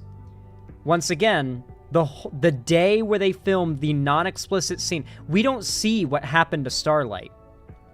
We just see, like, I think there's like a smash cut and we see her vomiting in the toilet after, like, she's forced to give the Deep a blowjob on her first day in the 7. We don't even see what happened. It's just implied with Starlight. And Eric Kripke said it was the most stressful day on set of any show he's ever done, right? Meanwhile, for the Huey thing, he's talking about how the scene and setup, the sex dungeon where Huey is sexually assaulted, is hilarious. No conversation about how stressful and like, carefully they wanted to handle that situation, right? So yeah. Oh good, I'm tuned in just in time for this discourse. Yeah.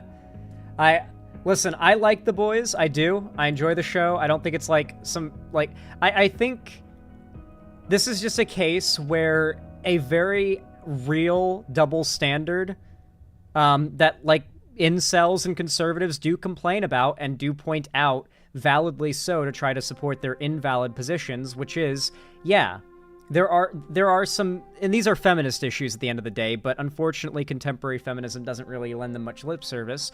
Male suicide rate, the idea that men are disposable and are only worth anything if they're valuable for basically being worked to death or dying in war.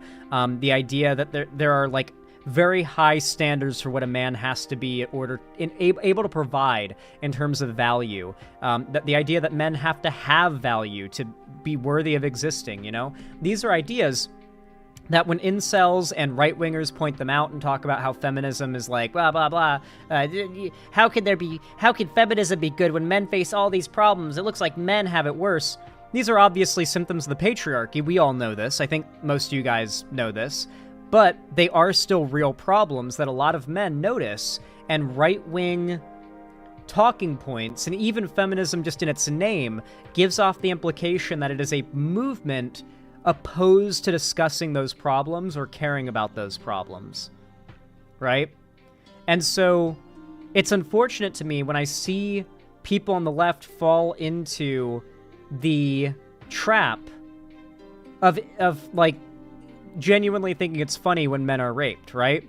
We know this is a real double standard. If someone if we had that scene, that scene 1-to-1, but instead of Huey, it was any female main character in the cast, Kimiko, Starlight, Maeve, any of them, in Huey's place in that scene, could you fucking imagine the firestorm there would be? Right now, this discourse is, like, crazy and everything, I guess, but, like, could you imagine if they had made a joke out of an explicit sexual assault scene of a female character?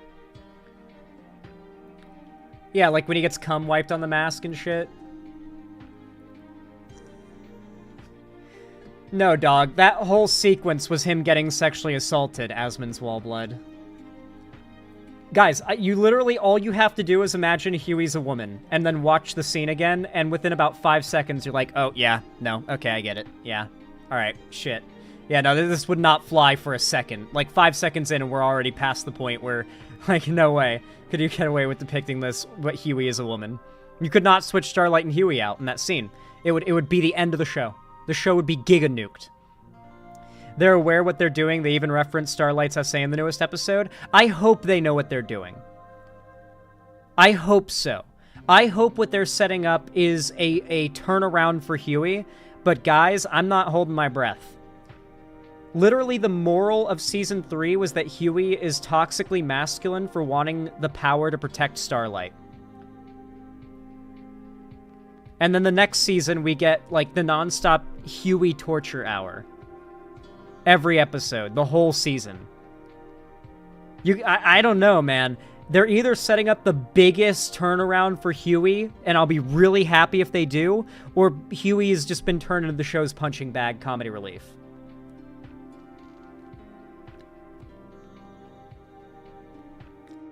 I'm going to spoil the newest episode, but for those who don't know, in the next episode, after he was sexually assaulted, he has sex with a character who he thinks is Starlight and ends up being a shapeshifter soup, and the episode ends, so we don't know how that goes for him. But, like, a day after he gets, like, pretty much raped, he has consensual sex. It's very unrealistic, even for a guy. I don't care how horny men are. If you were literally tied up in a sex dungeon and raped, then like yesterday, I don't think you'd be like having consensual sex even with the hottest girl on the planet the next day. I think you'd need a little while, at least, you know? I'm sorry for the spoilers, but fuck, man. And then on top of that, it's like, God. I don't know, man. I just, it feels like Huey is meant to be the character we laugh at consistently bad things happening to this season, and it's making me upset. I've been looking at the Boondocks lately, and yeah, that was sure something seeing the prison rape episode. Yeah. Mind you, it's not like the right actually cares about, like, men getting raped and thinks that's bad. Like, I'd say conservatives make more jokes about men getting raped than lefties or, like, progressives or feminists do, that's for sure. It's about the perception, though, right? When a man makes a joke about a man getting raped, you'll notice that, like, no men get offended by it, but if a woman makes that joke, or someone who's a man that's, like, left-leaning, or, like, an open feminist does, then it's seen as, like, an attack on men, right? And that's all due to, like, perception. The right has done a really good job of, like, rebranding feminism from the outside. Anyway, War Penguin, thank you for the $5 reduce. I really appreciate that. Very kind of you. Says, kind of random, but is it weird we don't know Trump's VP candidate yet? No, it's not weird at all, because nobody who's voting for Trump cares about his VP candidate or any administration picks. They only care about him. All the signs just have Trump on them now. And they have for a while. They got rid of Pence off of them before Pence was no longer his vice president. They only care about Trump. TSW the Shadow Wolf, thank you for the $5 reduce. Extremely kind and appreciated of you. Says, YouTube link, we got new Beyblades, a new rare lottery prize, Arrow Pegasus deck. Whoa. Hello. Whoa, pause. Deck set with Phoenix Threader and a booster Leon... excuse me. Leon Crest. Okay.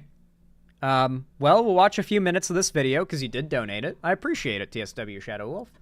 And then Perry Icefire with the additional $5 redonos says, Zan, I didn't do it, though curiosity got the best of me. Do you know that there's an AI made of you? If not, how do you feel now knowing that it exists? There's an AI made of me? Like an AI voice thingy? I expected it would probably happen eventually, but that's surprising that it's happened so soon. I feel like I'm a pretty small creator, you know? An AI character? Like, does it move and, like, talk? And it was long ago. I know that someone made AI deepfake porn of me once. Ironically enough, it was Heavy Gretel that, like, said, hey, Zan, you might want to see this. I was like, what the fuck? Damn, someone's gooning to, like, AI porn of me. Shit. I'll admit, it was a bit of a confidence boost. AI media's existed for a couple years. Yeah, it has. Like, people have been making deepfakes and whatnot for a while. But yeah, if you guys can find it, then you guys can see what I'm talking about. It's probably not that hard to find. Hello everyone, and for this video, we have some new information on the Beyblade X August releases. So, let's get right into this. I do want to quickly mention, if you want to get your pre-orders for this stuff, mallabays.com. It's an optional way to support the channel. I appreciate any support regardless, and let us get into it. So, let us first start off with the release date, which is August 10th. So, mark it on your calendars.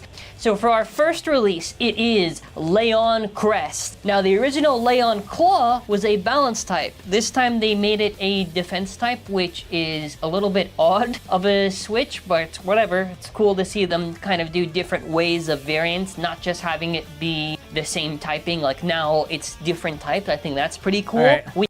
Listen, I do appreciate the dono, okay? But I can't play multiple minutes of Beyblade content and watch as, like, the viewer count drops. We gotta continue to the next segment. I'm so sorry, but I'm putting a veto on the Beyblade videos. I have to. I have to, guys. Like, this is a politics stream, and I have no interest in Beyblade. And I can't, like, tank my viewership just because, like, one person donated a Beyblade video. I can't. I'm sorry, guys. I can't. It's literally not viable. It's genuinely, like, not viable. It's, like, insane how much viewership dropped whenever I started that Beyblade video. I'm sorry. Thank you. Yeah, I know. Even the people who haven't left were waiting for that to end. I know. Have you vetoed my autism? I did not know that was possible. Yes, I have. Listen, do not take this the wrong way, chat, but there are cases in which people will mass donate me like hours of videos to react to that are like Sonic or like usually Nintendo related stuff or like something that they're like is their super special interest, right? And it's like, I am sorry, but I'm not into your special interest. Neither is 95% of my chat, which are leaving as I watch these videos. So either like you can be my one exclusive supporter, you know, like who pays for all of my bills and my ability to make content, period. And all I do all day is react to videos that you donate to me. You better have a lot of money. Or I gotta move on, right? So it's an unfortunate situation, but sadly, I can't control the behavior of other chatters, you know?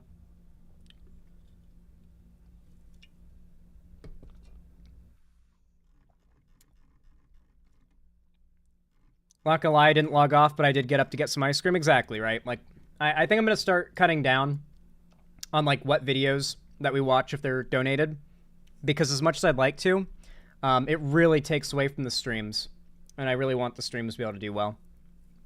When like we're just like interrupting to watch videos, we're gonna do media share streams again in the future, and that's what I want you guys to save up videos you want to show me for, because that's what that's for. Media share streams are for you guys to make me watch, force me to watch even your special interest content.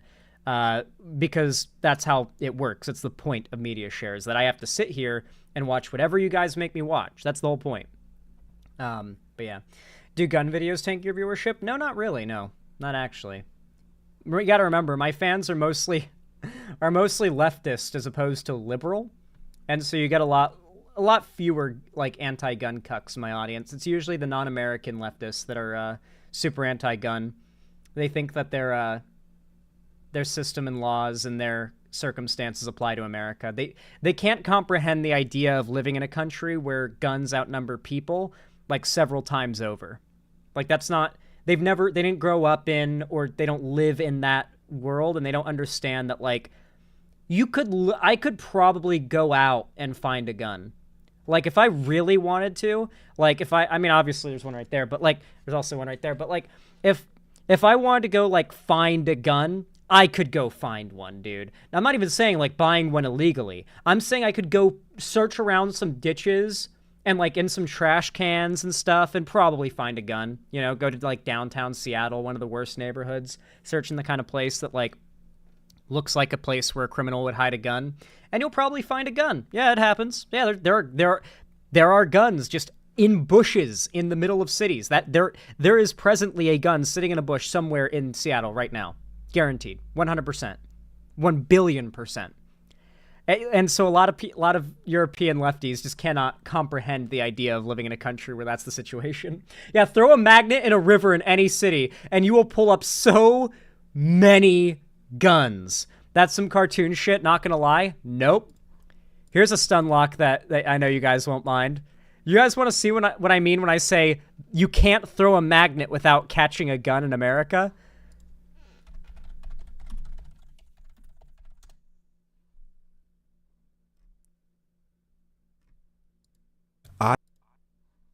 Here's a random magnet fishing video. I found one of the craziest finds magnet fishing ever in my life. Check it out.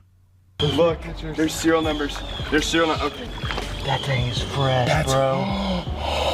Oh my. I don't believe that. Well, no, this might be legit. But yeah, that is a freshly thrown away gun. That is like a recent murder weapon. Jesus. Usually when they get pulled up, they're rusty. Let me find what's more common. Usually when you find guns, it's like this. When you find guns magnet it's a fishing. rifle. Rifle number 2! Bro, it's like a credit card. I got like 2 foot. Let's go! Dang, man, that is crazy. What's up, guys? Welcome back to... So yeah, find a bridge, like somewhere little on the edge of town, throw a magnet, a powerful magnet on the end of a rope over the bridge, drag it along the bottom, pull it up, and you'll find a couple guns. Usually a lot of knives and other sharp things, needles, that kind of stuff, but there are a lot of... People find full-on hand grenades. Like, yeah, it's pretty fucking crazy. Here, what else?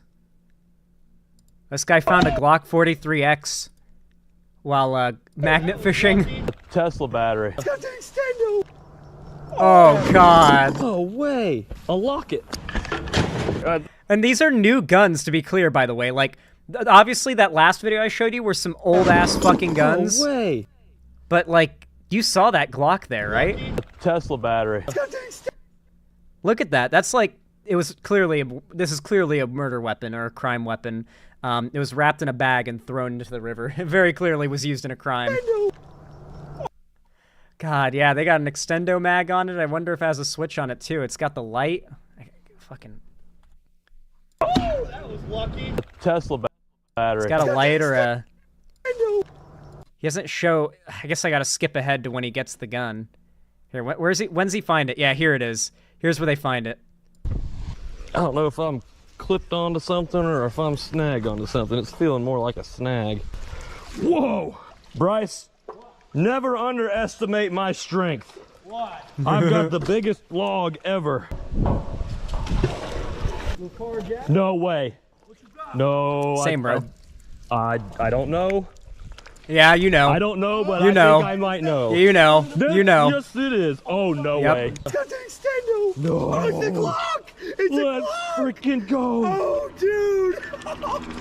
Oh, poor thing. Oh, it's got the laser on it. It's so beautiful, too. What a shame it's, like, covered in mud and grossness. You could probably save it.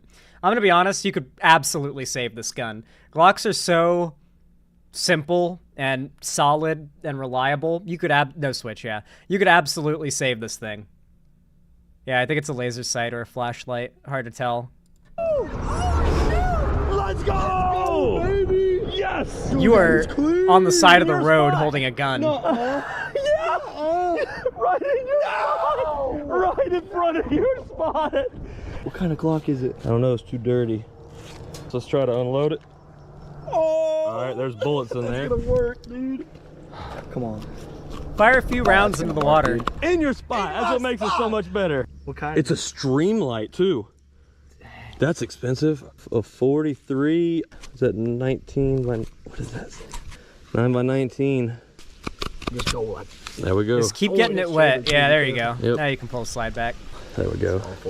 Get the mud out of the chamber. Oh my God. It clicked. I'm so jealous. There it goes. Yep. Hey guys, need any more reason to buy a Glock? Need any more reason why you should buy a Glock? Pulls a Glock caked in mud out of a plastic bag at the bottom of a muddy ass river. Like runs, like just whooshes it in the water a little bit. Click, click, it works. If you loaded some rounds in there, it would work. Might have some feeding problems and stuff. You'd probably want to replace the magazine. That's like $8, $15 at the most if you're getting like one of the longer mags. Double stack. Yeah, dude. Like, the Glocks are top tier. If you ever wonder, like, why did Zan decide to go with the Glock? Well, if I ever drop it into a body of water and I can't retrieve it for several months, it'll be fine when I manage to retrieve it. So, yeah, that's why.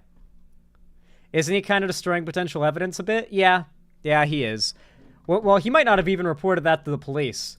There are a lot of videos where they do report the guns they find to the police, but some people just say, oh, free gun, and just pocket that shit. Like I said, when I said I could probably go out and find a gun, I literally meant I could probably go out and find a gun. It's America, dog. Like, gun control's not good. Well, full overreaching, like, ban guns, gun control won't work here. It'll just make it so criminals are the only ones who have them, by definition. I thought finding weapons and armor through fishing and RPGs was weird, but I'm starting to question it, lol. Yeah, no, if you're in America, you can straight up just catch loot and gear while fishing, like Fortnite style, where you can just, like, catch a gun in the water. That's totally a thing in Florida, Georgia, any southern state with lots of muddy rivers. You're gonna be able to fish up some guns, yeah. Yeah, there's actual loot. Yeah, works in the UK too, but with knives. Guns are like cats in America. They find you. You got to get licensed for them here for hunting. I'd love to ask, like, British people, okay, so, you know, knives are a really big problem where you are. Should they just, like, ban knives, like, entirely? Like, you're a felon if you own a knife? Wait, what do you mean? No, like, but if you're a legal citizen who's not doing anything wrong, you should be allowed to have a knife. What you mean? Well, but how do we know you're a legal citizen? Why do you think your right to own a knife is more important than the lives of people dying to knife crime? We need to ban knives now. So it's like, yeah, that's the best way I can kind of put into context how it feels when Europeans say that we need stronger gun control. Well, we definitely need stronger gun control, but like when they say we need to ban guns, like they have in much of Europe and Australia and stuff. I mean, that's not equivalent though, Gektree. You know that's not equivalent. The laws in America would be, what Europeans would like to see happen in America is for it to be made a felony to own a firearm. Besides maybe like a shotgun or like a bolt-action rifle, maybe. But hell, there are Europeans that just, they full scale, they don't distinguish between guns at all, right? Knives have a purpose outside of being a weapon, mate? What do you mean? You could use something other than a knife to, like, cut things up. They do it in prison. Knives aren't allowed in prisons. What do you mean? You don't need a knife to live. What are you talking about? Guns have uses that don't involve hurting people. So, like, what's the difference? Why would it be bad? Why wouldn't it be bad to just be a felon for owning a knife? Simply, you own a knife and now you're a felon. Like, that is a felony now. That's what many people want done with guns in America. So why would it be unfair to do to knives? Exactly. Exactly. Not to mention, if they did ban knives, do you know how many knives there are in the UK? I mean, someone just mentioned you can fish them out of rivers just like with guns in America. So if it was illegal to own knives, like, you'd go to federal prison, the equivalent in the UK, for owning a knife, like just having one in your knife drawer in your home. Who would have the knives? Come on, Europeans. You know. Who would be exclusively the population bearing knives at that point? Criminals. The people who are out there wielding knives to commit crime already. You know? Like the logic that taking away guns from legal citizens prevents people who want to hurt people from doing that lines up. It makes as much sense as arguing that, like, men who want to rape women in a women's bathroom would dress up like a girl and pretend to be trans before they do it. When it's like, well, no. The people who would do gun crime and do knife crime would have ways of holding onto their guns, unless we have the Gestapo kicking down doors and disarming everyone. And even at that point, they could bury it in the woods. You could 3D print guns. So no, it would literally just be, in the case of the UK knife ban or the American gun ban, only criminals would have the guns. Exclusively, people who already plan to commit crimes and so don't care about whether or not guns are illegal, don't care to be held back by the risk of prison because they're already carrying guns and they already plan to use them for crimes. It's like, obviously, you don't want to just make unanimously the criminals the ones who have the deadly weapons, right? Even just like morally, it's not even like, oh, you can defend yourself with a knife, right? It's just like, well, why would we ban everybody from having it when that just makes it so exclusively criminals will have them now, you know? Like, they're not going to disappear just because they're banned. Same goes for the guns. I hope that makes it make sense to the European fans I have.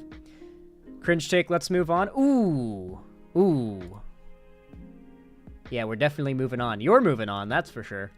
Larry Banks 78, thank you for the $5. I really appreciate that. Very based in pog of you. Thank you. Said, having read the article, the hilarious parts is a multiple question where he is asking about Tech Knight and the Batman parody tropes, and he does talk about Huey's theme of denial and healing.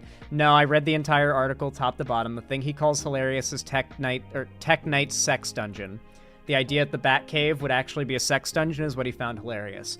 Not that he said he found Huey being sexually assaulted hilarious, but you compare that quote with the fact that filming the Starlight episode in season 1 was the most stressful day on set he's ever had as a showrunner. I mean, come on, the double standard is clear. Don't try to say it like don't.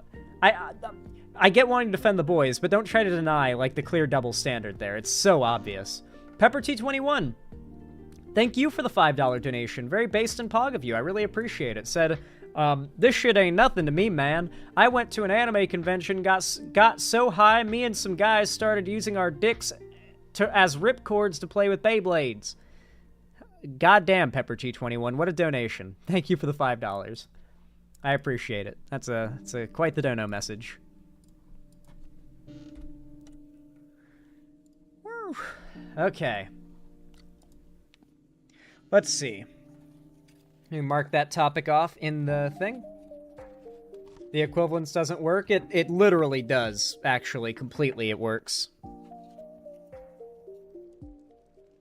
My favorite thing... Actually, no. If you want to say you are wrong, but I cannot explain why you are wrong, I will simply ban you. Because I can tell the kind of person and chatter you are, and I don't want you around. If you think I'm wrong, then explain how I'm wrong. Like, make an actual argument. Not, You know what I mean? Oh, yeah. Yeah, I've got a pretty crazy topic that we're covering next. This one is a problem. I really do want to purge, like, anti-gun types out of my community, too, because I will be making gun content in the future. And, I obviously don't want to be getting shit from people who think guns are evil, despite never having, like, touched, seen one in real life, or shot one. Anyway.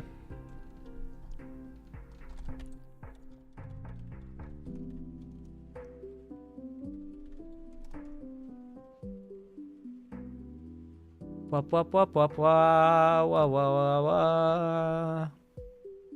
Hello. You all know what to do when I say action, right? 3, 2, 1, action. How many of you guys comment on my videos, or at least read the comments of my videos? Hypers in chat if you do. I'm curious. It's relevant to this topic. It really is, trust me. If you don't comment on my videos, by the way, you're a traitor, and I don't forgive you. Anyway, if you have, though, chances are you've noticed a problem, not just in my comment section, but frankly every YouTuber's comment section as of late. It's the porn bots. How many of you guys have seen the second a YouTube video comes out, immediately the comment sections are flooded with the porn bots? Well, it's been porn bots, yes. They are bot accounts on YouTube. They usually have a, like, attractive woman as the profile picture, and it'll be something, just some random name and numbers, and it'll be like advertising an OnlyFans or advertising a porn site. They're always like, they're always typing out something that's like pornographic, and it's always like trying to get horny comment lurkers to click on links that'll probably like steal their login or something like that. You really shouldn't click any of those links. Now, this has been a problem for a while. Yeah, the crypto scam bots, yeah. There's been a lot of porn bots, scam bots, etc., and they've been a problem for a while. And while they've been a problem, and I've tried my best to keep up with it, it's mostly been a harmless problem. You know, like, at the end of the day, these porn bots might be annoying, and my own fans might complain about them, and they comment faster than I could possibly delete their comments and ban them from the, like, commenting on the channel anymore. They're like a Hydra, you know? Every head you cut off is replaced by 3 more. What I've noticed is a progression in these porn bots. Yeah, Gektree, thanks for the spoiler, but as of recently, they have escalated from being just normal porn bots to being child porn bots. And if you're wondering what I mean by that, I mean exactly what it sounds like it means. And yes, YouTube has done abso-fucking-lutely nothing about it. And if you're wondering, what are the, viewers of content that comment on people's videos and look through their comment sections, what do they think about these CP bots that are flooding into people's YouTube comment sections? On top of all the, the porn bots and crypto scam bots from before. Well, they're blaming the YouTubers. There is an entire drama and discourse happening online right now where Twitter is blaming any content creator who is caught with these bot replies on any of their videos and claiming that these YouTubers are just too money hungry and lazy to ban and delete these porn bot accounts. Unfortunately, I mean, you guys have probably heard me respond to people in chat who are really out of touch, have no idea what streaming is like, and they, indicate that with how they talk about anything I do or streaming in general or content creation overall. Those types of people who fundamentally don't understand content creation are the types of people going after streamers and content creators for this YouTube problem, because they don't understand it's not the creators' faults. It's YouTube's fault. YouTube should be preventing this shit. Now, who better to break this down than Some Ordinary Gamers, aka Mudahar, who actually did a video a couple days ago talking about this. It's one of the most viral in question, though I know Charlie, Moist Critical, I believe, also made a video on this. And I'm definitely throwing my hat into the ring because I desperately want, even if it's a little bit more, I want there to be pressure on YouTube to fix this. Not just the porn bots, not just the fucking scam crypto bots. Now it is full-on automated mass distribution of child pornography on their site that is in the comment sections of creators' videos against their will or control. You cannot keep up with it to keep them away.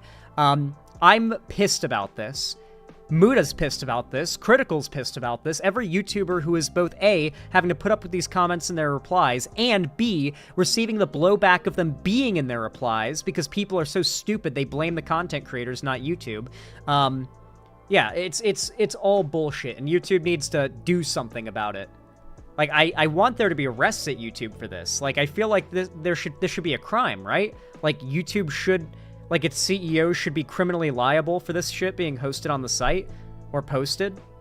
Hello guys and gals, me Mudahar, and 2 years ago I made a video where it was YouTube needs to fix commenting bots, ladies and gentlemen. Now, YouTube bot... It's been years that the porn bots and the crypto scam bots have been a problem. YouTube has done nothing. Now, they're posting child porn links. And they're advertised as child porn, too. Overtly. They don't even hide it or euphemize it. You're scrolling through your comments on your new video, and it's one of them is we have the best child porn here, and then it's a link. You ban the account, and 5 more come and comment in its place. They have an alert that goes off whenever you ban one of their comments. It's genuinely insane. That's what happens when you don't moderate the bots on your website? Exactly. And spam is not anything new, okay? Since the time of haunted gaming and the beginning of the deep web browsing series, or really the beginning of YouTube, there has been spam everywhere on the platform, okay? Some of my favorite spam used to be chain letters, okay? When people would just say, hey, listen, if you don't repost this to 20 other comment sections, a spooky ghost will break into your house and haunt you until you're dead. Those were really... Dude, I got one of those when I was 10, and it scared the shit out of me for a day. Until I kind of just figured out, yeah, it's probably bullshit, and forgot about it by the next morning. But I woke up one morning, and I checked my, school email, and I had one of those, random emails, and I read it, and it was it was a copy pasta about a little girl who had burned to death, and if you don't send this to 7 more people, then in 7 days, then she's gonna come and kill you by ripping your eyes out or something. And it's okay. I remember that freaked me out when I was 10, and I did not share it around because I didn't have any I didn't have any friends when I was 10 to, like, email that thing to, you know? Like, who the fuck was I going to send it to? So I was like, wow, I'm going to die, like, in 7 days for, like, about a day when I was 10. Eventually I figured out, oh, yeah, it's probably just bullshit. Like, the point is probably that you spread it, and then people think it's going to happen to them, and then they spread it. Yeah, okay. And I figured it out, but, you know. Really funny, okay? Today we're talking about a breed of comment sections or comments that are actually distributing illegal CSAM material all throughout the internet, okay? So let's get down to what happened 2 years ago, okay? Now, 2 years ago, I had received comments on my videos. You know, somebody would write in some standard comment, and underneath it would be an actual comment where the username was tap me. That won't work, Hikari. Well, watch. You're about to find out why not allowing links won't work to fix the problem. To bang me, okay?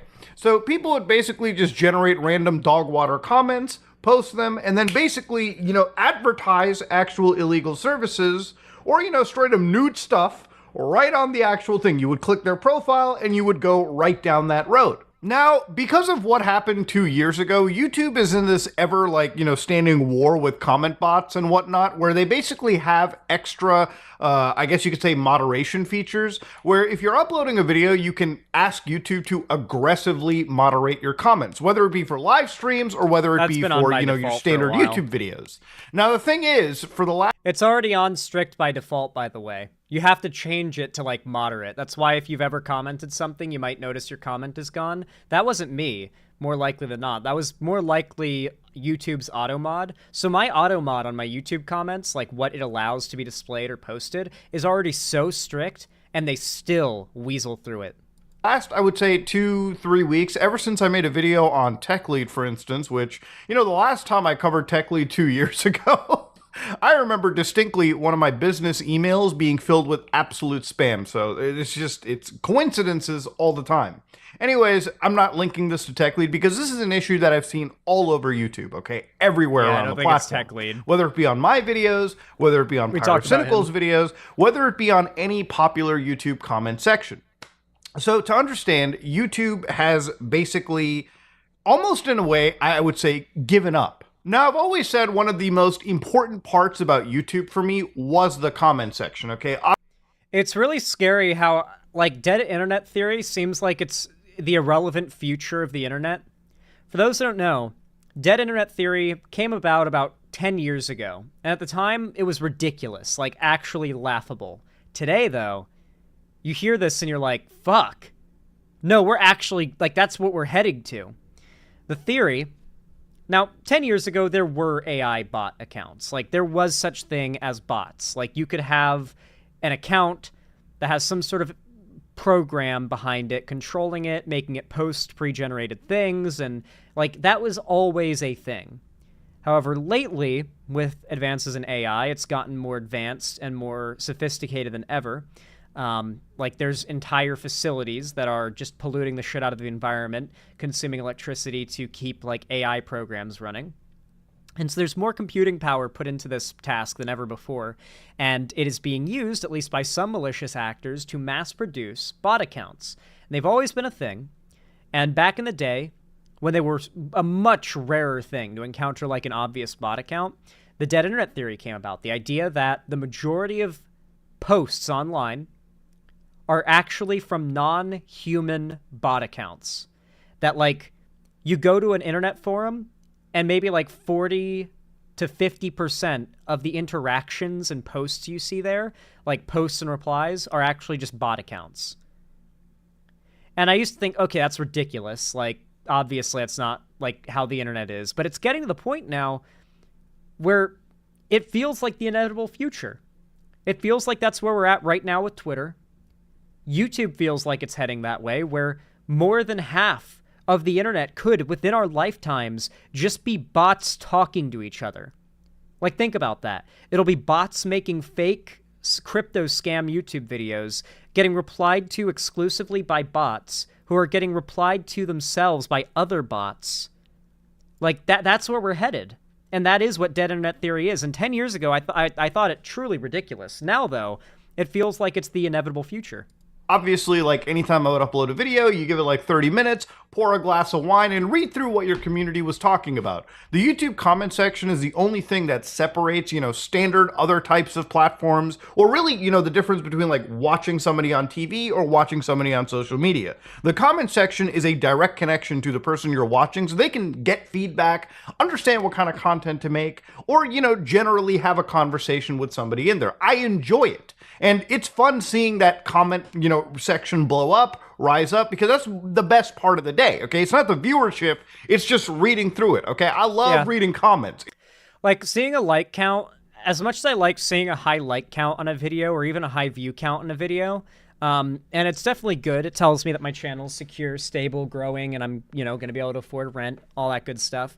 The most enjoyable part of a video upload, truly, is reading the comments, especially if it's like a topic I have a very strong passionate interest in. Reading the comments is always fun, and sometimes I'll like read all the comments there are at a given time and then just kind of like leave the tab for a little bit and then refresh it later and read the new comments as they appear. Like, yeah, it's fun. Like, you'd be surprised. Even larger content creators do their best to read as many comments as possible. Not just because, like, it's not like a chore. It's actually enjoyable, These are people replying to your posts, right? It's actually, like, they watched your stuff or probably did. So it's a unique feeling. It's enjoyable. I do read the comments. It's like going through forum threads back in the day and just reading through shit. I love it. But the thing is, part of those comments, I would say, for every comment you get, usually you'll always find another, spam comment. And it's become such a big problem, again, on YouTube. And one of the examples here that I'm going to show you where it gets really illegal, and I wish YouTube was taking more of a stern look at it, as compared to the years before that I talked about the situation, is this thing right here. So you start to see accounts like Officer Map Pride, okay? Now, I don't have to explain what a map is. I think we all understand. Actually, forget it. I'll just tell you because time has passed. Maps are what people here call minor attracted persons. I'm just going to use the... Oh, no, so map is a term that was invented by internet pedophile. Okay, my understanding is that map originally started as like a 4chan anti-gay psyop. The idea was that map was an acronym for minor attracted persons. And the idea was that maps were going to be the next part of the LGBT community. This is kind of like one of the earlier like gay groomer psyops of the day, like before like the trans groomer narrative thing. Like we're talking back in like 2016, 2015 and prior, right? So what ends up happening is 4chaners and like trolls started pretending to be like maps, who are like the pedophiles that want to be part of the LGBT community, right? And the idea is that from the perspective of like your normal centrists and right-wingers, there would be this like community of pedophiles that are supposedly now trying to or being accepted as part of the LGBT community. An argument that the right has been trying to make and has like refined to this day, right? And so what ends up happening is like actual internet pedophiles see this term and they adopt it. You know how like at first the drinking milk or like the okay sign thing was just a 4chan troll? It was like, we're going to say this is a white supremacist dog whistle and like do it, and like lefties are going to know and they're going to get triggered, and then people are just going to be like, what do you mean? It's just milk. It's just the dog. It's just the okay sign. Why are you so triggered? Right? They're trying to like troll lefties into having that response that has given the left such a bad reputation. You know what I mean? And that happened with a lot of things that were started by 4chan. Same goes for map. Actual internet pedophiles adopted the term and started using it as like a euphemism, right? Because if you hear the word pedophile, you're like, oh, we've got a pretty strong emotional, response to that word, right? Like if I say, hey, look at me. See that guy over there? He's a fucking pedophile. 99% of you are going to look and be like, I don't fucking like that. Be like, yeah, I don't like that shit either. Right? Like you wouldn't be happy about it, right? Most people have that strong negative reaction to it. So they basically adopted the term because it sounds, A, if you don't know what it means, then you might just glaze past it and not even ask what map means. And B, it's a less deservedly hate-evoking word or term for them to describe themselves as. It's kind of fallen out of fashion as of late. It seems like the pedophile community online has basically fallen into the lolicon sphere now. Like, map is not really a thing so much as lolicon now. Like, the pedophile community has kind of gotten behind the lolicon community, and they've kind of become like a vanguard force of sorts. Like, I dare you to go on Twitter right now and tweet pedophilia is bad. You will have a lot of anime profile pictures doxing you and mass reporting you and momentarily if you do. So yeah, little breakdown of what map actually is. It was never meant to be a real thing, but then it became a real thing because pedophiles like appropriated what started out as a troll against like LGBT people, and then it actually became a movement of pedophiles trying to normalize themselves, like full on. And they want to be a part of the LGBT community. LGBT community ain't letting it happen. It's not going to happen, but they want to be. Standard lingo, pedophiles, okay? That's pretty much what it is. So obviously these people, you know, basically tell the comment section, hey, my illegal material videos are more entertaining than this slop. Click the link in my channel to watch them, okay? You'll notice, by the way, like a lot of these comments as well, you can get the impression that this might be posted by that these bots might be operated by a pretty conservative figure, because something I've noticed is that these accounts primarily comment on the creators of more left-adjacent or LGBT content. So, like, you get, like, an account called Officer Map Pride advertising child porn that's, I guess, linked on his account and calling, like, lefty content slop.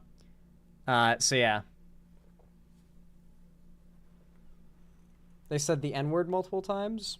So then you go to their actual account, and the problem here is they actually... Yeah, it could be a Russian bot account, yeah. But that's pretty much, like, hand in hand with, like, the Trump crowd at this point. Have Discord links right here.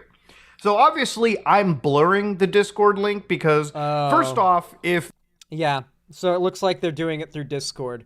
Hey guys, do you remember how many times I've gone on like rants about how the Discord, like the company Discord, has since like their founding enabled pedophilia and grooming on their platform?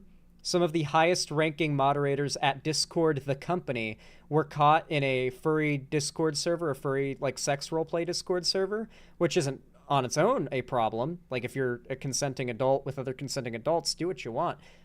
Like, furry roleplay is a bit cringe, but not really a bad thing. It's not like, oh, this is a problem for you. But the problem is that the Discord servers in question had minors in them, and they were doing cub roleplay. And if you don't know what that is, it's when pedophiles who also happen to be furries groom a minor into engaging in sex acts with them, usually involving the furry sex fetish stuff. And the term for the child victim in this situation is cub. So while you swallow your puke, we'll go ahead and resume this. They're openly advertising that their Discord contains illegal material, then, it's not ever worth clicking on their Discord to verify the illegal material. They've already said that they're distributing illegal stuff, and unfortunately, YouTube has to step in and stop these as quick as they can. Now, obviously, channels get erased, things get banned all the time, but this problem has exacerbated from people, selling, like, or people just distributing, like, malware or, like, sex ads or whatever, to straight up distributing illegal material. And unfortunately, in the last 2-3 weeks, it has gotten to be a worse situation. And obviously, it's not just the creators that recognize this, it's obviously the comment sections. I've seen numerous comments of people asking me exactly why we haven't done anything about the comments below. So one of the actual Reddit posts that I saw where one person wrote, creators are too busy counting their money to give a shit what happens in their comments. So yeah. Something I've noticed is that every once in a while, and I'm not calling out like 99.9% of you watching right now, this does not apply to, but every once in a while, I'm streaming, and somebody comes in. It's almost always YouTube chat, pretty much exclusively YouTube chat. Usually I can tell they're probably a new subscriber who might be a bit older and thus isn't a super internet tuned person, and they've stumbled across my channel and they've stumbled into my stream somehow. And they'll indicate with a lot of the things they say, frustratingly for me, that they do not understand even like a fundamental idea of what it is to be a streamer. Like, occasionally I'll see a new viewer come in before I start the stream, and there'll be somebody saying like, here's an example that happened today. I had Mr. Beast for President, ? In the title of this stream. This is obviously referring to the current, like, thing that's happening with the viral tweets from Mr. Beast saying that he might run for president when he's old enough, and if that there wasn't an age limit, he would run for president. That's obviously what I'm going to be discussing. But you get a bunch of people in the chat, like hours before I start stream, asking me, like with comments directed at me, what's going on with Mr. Beast? What's going on with insert person? I get tons of people before my stream even starts in like the pre-stream chat directing questions at me, asking about a thing I'm going to cover. Like as if I'm going to like type out a diatribe before stream starts for specific people. Like, okay, since I know you don't want to watch the stream, that's fine. I'm going to go ahead and type out a paragraph of paragraphs of what my stream was going to be to specifically you so you don't have to watch. Like, why would I do that? And so I see those comments, and I know that for them, it's just as simple as like asking a question, like, what's the deal with this thing that you're going to be talking about today? But for me, it's like, why don't you just wait 30 minutes till the stream starts? Like, obviously I'm not going to tell you. Like, part of the mystery, you wanting to ask that question is part of why you're here watching. That's part of why I made the title like that, right? And so most of you guys, you see a title that's a little vague, you immediately assume, oh yeah, that's like the lead, right? I'm supposed to want to know more, and so I click on the stream, and then I watch the stream, and Zan's going to tell me more. But some people, like, they're new to this, right? They don't get that. And so not understanding how content creation works, they say some things that are ignorant of how content creation works. And as a content creator, it can be very frustrating, especially when said ignorant comments are, like, even a little antagonistic. So this is a good example of that. The idea that creators are too busy counting their money to give a shit what happens in their comments. With the problem, like, this is implying that YouTubers do not give a shit about child porn bot accounts posting in their comments because they're too busy counting their money. For one, YouTubers are not making, like, huge bank, okay? Like, not since the adpocalypse. Like, YouTubers are not, I'm pretty sure, like, this person probably thinks that YouTubers who make, like, who have, like, 100,000 subs are millionaires, you know? Like, I see a lot of that. It's very frustrating to see this kind of ignorance, and in a situation this serious where YouTube, the company, is failing us, the creators, to have ignorant content viewers starting up a weird, like, fuck content creators for not magically solving this problem that's impossible for them to solve movement, it pisses me off. Because YouTube is the only one that can solve this problem. Meanwhile, there are people on Reddit trying to, like, drum up conspiracies that YouTubers are fine with child porn being posted in their comment section. And that pisses me the fuck off. Because I guarantee you most YouTubers, including me, are not okay with it, and there's nothing we can fucking do. It's just not our fault. Unless you want me to be nonstop scanning through my entire, like, catalog, like, live updating my comments list of every comment on my entire channel on that one feed and checking nonstop and moderating it. It's just not possible. You know, like, I go to bed and wake up and I have to scroll for like 20 minutes to find the comments I read before I went to sleep, you know? It's not easy, you know? I'd have a lot of work cut out for me every morning just moderating the comment section. It's not feasibly possible. The multi-trillion-dollar corporation that is Google needs to fucking fix this. They're a trillion-dollar corporation, right? Yeah, they've got to be. Like, dog, I don't know what you want people to do. Do you want us to upload a video and then, like, start looking through every single comment section and moderating it? I use about as much of the YouTube auto-moderation tool. You wouldn't be able to sleep. To be, like, Muda, oh my god. If Muda, like, got up and used the bathroom, made a snack, and, like, pet his cat, I don't know if he has a cat, but, like, you know, just for an example, and then came back to the computer, there'd be an hour's worth of comment moderation to do. because of how behind he'd be in that time of just getting up, using the bathroom, making a snack, petting his dog or cat, you know, like, and coming back to the computer, like 10 minutes away from the keyboard. And I imagine this dude gets 1,000 comments, maybe more. Tools as I can. Because you got to remember, it's across his entire channel, you know? I've got maybe 4,000 uploads on my channel, so that's 4,000 comment sections that all need to be moderated. You can get it as one big feed, but even then, that's still 4,000 comment sections worth of comments being live updated. And in the case of a big YouTuber like Muda, that could really realistically be thousands of comments per hour across his entire channel. I have no time out of my day, and no other creator that I know has time in their day to auto-mod their comment section. This is something that YouTube... Manual mod is what he meant. Every content creator, for the most part, is auto-modding their content section with the built-in YouTube tools, because why wouldn't you? It's as easy as flicking a switch. But the manual moderating, and I mean, every YouTuber is manually moderating their comment section. Like, obviously, it's not like you delete any comments that are mean and stuff, but, like, if I see a dumb fuck comment, I usually leave it up because they tend to get, like, just reply bombed. Like, there'll just be a bunch of replies calling them retarded, and I like to see that.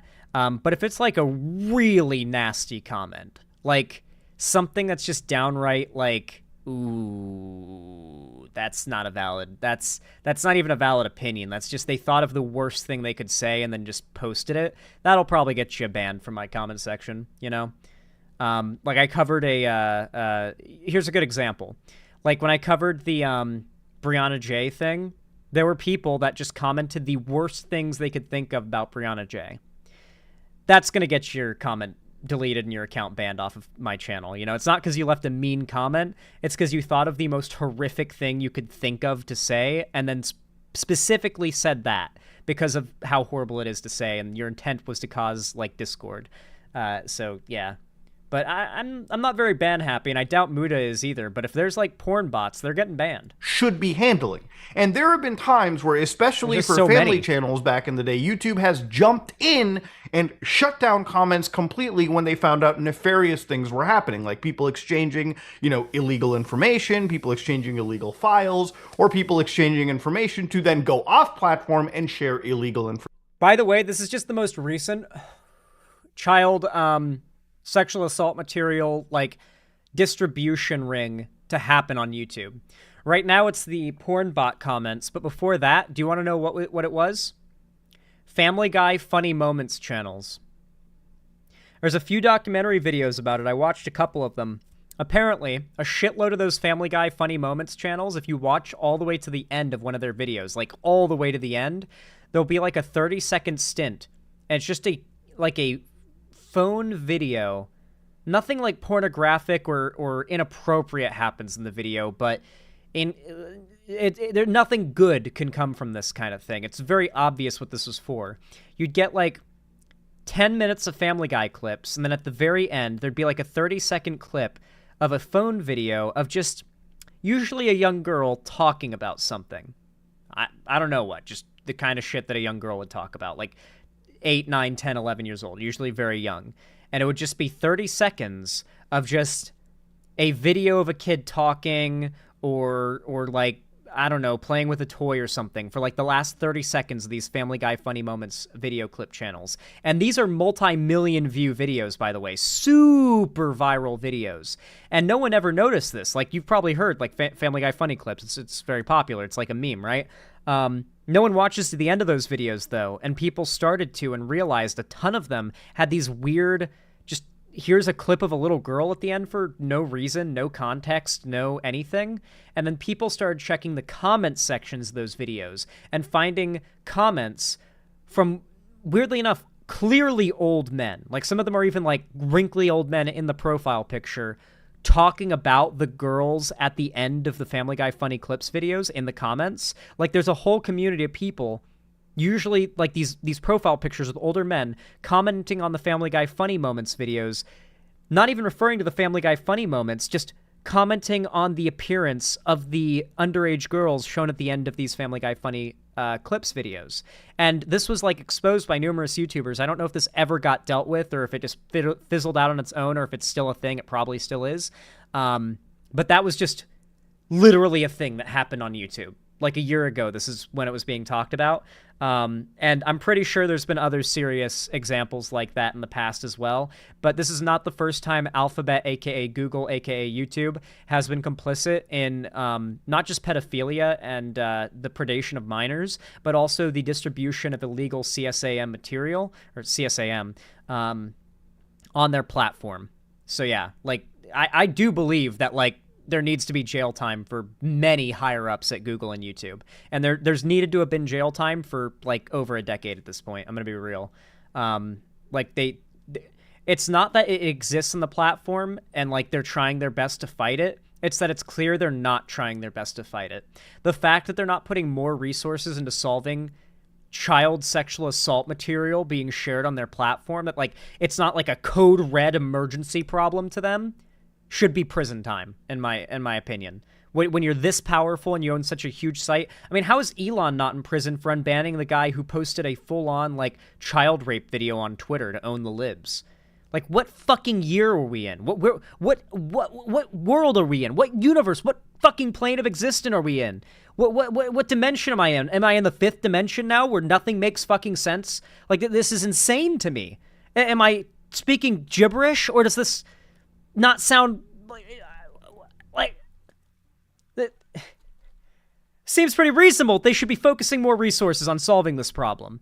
This is fucking serious, and it's really upsetting to me that there's not legal consequences, or pressure at least, on Google to solve this problem. That the pressure is coming from random assholes like me and Muda who make videos online. Just some random fucking guys.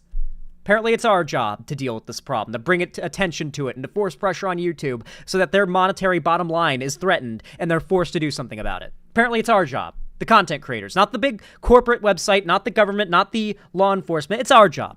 It's our job, obviously, as it always is whenever anything illegal happens on the platform. Oh, but if a guy does a video where he's like doing donuts in a Lamborghini while girls in a helicopter fire fireworks at the car, you better believe within days there'll be a knock at their door and they'll be getting arrested. Or if you upload a video online of you shooting like, I don't know, like a gun that's illegal in your state, you'll go to jail, you know, all that stuff. They're on top of you for that. But there is a literal CSAM ring on YouTube, and there are big YouTubers talking about it. No one's talking about it. I'm sorry, I'm getting loud and angry, but this actually just pisses me off. Information and files. So, well, the part that really upsets me is that it's like clear that YouTube expects the creators to be the policers of the platform for this specific stuff, you know? Like, they've got their overbearing TOS that, like, rips your dick in half if you so much as say fuck in the first 30 seconds of your video. Yet, meanwhile, there are neo-Nazis that are making... I can't. I gotta stop. YouTube's hypocrisy. It's making me mad. I'm nerd raging. This is something that YouTube absolutely has to step into. And again, this isn't just even a YouTube problem as well, too. Obviously, if you go to any social media site like Facebook or Twitter, you'll find out that there's plenty of illegal stuff being shared around pretty openly at times. And you'll find out that when it comes to bots, when it comes to using artificial intelligence to write up a whole bunch of comments, that's an issue.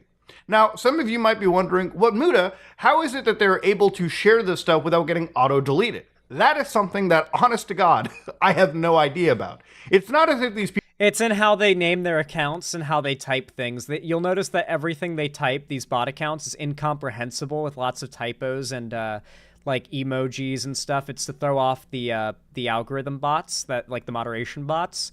They're not like very sophisticated, so all you have to do is make your comment unrecognizable to them, and it'll get through. And so a human can recognize it as like a porn bot comment, but the robots don't, because it's not proper English. You know, it's not like grammatically correct. It's using like ones and zeros instead of O's and I's. You know. Or L's. People change their names that much, they're pretty easy to identify, and I would assume they're pretty easy for YouTube to instantly flag and ban without even thinking twice. And when it comes to sharing illegal material, because they're not putting links in the actual comment section, they're not getting auto-flagged for review, and then people just click on their profile pages, links. It takes one tap, especially if you're on mobile, and next thing you know, What's really insidious about this is the porn bots were, like, relatively harmless at the end of the day before. Like, when it was just, like, my pussy in bio, here's my free OnlyFans, who cares, right? Now it's like, it's just, every comment section is filled with billboards that lead any, like, errant, wandering pedophile to a source through which they can fulfill their, like, desires easily, you know? Like, it's not just it's in the comment section and that's bad. It's that it being there is providing a service to pedophiles and accessing their perversion and satiating it, right? And like your comment section, my comment section, Muda's comment section might be the one used to facilitate that. That is enraging as fuck. And YouTube doesn't care. We have to put up with that and deal with that being the reality because YouTube doesn't care enough to do anything. There's not enough monetary incentive in it right now. The fact is, the only way YouTube is going to be brought to doing this, or to doing anything about this, is not because there's going to be a profit incentive in doing it. It's to protect their current profits. There needs to be a serious threat of financial ruin for Google if this is not immediately fixed. And that is the only thing that will make them act. It's all about the money. There's no souls or human beings making the big decisions at the top of the ladder at YouTube. We all know this. It's robots and evil corporate money men who are just trying to, you know, make sure as much money as possible, as much, you know, line go up as possible, right? You know, it's why, like, right now, the Taliban have their own official YouTube channels now, like, endorsed by the CEO of YouTube and sent, like, silver play buttons. Yeah, like, Afghanistan, Taliban government approved and issued licenses to these YouTubers to make Taliban propaganda content, and YouTube's CEO sends them a signed letter congratulating them on 100K subs and sends them a silver play button. That is the state of YouTube. They will not do anything morally right unless there is a serious threat to their bottom line or a strong financial incentive on the other end, like a positive or negative one. You have to force them. You have to force their hand to do the right thing. But don't get me wrong, though. They will take every opportunity to virtue signal about what a lovely and awesome company they are, you know? Like, while they're allowing, like, Steven Crowder back onto the platform because Susan Wojcicki and Ben Shapiro had each other on speed dial, it turns out. And Ben Shapiro, quote-unquote, chewed out Susan Wojcicki into remonetizing and unbanning Steven Crowder. Even though that's the site that it actually is, they'll still pretend to be super pro-LGBT and make their logo a rainbow during Pride Month. You can access illegal material on Discord platforms off-site. Now, I'm not even going to get into Discord shitty behavior. I think that they can handle their own platform the way they see fit pretty terribly, in my opinion, sometimes. But going off platform, obviously YouTube can't control what Discord does, but YouTube can control what's actually posted on YouTube. And I think that's where they need to 100% step in. This is not a creator responsibility. This is the platform's responsibility. Now, obviously, you know, this is one of those things where it really harkens back to the dead internet theory, right? So back in 2019, one of these posts on 4chan, this is actually the original one I remember, was where a user basically talked about how the internet was exactly devoid of people, and it also is devoid of content. Comparing it to the internet of, say, 2007, the internet right now, in the year 2024, is beyond sterile. There's nowhere to go and nothing to do and see or read or experience anymore. So obviously, the comparison here is that the internet... I disagree with that part of the theory a lot. I think there's more humans on the internet than ever, but as the amount of humans on the internet grows, like we're seeing countries like, Myanmar has like 1 billion people in it or something, and they've just, like, in the last, like, decade been rapidly gaining internet access. Like, India is, like, maybe 5 to 10 years out from, like, another 1 billion people gaining internet access broadly. Where else? Like, fuck, there are some very populated countries. Like, Southeast Asia is crazy, bro. Some of those, Southwestern, if you're looking, depending on the orientation, Southwestern Pacific, like, island nations have insane population density, and they have very low quality of living, sadly, but that's changing. They're getting internet, they're getting access to it, and that's going to mean in the coming years, billions more people coming to the internet. Obviously, it's going to kind of segment off because language barriers, but, you know. But the problem is, as more people come to the internet and start like being a citizen of the internet, so to say, every human that comes to the internet, I feel these days, is getting replaced by 5 bots. Or not replaced, but is coming to the internet and 5 bots are joining them, right? And so eventually, with more humans on the internet than ever, soon it feels like 90% of the internet, if not more, will still just be bots talking to each other. And yet there will still be content produced by billions of people out there to enjoy, if you know where to look. And that's the fear, right? That we'll need to, like, reset the internet, pretty much. Like, they did that in Cyberpunk's universe. There's the old net and the new net. Like, maybe we just need to, like, burn this current internet and just start over, you know? I don't think that would work. Also, there's a lot of cool stuff on the current internet I'd be sad about, like, missing out. You know, like, a lot of old school, like, Minecraft Let's Plays from back in the day, you know? Like, those really old, like, abandoned YouTube channel Minecraft Let's Plays. I'd hate to lose those. That would suck. Internet before 2007. They didn't reset it voluntarily? Oh, yeah. You explained it to me one time. It's more complicated than that. But, like, the old internet is like, literally buried, so to say, or figuratively buried. Really, was filled with a whole bunch of unique shit, and it wasn't just slop that we got fed nowadays. And I actually really do agree with this kind of stuff, because back in the day, coming across, you know, some of the wildest conspiratorial websites was a lot easier than it is now, at least underneath, you know, Google's search engine, or really most mainstream search engines. It really felt like a big part of it is also that, like, Google, the most popular search engine there is, and, you know, even if you're not using Google Chrome, you're still using Google probably. Like, Opera GX is Google, and a good handful of other popular browsers are also just Google Chrome, but modified a little. Like, 90% of the internet's using Google or something like that, right? And so when you're using Google, it's immediately pushing, as you recommended, AI-generated results that paid to get the top result, like an ad almost. And Google's been doing that for years now, and it's just getting worse and worse and worse. So I think part of it is, yeah, there's more bots now and more garbage like bot posts that are just nothing. But at the same time, I think it's that the browsers and search engines and algorithms are suggesting real content like back in the day, you go on YouTube and it was like easy to stumble across some like 1,000 view hidden gem, right? Like, it felt like YouTube was full of that, but now you've got to just like sift through countless like hours of virality bait garbage. I think a lot of it's just the internet's gotten bigger, and while like there's more of what you might want to watch or consume or read than ever, it's more drowned out than ever, right?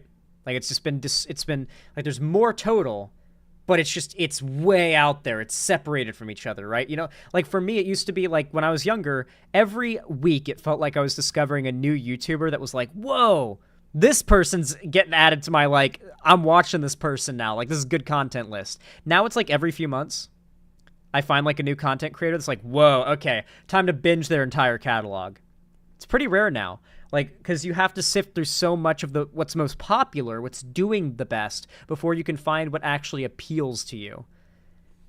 Watching, you know, those crazy conspiracy YouTube videos back in the day was a lot easier than trying to experience that same feel in 2024. But of course, one of the things that was interesting is because of this one company, Imperva, that actually did do a bot traffic report, they actually ended up basically coming out and saying that nearly 50% and above of the internet is effectively bots, okay? Whether they be good bots or whether they be completely bad bots. Shit, so we're already there now. Like, we're already at the point where more than 50% of the internet is bots. At least according to this study. We're already there. So now we're in our dwindling, shrinking half. Our little blue slice there, our blue half there, is just going to shrink more and more year on year. And while there'll be more human posts than ever, every passing year, and every year there'll be more humans posting than the previous, making more posts than the previous year, it'll be drowned out by the bots, like in a sea of bots that you have to sift through before you find anything real and interesting. The algorithms need to find a way to adapt, or it's going to be bad, you know? Okay? It's still a bot-filled internet. So basically, the human beings are the minority when it comes to what's going on the internet. And obviously, if you look at how much AI slop gets fed around, you'll find out, yeah, it really is just generated trash and almost seemingly fake impressions. So for instance, this one post that I saw, 2 days ago, this is a Facebook post, I shit you not. This is from an account called Insane Facebook AI. Oh, are people in Discord dooming because Biden had a gaffe during his, press conference? I really do love that Biden is, such a good president and so impossible to, actually criticize, as compared to Trump, that, even progressives that want to do the whole, Biden is worse thing have to basically just, look, Biden stuttered, guys. Did you see Biden stutter? What a piece of shit. You know what I mean? Just full on, unironically, that is what they're doing. Just hey, do you see him? He said the wrong word there. What a stupid fucker. He shouldn't be the president. That is how desperate they are. He called Zelensky Putin on accident. Yeah, that. He misspoke, and that is the end of the world. That is how desperate they are for something to be knocked out of the park. You got him. Attack on Biden. They're so desperate for something, dude. Stutters and misspeaks are Biden's biggest weakness.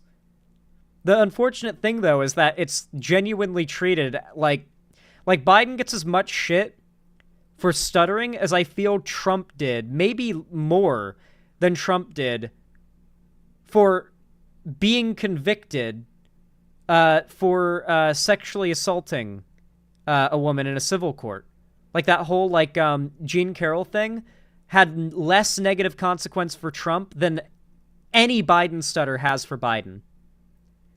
Anytime Biden has coughed, stuttered, or said the wrong word on national television, it's caused Biden more problems than Trump basically just being a confirmed, rapist has caused him. And that's not even getting any deeper into Trump. It's the double standard is actually hilarious at this point. I can't help but laugh. iSlop, which basically catalogs all the bullshit your parents and grandparents end up believing on the internet. Now, this image, if you squint, is literally Jesus. But if you look, just at the image itself, you've got Facebook a whole goddamn slop. movement of operators in the background. If you're not following Boomer Facebook AI slop on Twitter, you're missing out, dude. Holy shit. You will see some of the most abominable posts you've ever seen with hundreds of thousands of likes posted. I am so glad I deleted my Facebook back in 2015, 2016. Because that's when it started to get like this, and I couldn't stand scrolling through it anymore because it was so much boomer garbage. And it was photoshopped, deep-fried Minion memes and stuff back then about how, Trump's so great, right? That's what it was back then. Now it's this, and I'm so glad I don't have to see it. And it does so well, too. The people who use Facebook do not recognize this is fake. It has over 200,000 likes. You can see, it's this shit is Facebook. It looks like we're in Quickville with how the city's demarcation points are laid down. They always have Jesus in them. If you have Jesus in your image, you'll get okay, guys, I'm gonna hit you. Anybody here who is a second-generation immigrant is gonna be that's so fucking real. And then all of, the white people in chat are gonna get offended by what I'm about to say, but this is the truest shit ever, okay? If you're a second-generation immigrant, how many of you have a mom, dad, aunt, uncle, grandma, or grandpa that will like any post if it has Jesus in it? It can be the most incomprehensible garbage you've ever seen, and it's getting a like and share from them if it has Jesus in it.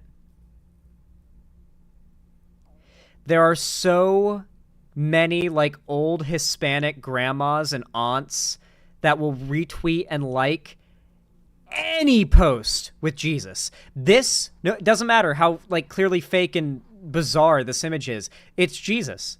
It's going to get 200,000 likes. It's why every single one of these posts always has Jesus in them.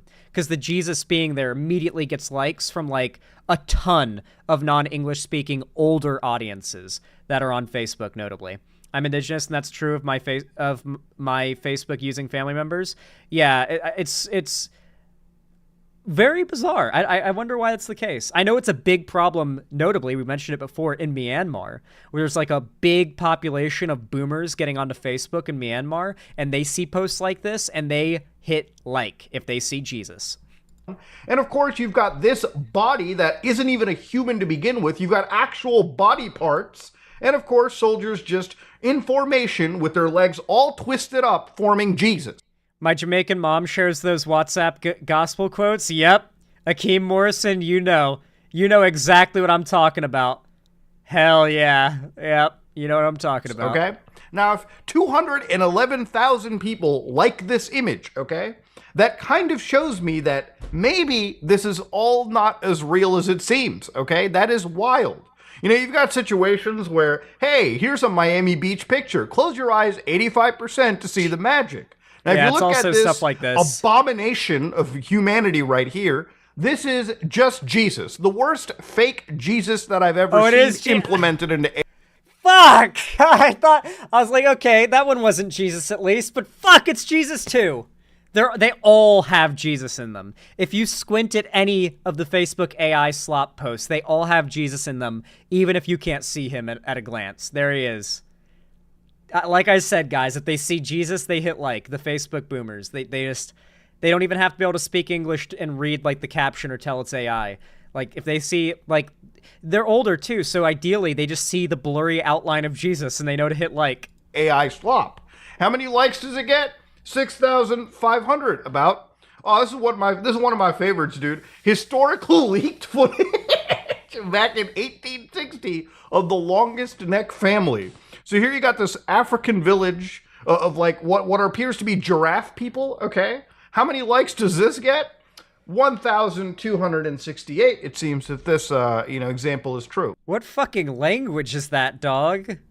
I feel like if I carved those letters like they're into a sword, the runes would glow and it'd gain some kind of magical property, like adding like your runes to your swords in The Witcher. 1,268. It seems that this example is true. Fuck. Yeah, the entire world of the internet is covered in so much bot slop at this point that trying to identify human beings, well, that is it seems like we're the minority on the internet these days. But when it comes to illegal comments on YouTube, I really feel like the platform should step in and try to stop this as much as it can, okay? You know, years ago when I covered this whole situation, it really was, people just spamming my comment sections with like goofy memes and stupid shit. And I didn't really care about that all too much. But when you got a comment section for the last 2 weeks, and not just my comment section, plenty of other creators' comment section, whether you go to Pyro, whether you go to Critical, whether you go to any person's YouTube videos, right? Any popular comment section, when there is illegal material being like shared, when there is, entire accounts that exist. Could you imagine, like, what if legally Google is not responsible for this because of some like corporate protection laws, and it's actually the YouTubers with this in their comment sections, which is impossible for them to stop or to like deal with in real time. What if legally the onus is on us to deal with this problem, literally? Like, I bet there's some corporate protections that have existed for a while now due to lobbying and stuff that prevent there from being any consequences towards YouTube for this. But I bet if somebody, some evil party tried to pursue it, there could be some legal grounds to try to pursue YouTubers for having this, something out of their control in their comments. Could you imagine? I wouldn't be surprised if that's the route that Google goes. Like, he does actually. You can see it. What are you referring to? Oh, Mudahar follows Nick Fuentes? Yeah, he also follows me. This dude's job is to talk about everything happening on the internet. He follows everybody who is anybody online on Twitter. Yeah, because that's how you stay up to date on everything. If he follows Nick Fuentes and also follows me, then what does that mean? What do you think that means? Especially when he has literally personally thanked me for covering his content in the past and correcting mistakes and misinfo he's accidentally spread. Like, he's literally DM'd me, said, "Thank you for making that video debunking what I said. I didn't realize it was incorrect. I thought that, like, the ADL just labeled Pepe a hate symbol. Thank you for making that video. I didn't realize it was pretty good. And then he followed me. And he's been chill to me ever since. I have a feeling he's not a Nick Fuentes fan, and the fact that he's covered numerous dramas involving Nick Fuentes and dunked on him is probably why he follows Nick Fuentes, right? I'm sure Vosh follows Nick Fuentes, right? Like, I don't know. It's very clearly not an endorsement. It's literally to tell people, click on us. I wouldn't say Muda is, like, very woke, but, like, he's not right-wing, you know? Unironically, I've seen his... I don't know if she's his wife or his girlfriend. I don't know, like, how serious their relationship is, but I saw his significant other post on Twitter occasionally. His significant other is more conservative than him. That is for sure. Like, his wife/girlfriend, way more conservative than him based on her posts. Like, she's got some cringe takes, but, like, yeah, they're married? Okay. Yeah, she's got some, like, actually right-leaning, like, more like 2016 era, like, what's the word for it? Like 2016 era liberal who's just fed up with SJWs kind of takes, right? Where it's like, you're gonna look back on these posts and cringe at it in a couple years. I can tell you're not really a chud. You're just kind of going with the flow of what's happening online right now. You know, go over to our, page, go to this Discord link. That is something YouTube needs to step into. And we've all done as much moderation as we can. I've occasionally went in, hit channels, blocked them. But of course, you can't fight bots with just human beings, okay? Human hands can't fight hundreds of thousands, if not millions of bots being generated on a day-to-day basis, attacking every single channel out there, okay? And this is where, obviously, YouTube should step in. I feel like raising some awareness is probably something that should be done by not just me, but many other creators out there. So yeah, if you're ever wondering why there's a deluge of illegal comments in the comment section below, it's not your creator's fault. It is absolutely the platform's fault, and they should be 100% up there in auto-moderating this as fast as they can. So fucking true. Thank you, Muda. This is a very good video. I actually hadn't seen it yet. I just knew that this video existed, and I wanted to, like, react to it for the first time on stream, since this is a problem I'm aware of and pissed off about. And it's really, really, what's the word for it? Cathartic to see a large content creator bringing attention to it. It really, it really is. I like Muda's stuff. Muda's a cool guy. He's a cool guy. I recommend you check out his channel. Go leave a like and a sub and a comment on the original video, which will be down below in the description, of course.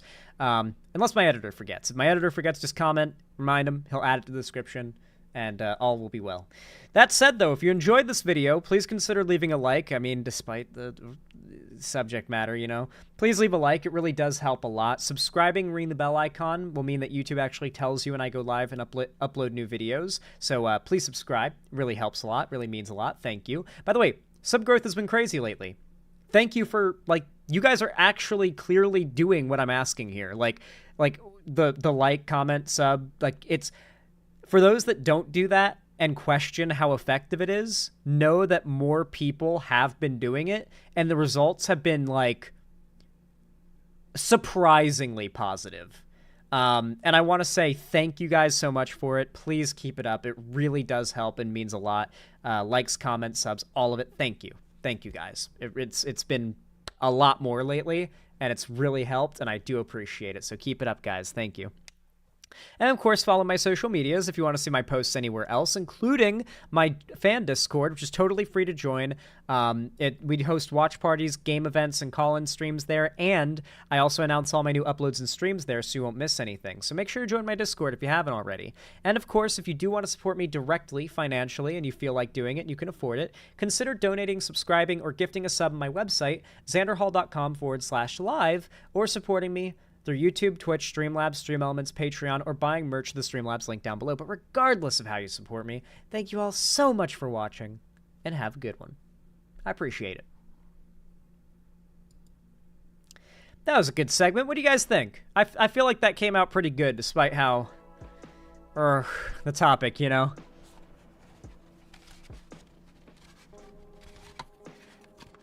Alright.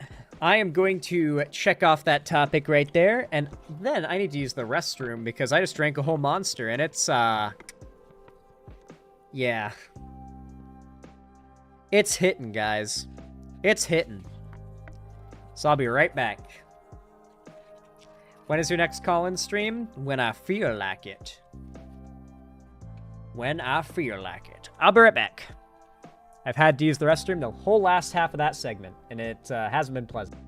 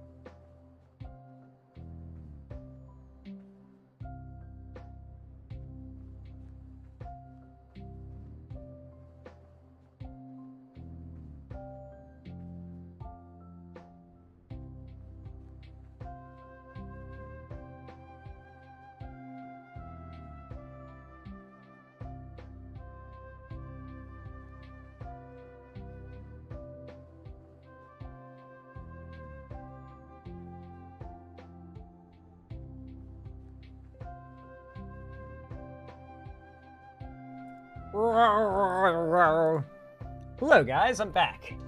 God, I feel better. Like a new man.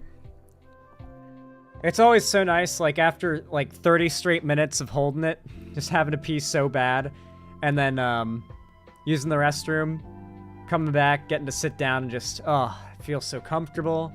I'm not having to shift around so my stomach doesn't hurt from having to pee so bad. Oh, I'm like a new man.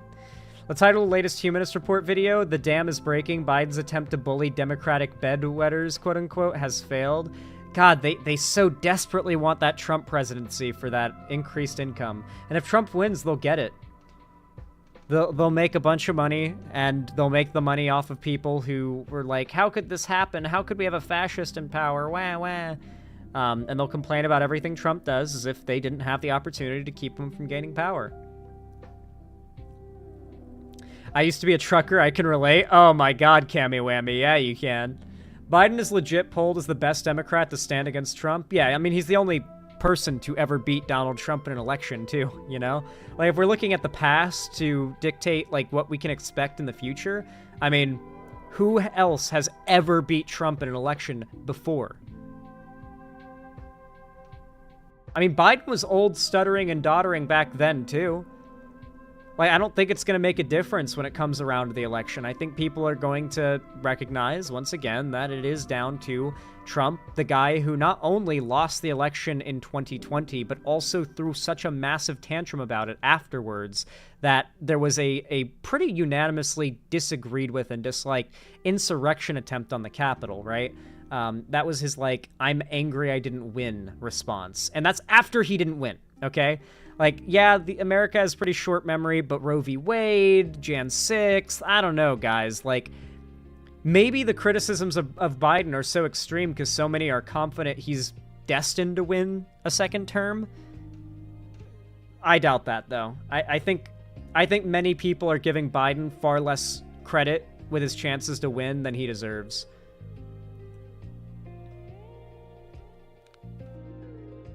Oh yeah, I'd love to talk to Vosh and Demon Mama about Biden. Ideally, like, 2-on-1. That would go hard. Like, would you guys... Obviously, you guys would watch that. But I would totally debate Vosh, like, Vosh and Demon Mama versus me on the topic of... do they give Biden too much shit? Not even, is Biden better than Trump? I think they already agree with that. I think that's already a given. But I want to argue the hard point of they give Biden too much criticism and not enough credit.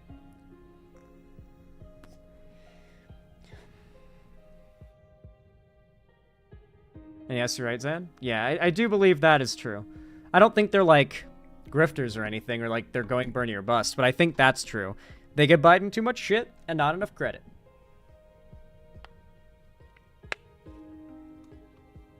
No, Biden won't drop out, Joker456. He's already confirmed he won't drop out, too. I'm mainly sad Biden isn't going as hard on Trump for appearing in the classified Epstein document. Like, he was handed that W on a silver platter, but decided not to go for the dunk. I mean, that came out after the debate, though, Lexi, didn't it? I think it's important to note, too, that Trump has solidly lost 10 to 20% of primary voters to Haley.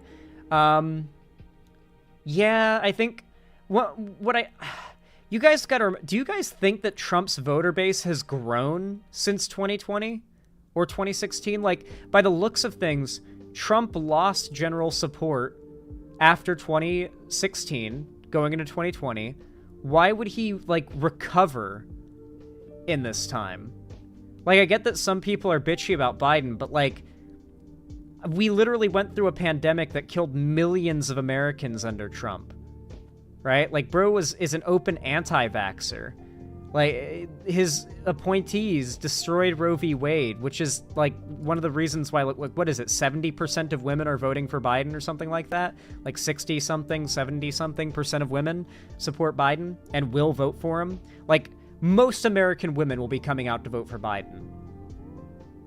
Like, the vast majority of American women that vote will vote for Biden. Like, the woman vote is solidly in Biden's column. Like, solidly. Solidly. At this point, it's a matter of how many men will also be in the Biden column. I think a good amount. Enough to win Biden the re-election. Almost certainly.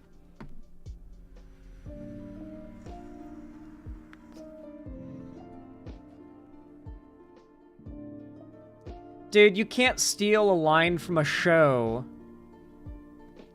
and think it's a valid argument, dog. I know you stole the individual people are smart, but yeah, you stole that from, I think. You got that line from. The people are smart, or person is smart, people are stupid. You stole that from a show. That's not an argument. I love when someone in chat gives me shit and they word their argument in a certain way, and I'm like, wait a second, you stole that from a TV show.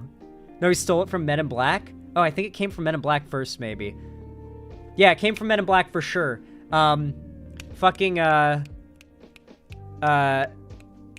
Agent K says it, I think. Yeah, you're right. They also say it in From, though. I swear to God, I didn't know it was a line from a show. I don't know, CTNKE. I think I got you. Yeah, Tommy Lee Jones character. Thank you. I love Tommy Lee Jones. Actually, just me and Ethan just watched No Country for Old Men recently. It was Ethan's first time watching it. And I was like, dude, you have no idea how much of a literally me character Anton is. And he was like, all right. And then the scene happens where Anton goes into the like the little like convenience store, and the coin scene happens, and he's like, Ethan's like, oh my God, this is eerily similar to how I fuck with my friends. Like the faces he makes this guy, like that face, like I've seen Ethan make that face before, you know? And he loves that movie. I knew he would too. That's why I was pressuring him to watch it, and it's one of his favorites, I'm sure now. Call it.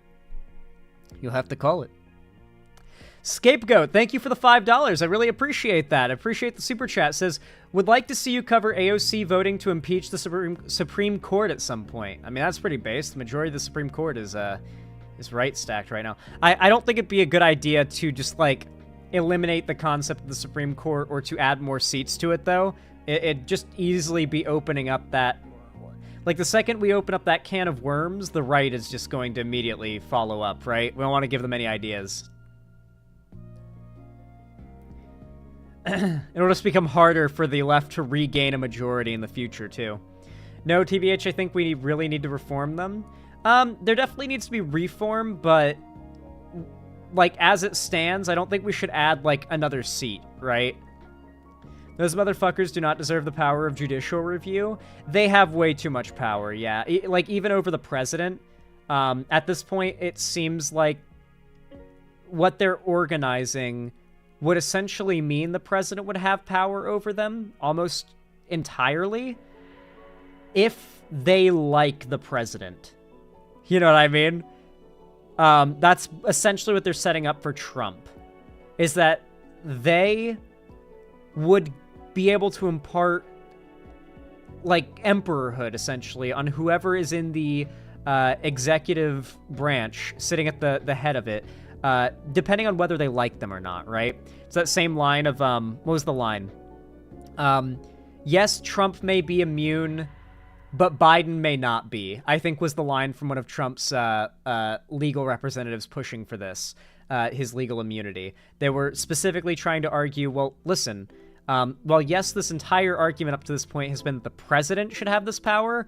We're just going to come out and say it. We think it should only be Trump, and specifically not Biden, who gets this power, right? Like, they've already covered their asses on the whole, like, Biden could send SEAL Team 6 to take out Trump and he's allowed. No, they're fighting for Trump to be allowed to take out Biden with SEAL Team 6, not the other way around. The other way around wouldn't apply with the way that they're trying to get it established, or have gotten it established. Yeah. They give themselves powers all the time, Pillow. It's not just judicial review. It's the same thing with the Trump immunity thing. Like, they would basically have the power to give themselves the power, to give Trump the power to have power over them. And whoever would replace them in the future. Because it's not that that the sitting president would have power over them, it's that the sitting president would have power over the judicial branch. And that would be a huge fucking problem. Like, once, yeah. Right, anyway. What's next?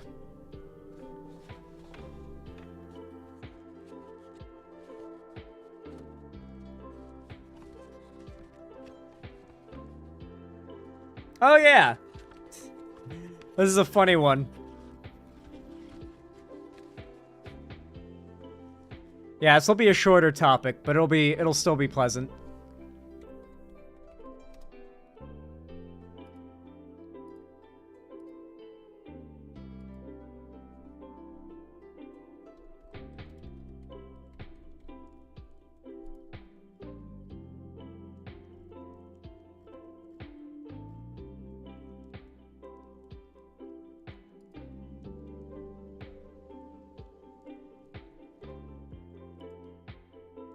You all know what to do when I say action, right? 3, 2, 1, action. All right, everybody. I don't think I need to give any introduction to the world's biggest YouTuber, Mr. Beast. He's Mr. Beast. That's all you need to know. You see, a couple days ago, he came out with, well, actually yesterday, he came out with a couple tweets. Actually, it was on July 6th he put out the first tweet, and then yesterday he followed it up with a clarification. Now, his first tweet, I actually liked. Even if it's a little ironic, I was actually like, yeah, no, this is based. But the follow-up, man, I think there's a lesson we can learn from the follow-up tweet. And I want you guys to resist your immediate first, reactions to what he says in it, and allow me to explain why it's important for us to study it, you know what I mean?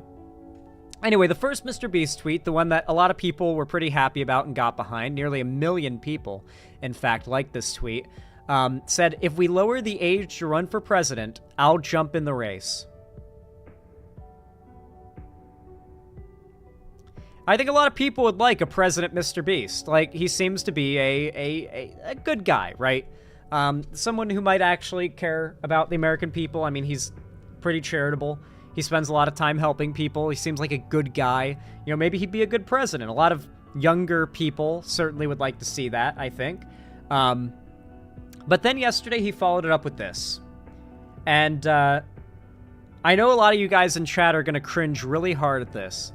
But this tweet, I think we need to study it. I have a whole rant/lecture about this single tweet. Here's the follow-up. If I were president, I wouldn't care about party lines. I'd just always truly make the American people my #1 priority. For problems I'm ignorant in, I'd have experts from the left and right advise me on them and try to find the middle ground that's best for America. Wouldn't be viable. don't care about doing things just because my party says I should, and I would focus on uniting the country instead of dividing it. Anyways, we can pick this up in 15 years when I'm old enough to run. Haha. So he basically comes out with, like, the gigacentrist take, right? You know, so for those who don't know, Mr. Beast, to gain the popularity he has, he is a radical centrist, right? As you guys know, the most controversy he's ever had was when he dared to defend his friendship with a trans person, right? Like, him taking any political position, certainly a progressive one, could lead to, like, an actual self-nuking of his career, right? Like, a big part of how he got to where he is, and he said so himself, is he doesn't talk politics. He just doesn't talk politics. You cannot be successful, at least that successful, and ever talk politics. Like, you'll notice how, like, even, like, popular YouTubers who are really popular, I mean, you can tell they're politics, maybe, but they never talk about them. Not overtly. Like, Wendigoon, for example. Massive YouTuber. Very clearly a conservative. It's very obvious he's conservative, but he never overtly expresses those opinions or beliefs. And when he does, it's in a very inoffensive way, right? And I like Wendigoon. Like, I just banged out, like, 2 episodes of Creepcast before this stream. Like, I like Wendigoon. I'm not shitting on him. It's very clear he's a conservative, though, right? And I think there are a lot of content creators that got to where they are because they are afraid to have a political opinion. Being hard left or hard right does mean that you are cutting yourself off from gaining an audience from half of the country, half of the world, maybe a little less than half, but maybe more than half, depending on what side you're taking.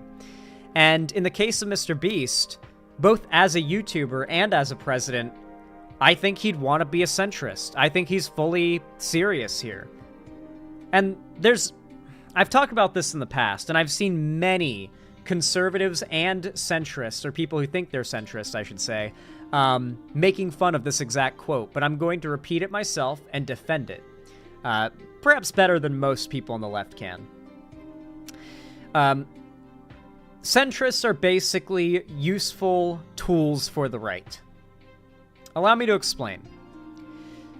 Another word you might often hear referred to, like when referencing the left, is the word progressive, with the word progress being the, like, root there, right? Generally, people on the left have even to a fault, a very strong motivation to progress society, to bring society to a point where it's never really been before, for groups of people to have levels of acceptance and recognition and representation they've never had before. Even if you don't agree with this progress, you have to admit it's progress. Even if you think at a certain point it gets to be too much progress, the left generally, you would agree, they're progressives. And the right, might agree, are conservatives. The word progressive and conservative mean a lot. While I think conservative might be a little bit soft for the wording of what conservatives actually do, it's still worth looking into the etymology of these words, because they are fundamentally referring to what the left and right generally want to do, especially in American politics. The left generally wants to move America forward, coming up with new ideas, plans, like something like the Affordable Care Act was not a thing before Obama, for example. Obama came along and said, I want to provide accessible health care to millions of Americans who need it, and had that be one of his big policy positions while he ran, and the American people have become more amiable to those ideas, and so Obama won, and now we have the ACA, and so on, right? And now Biden is in that place, right? The problem is, the American people are not 100% logical, right? And there's a lot of money in politics. And that money is almost exclusively, a majority of that money goes to paying for ads. And the reason so many wealthy, powerful corporations and special interest groups put so much money into running ads is because they know those ads work. Obviously, they wouldn't be paying for them if they didn't. The American people are very malleable. There are people you don't even know the names of spending money to run campaign ads to make sure the candidate that best aligns with their best interest wins. And these ads range from literal advertisements you've seen to more covert money campaigns and shit like that. Without even realizing it, you could be getting influence to a political position because some special interest group put in the money, right? And so with that in mind, you have to remember that whatever positions you hold now, whatever ideas you have now, whatever things you've heard that have led you to positions now, any amount of them, without you even realizing it, could have been motivated by a massively well-funded campaign, both left and right, to motivate you for voting one way or the other, right? I don't think money in politics is, inherently evil, right? My problem is very clearly that most of the money is in the right-wing politics.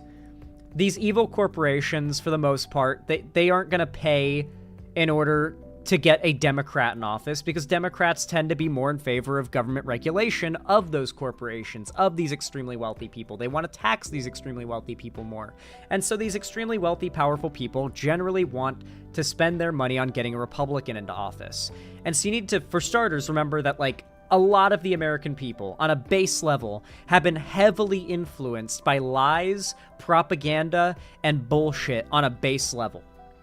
How many Americans can you think of that, actually believe, even on the left, how many people have you met that have actually been convinced by the literal Republican PSYOP campaign to convince Democrats that Obama deported more people than Trump did? He didn't, by the way. Obama did not deport more people than Trump or Bush, but you'll hear that even from lefties that have fallen for it.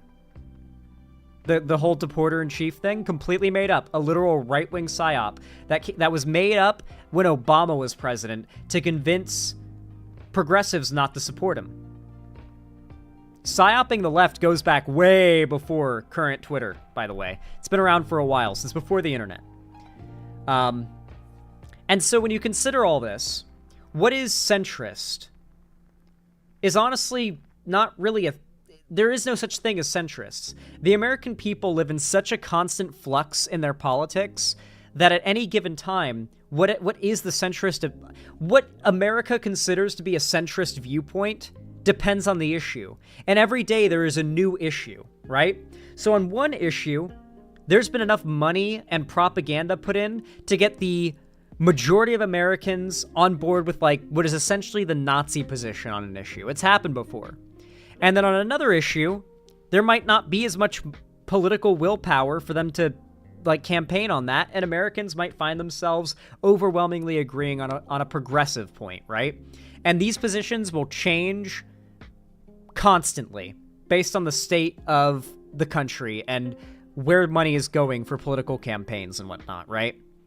And so when you consider that, what is a centrist? That definition, the political positions a centrist would have, a literal centrist, someone who holds the center fence post position between everything, is constantly changing. Because a couple years ago, the right-wing standard position on trans people was they're just kind of cringe and kids shouldn't be allowed to see them. Now it's they need to be imprisoned because they're an active danger to society and maybe more needs to be done to them. So what's the centrist position between trans people should have rights and representation and trans people are a threat to children? What's the middle ground? What's the centrist position now compared to a few years ago when the right was just kind of heavy on the trans people, right? On the other hand, it's not just the right. The left might go super hard on a certain issue, like Israel-Palestine is a good example. The left has never been more pro-Palestine than it is right now. It is, so what's the centrist position between Israel-Palestine now? And even if it's something you can identify now, it's different than what it was a couple years ago before this happened, because the left has become so extremely pro-Palestine in just a couple years. So centrism is just not a real thing, because being left or right isn't really a real thing also, when you think about it long enough. There are people who are ideologues that time and time again, they side with the left or right as a point of principle, where fact and evidence come secondary, if at all. And then you've got people who are evidence first, evidentiary thinkers, who will oftentimes, as the saying goes, find themselves with a liberal or leftist bias. Like, reality has a liberal bias, that quote. Generally, people who do that find themselves more left-leaning or center-left-leaning, somewhere left of center. And then you've got your people who tend to be called, by the left at least, enlightened centrists. These are people who are like Mr. Beast here, an enlightened centrist, where they might not even mean it. And I do not think Mr. Beast means it. But here, if made president, I guess, he would essentially be one of the most effective, useful tools for the right next to Trump. Because Mr. Beast is so naive. Like, we've got the right actively calling for the execution of Biden and for Trump to be instilled in power. That is the Trump party's motto, is like, kill Biden, make Trump God Emperor. Like, Mr. Beast is so naive, he thinks that side has as valid and warranted of positions on a number of issues as the left, who think you maybe shouldn't do that. It's like the delusion that the left and right have equally valid positions is problematic to me. And I am not one to discount problems with the left. There are so many problems with the left, with the beliefs commonly held by those on the left, with the people on the left, with the things said by people on the left, with some of the ideas that are popular among the left. Like, I agree with that. There are countless videos I've made criticizing the left, okay? The left is not squeaky clean by any means, in no way, shape, or form, okay? But the right is literally, as a political force in this country, a force of evil. They are the people harassing your friend and posting pictures of your friend's child online and calling your friend a pedophile. They are those people. That is the standard position on trans people for conservatives and Trump supporters and the Republican Party to have. Are there exceptions? Are there conservatives who don't believe these things? Of course there are. There are conservatives who are nice, good people. Bringing up another person I mentioned before, Wendigoon. I think Wendigoon's like actually a stand-up guy, despite being a conservative. He holds some pretty cringe positions, but I don't think he arrived at them through hate. I think he arrived at them through ignorance and upbringing.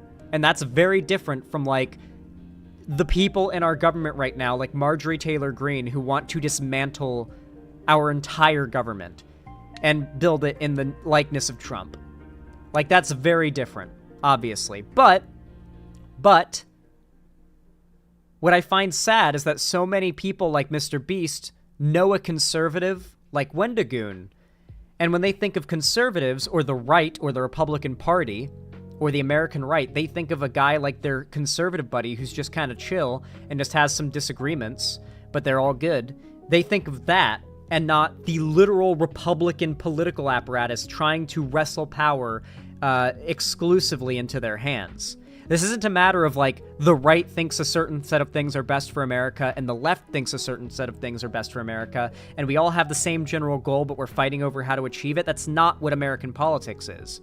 It's just not. And sadly, Mr. Beast is demonstrating a high level of naivety. And you better believe, like, the conservatives have been hard supporting this take. If you ever want to know, like, why do lefties say that centrism is the useful tool of the right? Well, when someone announces that they're a centrist, look at the replies. Very few progressives and left-wingers are going to be cool with that. Meanwhile, you will see accounts like Graper Cave saying they're going to come after you for having America First, quote-unquote, policies in your platform. That's one of the top replies in the post, with some of the most likes. Oh, here's another one. America First policies, they're going to call you racist, chief. Laughing crying emojis with 2.2k likes. So why is it that Nick Fuentes fans, literal grapers, fans of the largest neo-Nazi figure in the world today, why are those the people coming in to support his policy and what he has to say here, while people on the left are applying things like, I think we should not take a middle ground between burning the planet and solving climate change, for example. Like, why is it that no one on the left hears someone say I'm a centrist and they're like, oh, that's cool, but all of the right is like, yeah, you're a centrist, and sees that as a good thing? Why does the right celebrate when they see a centrist and the left go, ah? The right certainly acts like centrists are a useful tool for them. Like, if you think the left is crazy for saying this, then look at the right's response to anyone saying they're a centrist. They don't seem to have a problem with it. It seems like they see centrists as a potential useful tool for them. Food for thought, I think. And then finally, I want to bring it back around to the etymology thing I mentioned before. The progressives actively want to bring society forward.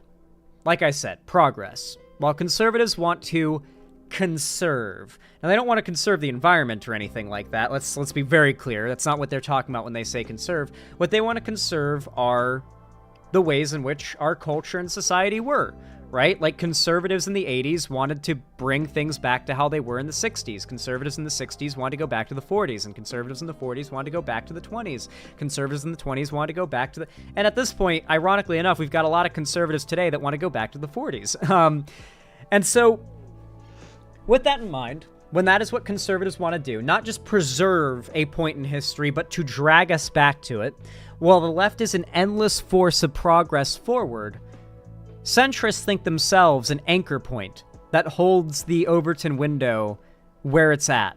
When in reality, the centrists are just they're just like the little ribbon on the rope in tug of war, constantly getting pulled left to right. People like Mr. Beast get pulled to the left when their best friend, who's trans, gets attacked by a bunch of conservative accounts online and called a pedophile, and he has to defend his friend and defend his friendship with his friend. That's the ribbon, the centrist ribbon getting pulled to the left. And then when a bunch of people come in and they say, man, Mr. Beast, we do like that you're like spending your money on helping people, but you've got such a massive platform. Couldn't you use it to maybe talk about the systemic problems that are causing the things that, like poverty, that you care so much about? Like, there are actual policies and government issues that you can talk about in your videos and educate people on, and it could lead to real systemic change, not just, you know, a video's worth of people helped, as good as that is. And people interpreted that criticism as people saying Mr. Beast isn't doing enough, like not spending enough money, not curing enough people, and they say, why aren't you happy? And Mr. Beast sees that as nothing he does is enough to please these crazies on the left, and that's the tug-of-war ribbon getting moved to the right. The fact is, there is no centrism. Centrism is the people in the center, quote-unquote, the majority of people who think that they're super rational, enlightened centrists, who are basically just going with the flow.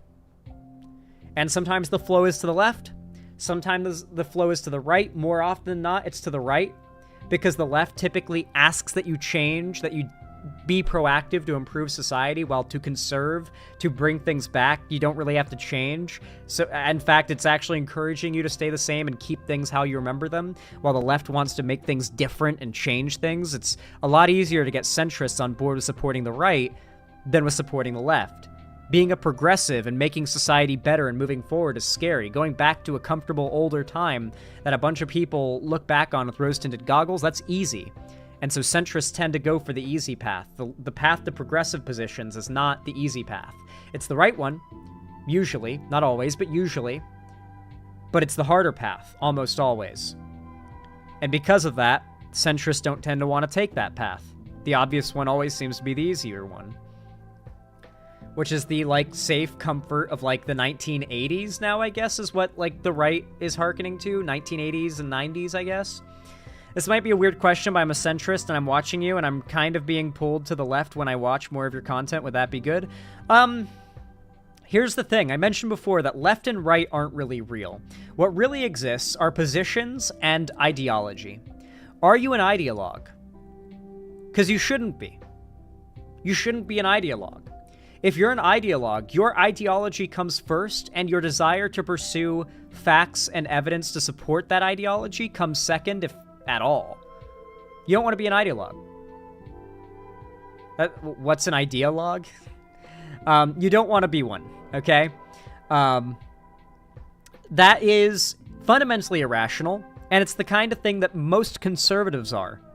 Most conservatives, if not the vast majority, like almost all of them, are ideologues. They are conservatives first who believe in those like anti-gay, anti-critical race theory, conservative positions first and foremost, and it is hard, no matter how much evidence you show them, to get them to move from that because they hold those positions as a principle.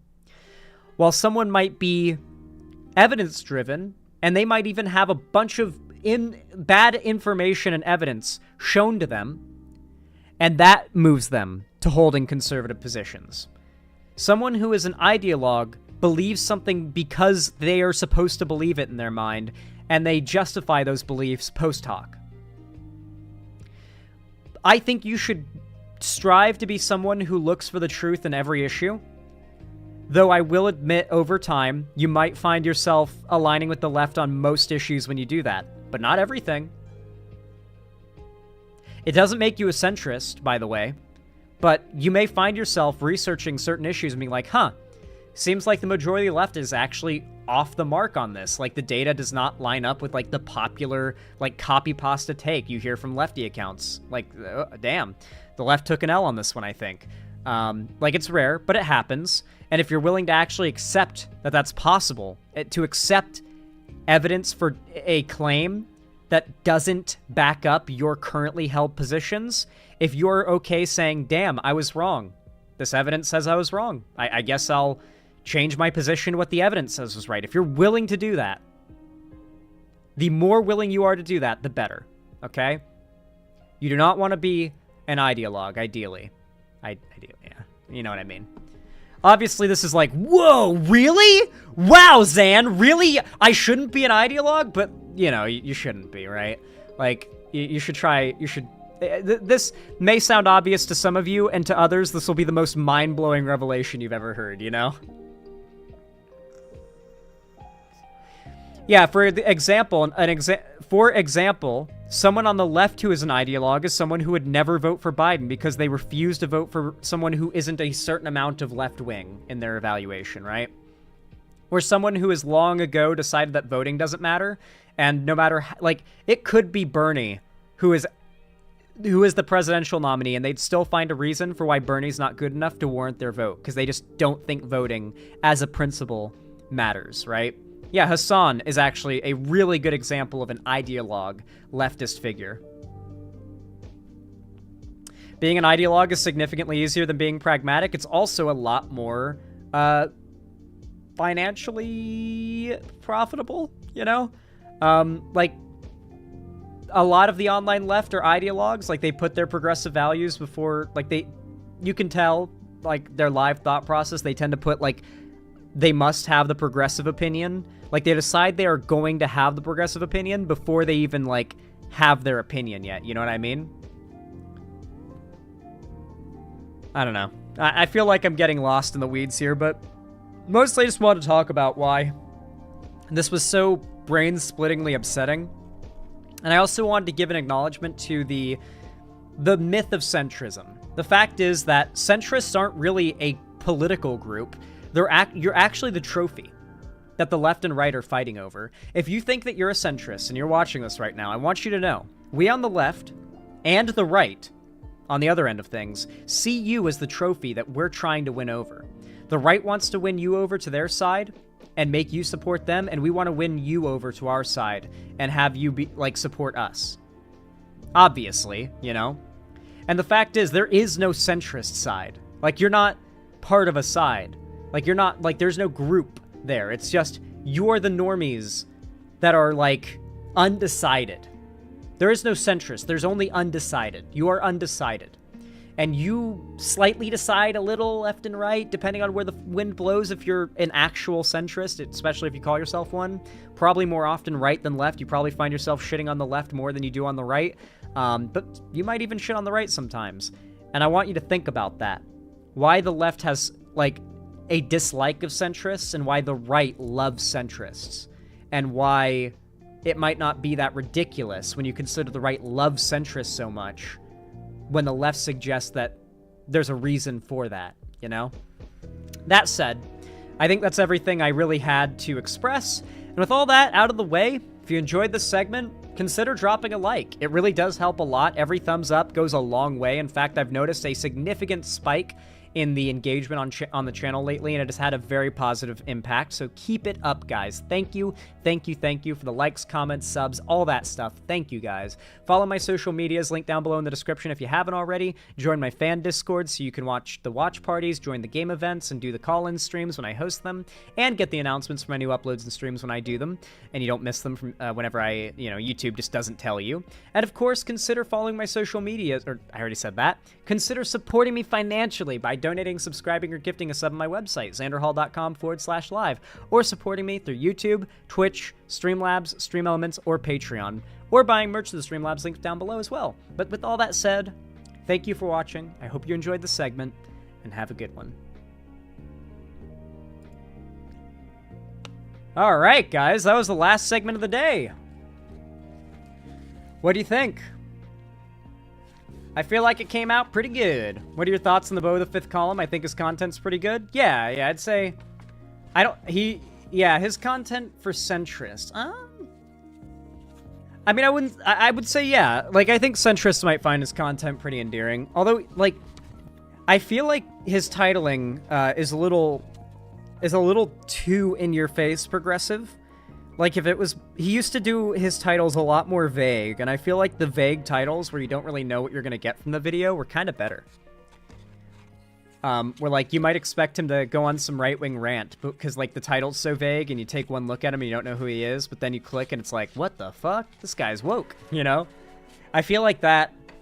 He should lean more into that. Lately, his titles have been, like, a little more... clearly from a progressive perspective, just from the thumbnail and title.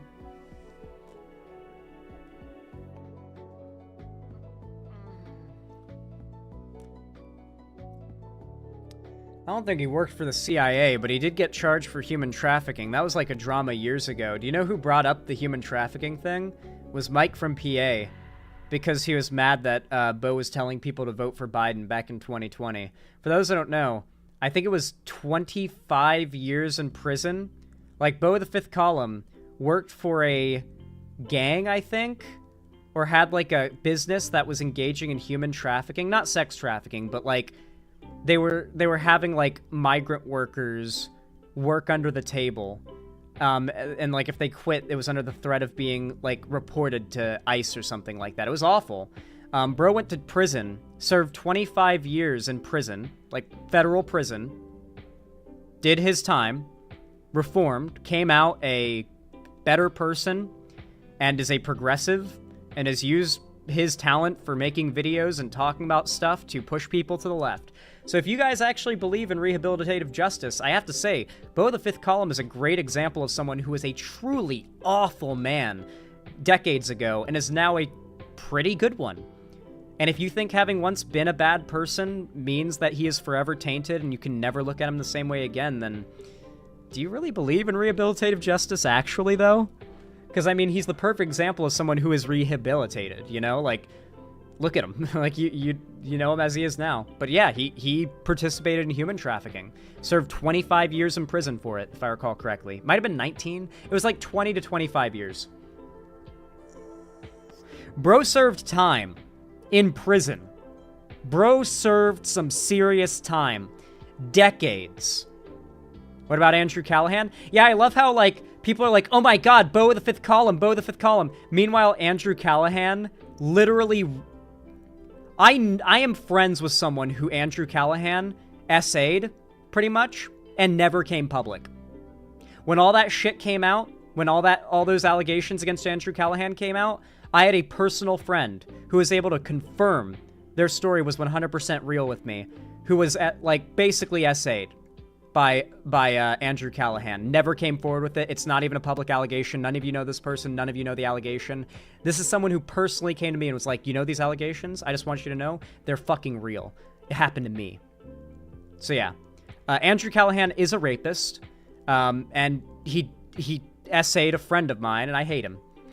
So yeah, it pisses me off that people give Beau, a guy who literally has come out and owned up to all of it. Like, he's talked about this numerous times publicly and served decades in prison for it and is a better person now. He fully rehabilitated in prison, as hard as that is in American prisons. And people on the left still try to bring it up as an attack against him every election because he tells people to vote for Biden, ironically. It's always like your Mike from PAs. Yeah, he's ex-military. I don't think he's ex-CIA.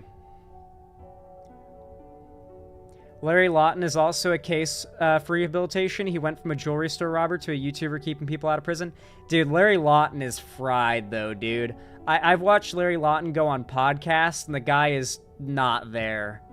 Seriously. Watch Larry Lawton on an unedited, live format podcast, and you will see a guy who is just not there.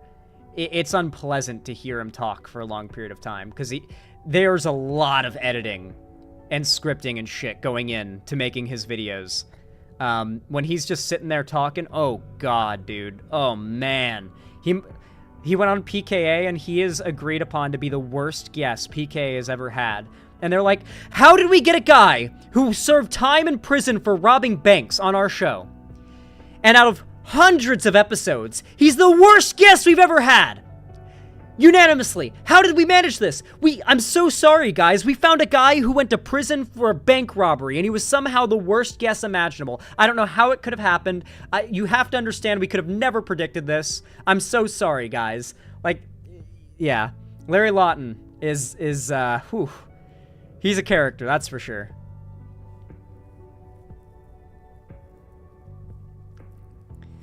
Y'all, I'm an atheist, but if I can speak to my anti-theist friends for a moment, I have met so many reformed violent criminals that are super chill now in church. Yeah, no, like, I think religion...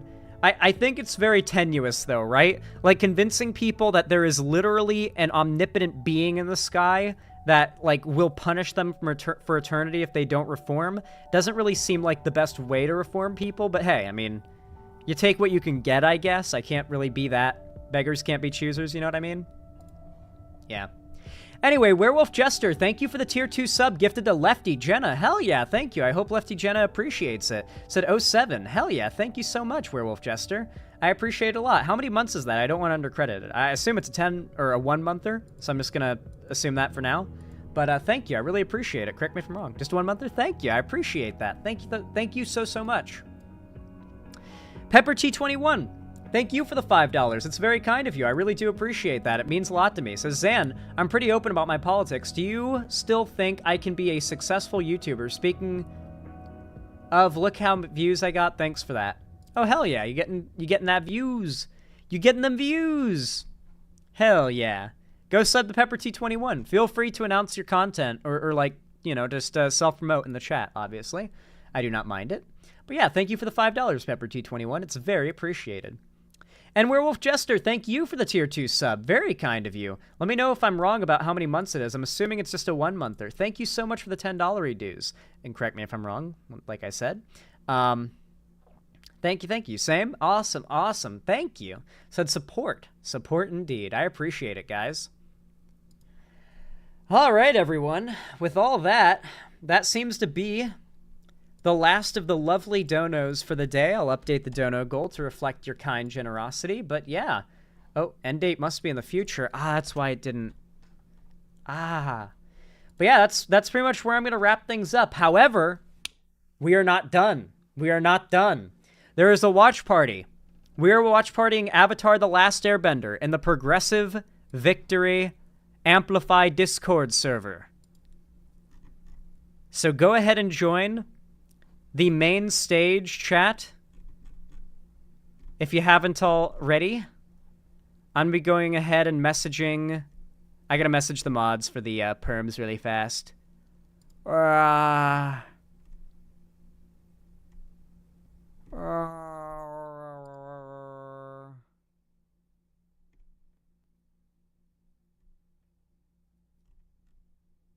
Fuck, who was it that I was speaking to?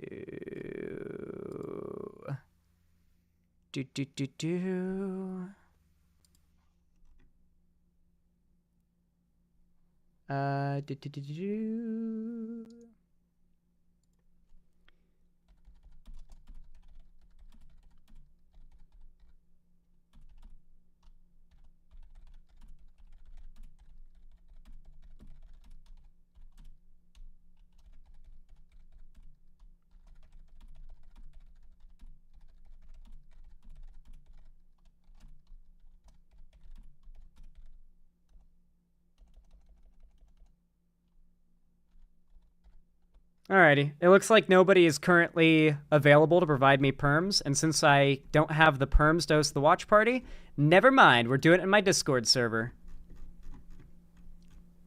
Unfortunate. I do need to get them to give me perms permanently.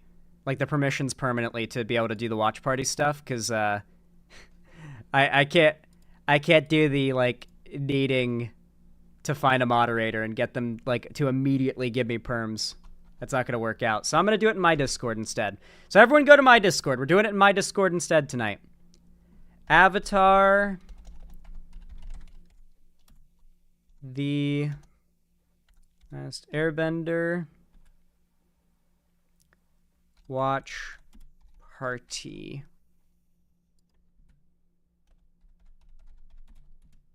Season 2 watch party. Start stage. Let's go. I have been invited to speak. Hell yeah. There we go. I'm gonna deafen... Well, actually, no. I won't deafen and mute. I'm just gonna wait for people to come on in. All right, everybody. Come on. Hop right on Hello, in. everybody. Oh, wait. Discord. OBS is picking up Discord, huh? I'm gonna mute that just because I'm wrapping up anyway. And I just want to do my outro music in a sec. But yes, everyone come to the watch party. Oh, yeah. Yeah, Pillow always opens up every watch party with just screaming the F slur really loud. Yeah. Actually, no, it has to be a slur that you can't say. The word that I don't... The C slur. The one... Pillow's like, false! No, I don't! No, I don't! Yeah. You can guess which C slur I'm referring to. Anyway... That said, thank you all so much for watching the stream today. I love you all very much. I hope to meet you all in the watch party. If you get here fast enough, you can hear a Pillow screaming slurs. It's always hilarious. And yeah, with all that said, I hope to see you all there. It's going to be a fun time. We're going to watch some Avatar. I'm just joking about a Pillow. Pillow doesn't say slurs. But yeah, we're going to be watching Avatar: The Last Airbender. I hope you guys are there. I hope you guys enjoy.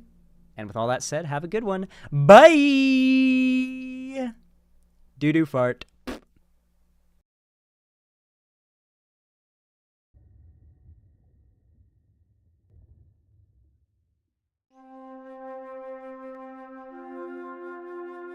Wait. Hold on. Wait a second. I almost ended stream. Before reading this. KCK3206. Thank you so fucking much for the unbelievable, out of nowhere, just insane $222 donation. Just out of nowhere. Just right as I'm wrapping up stream. Almost ended stream without saying it.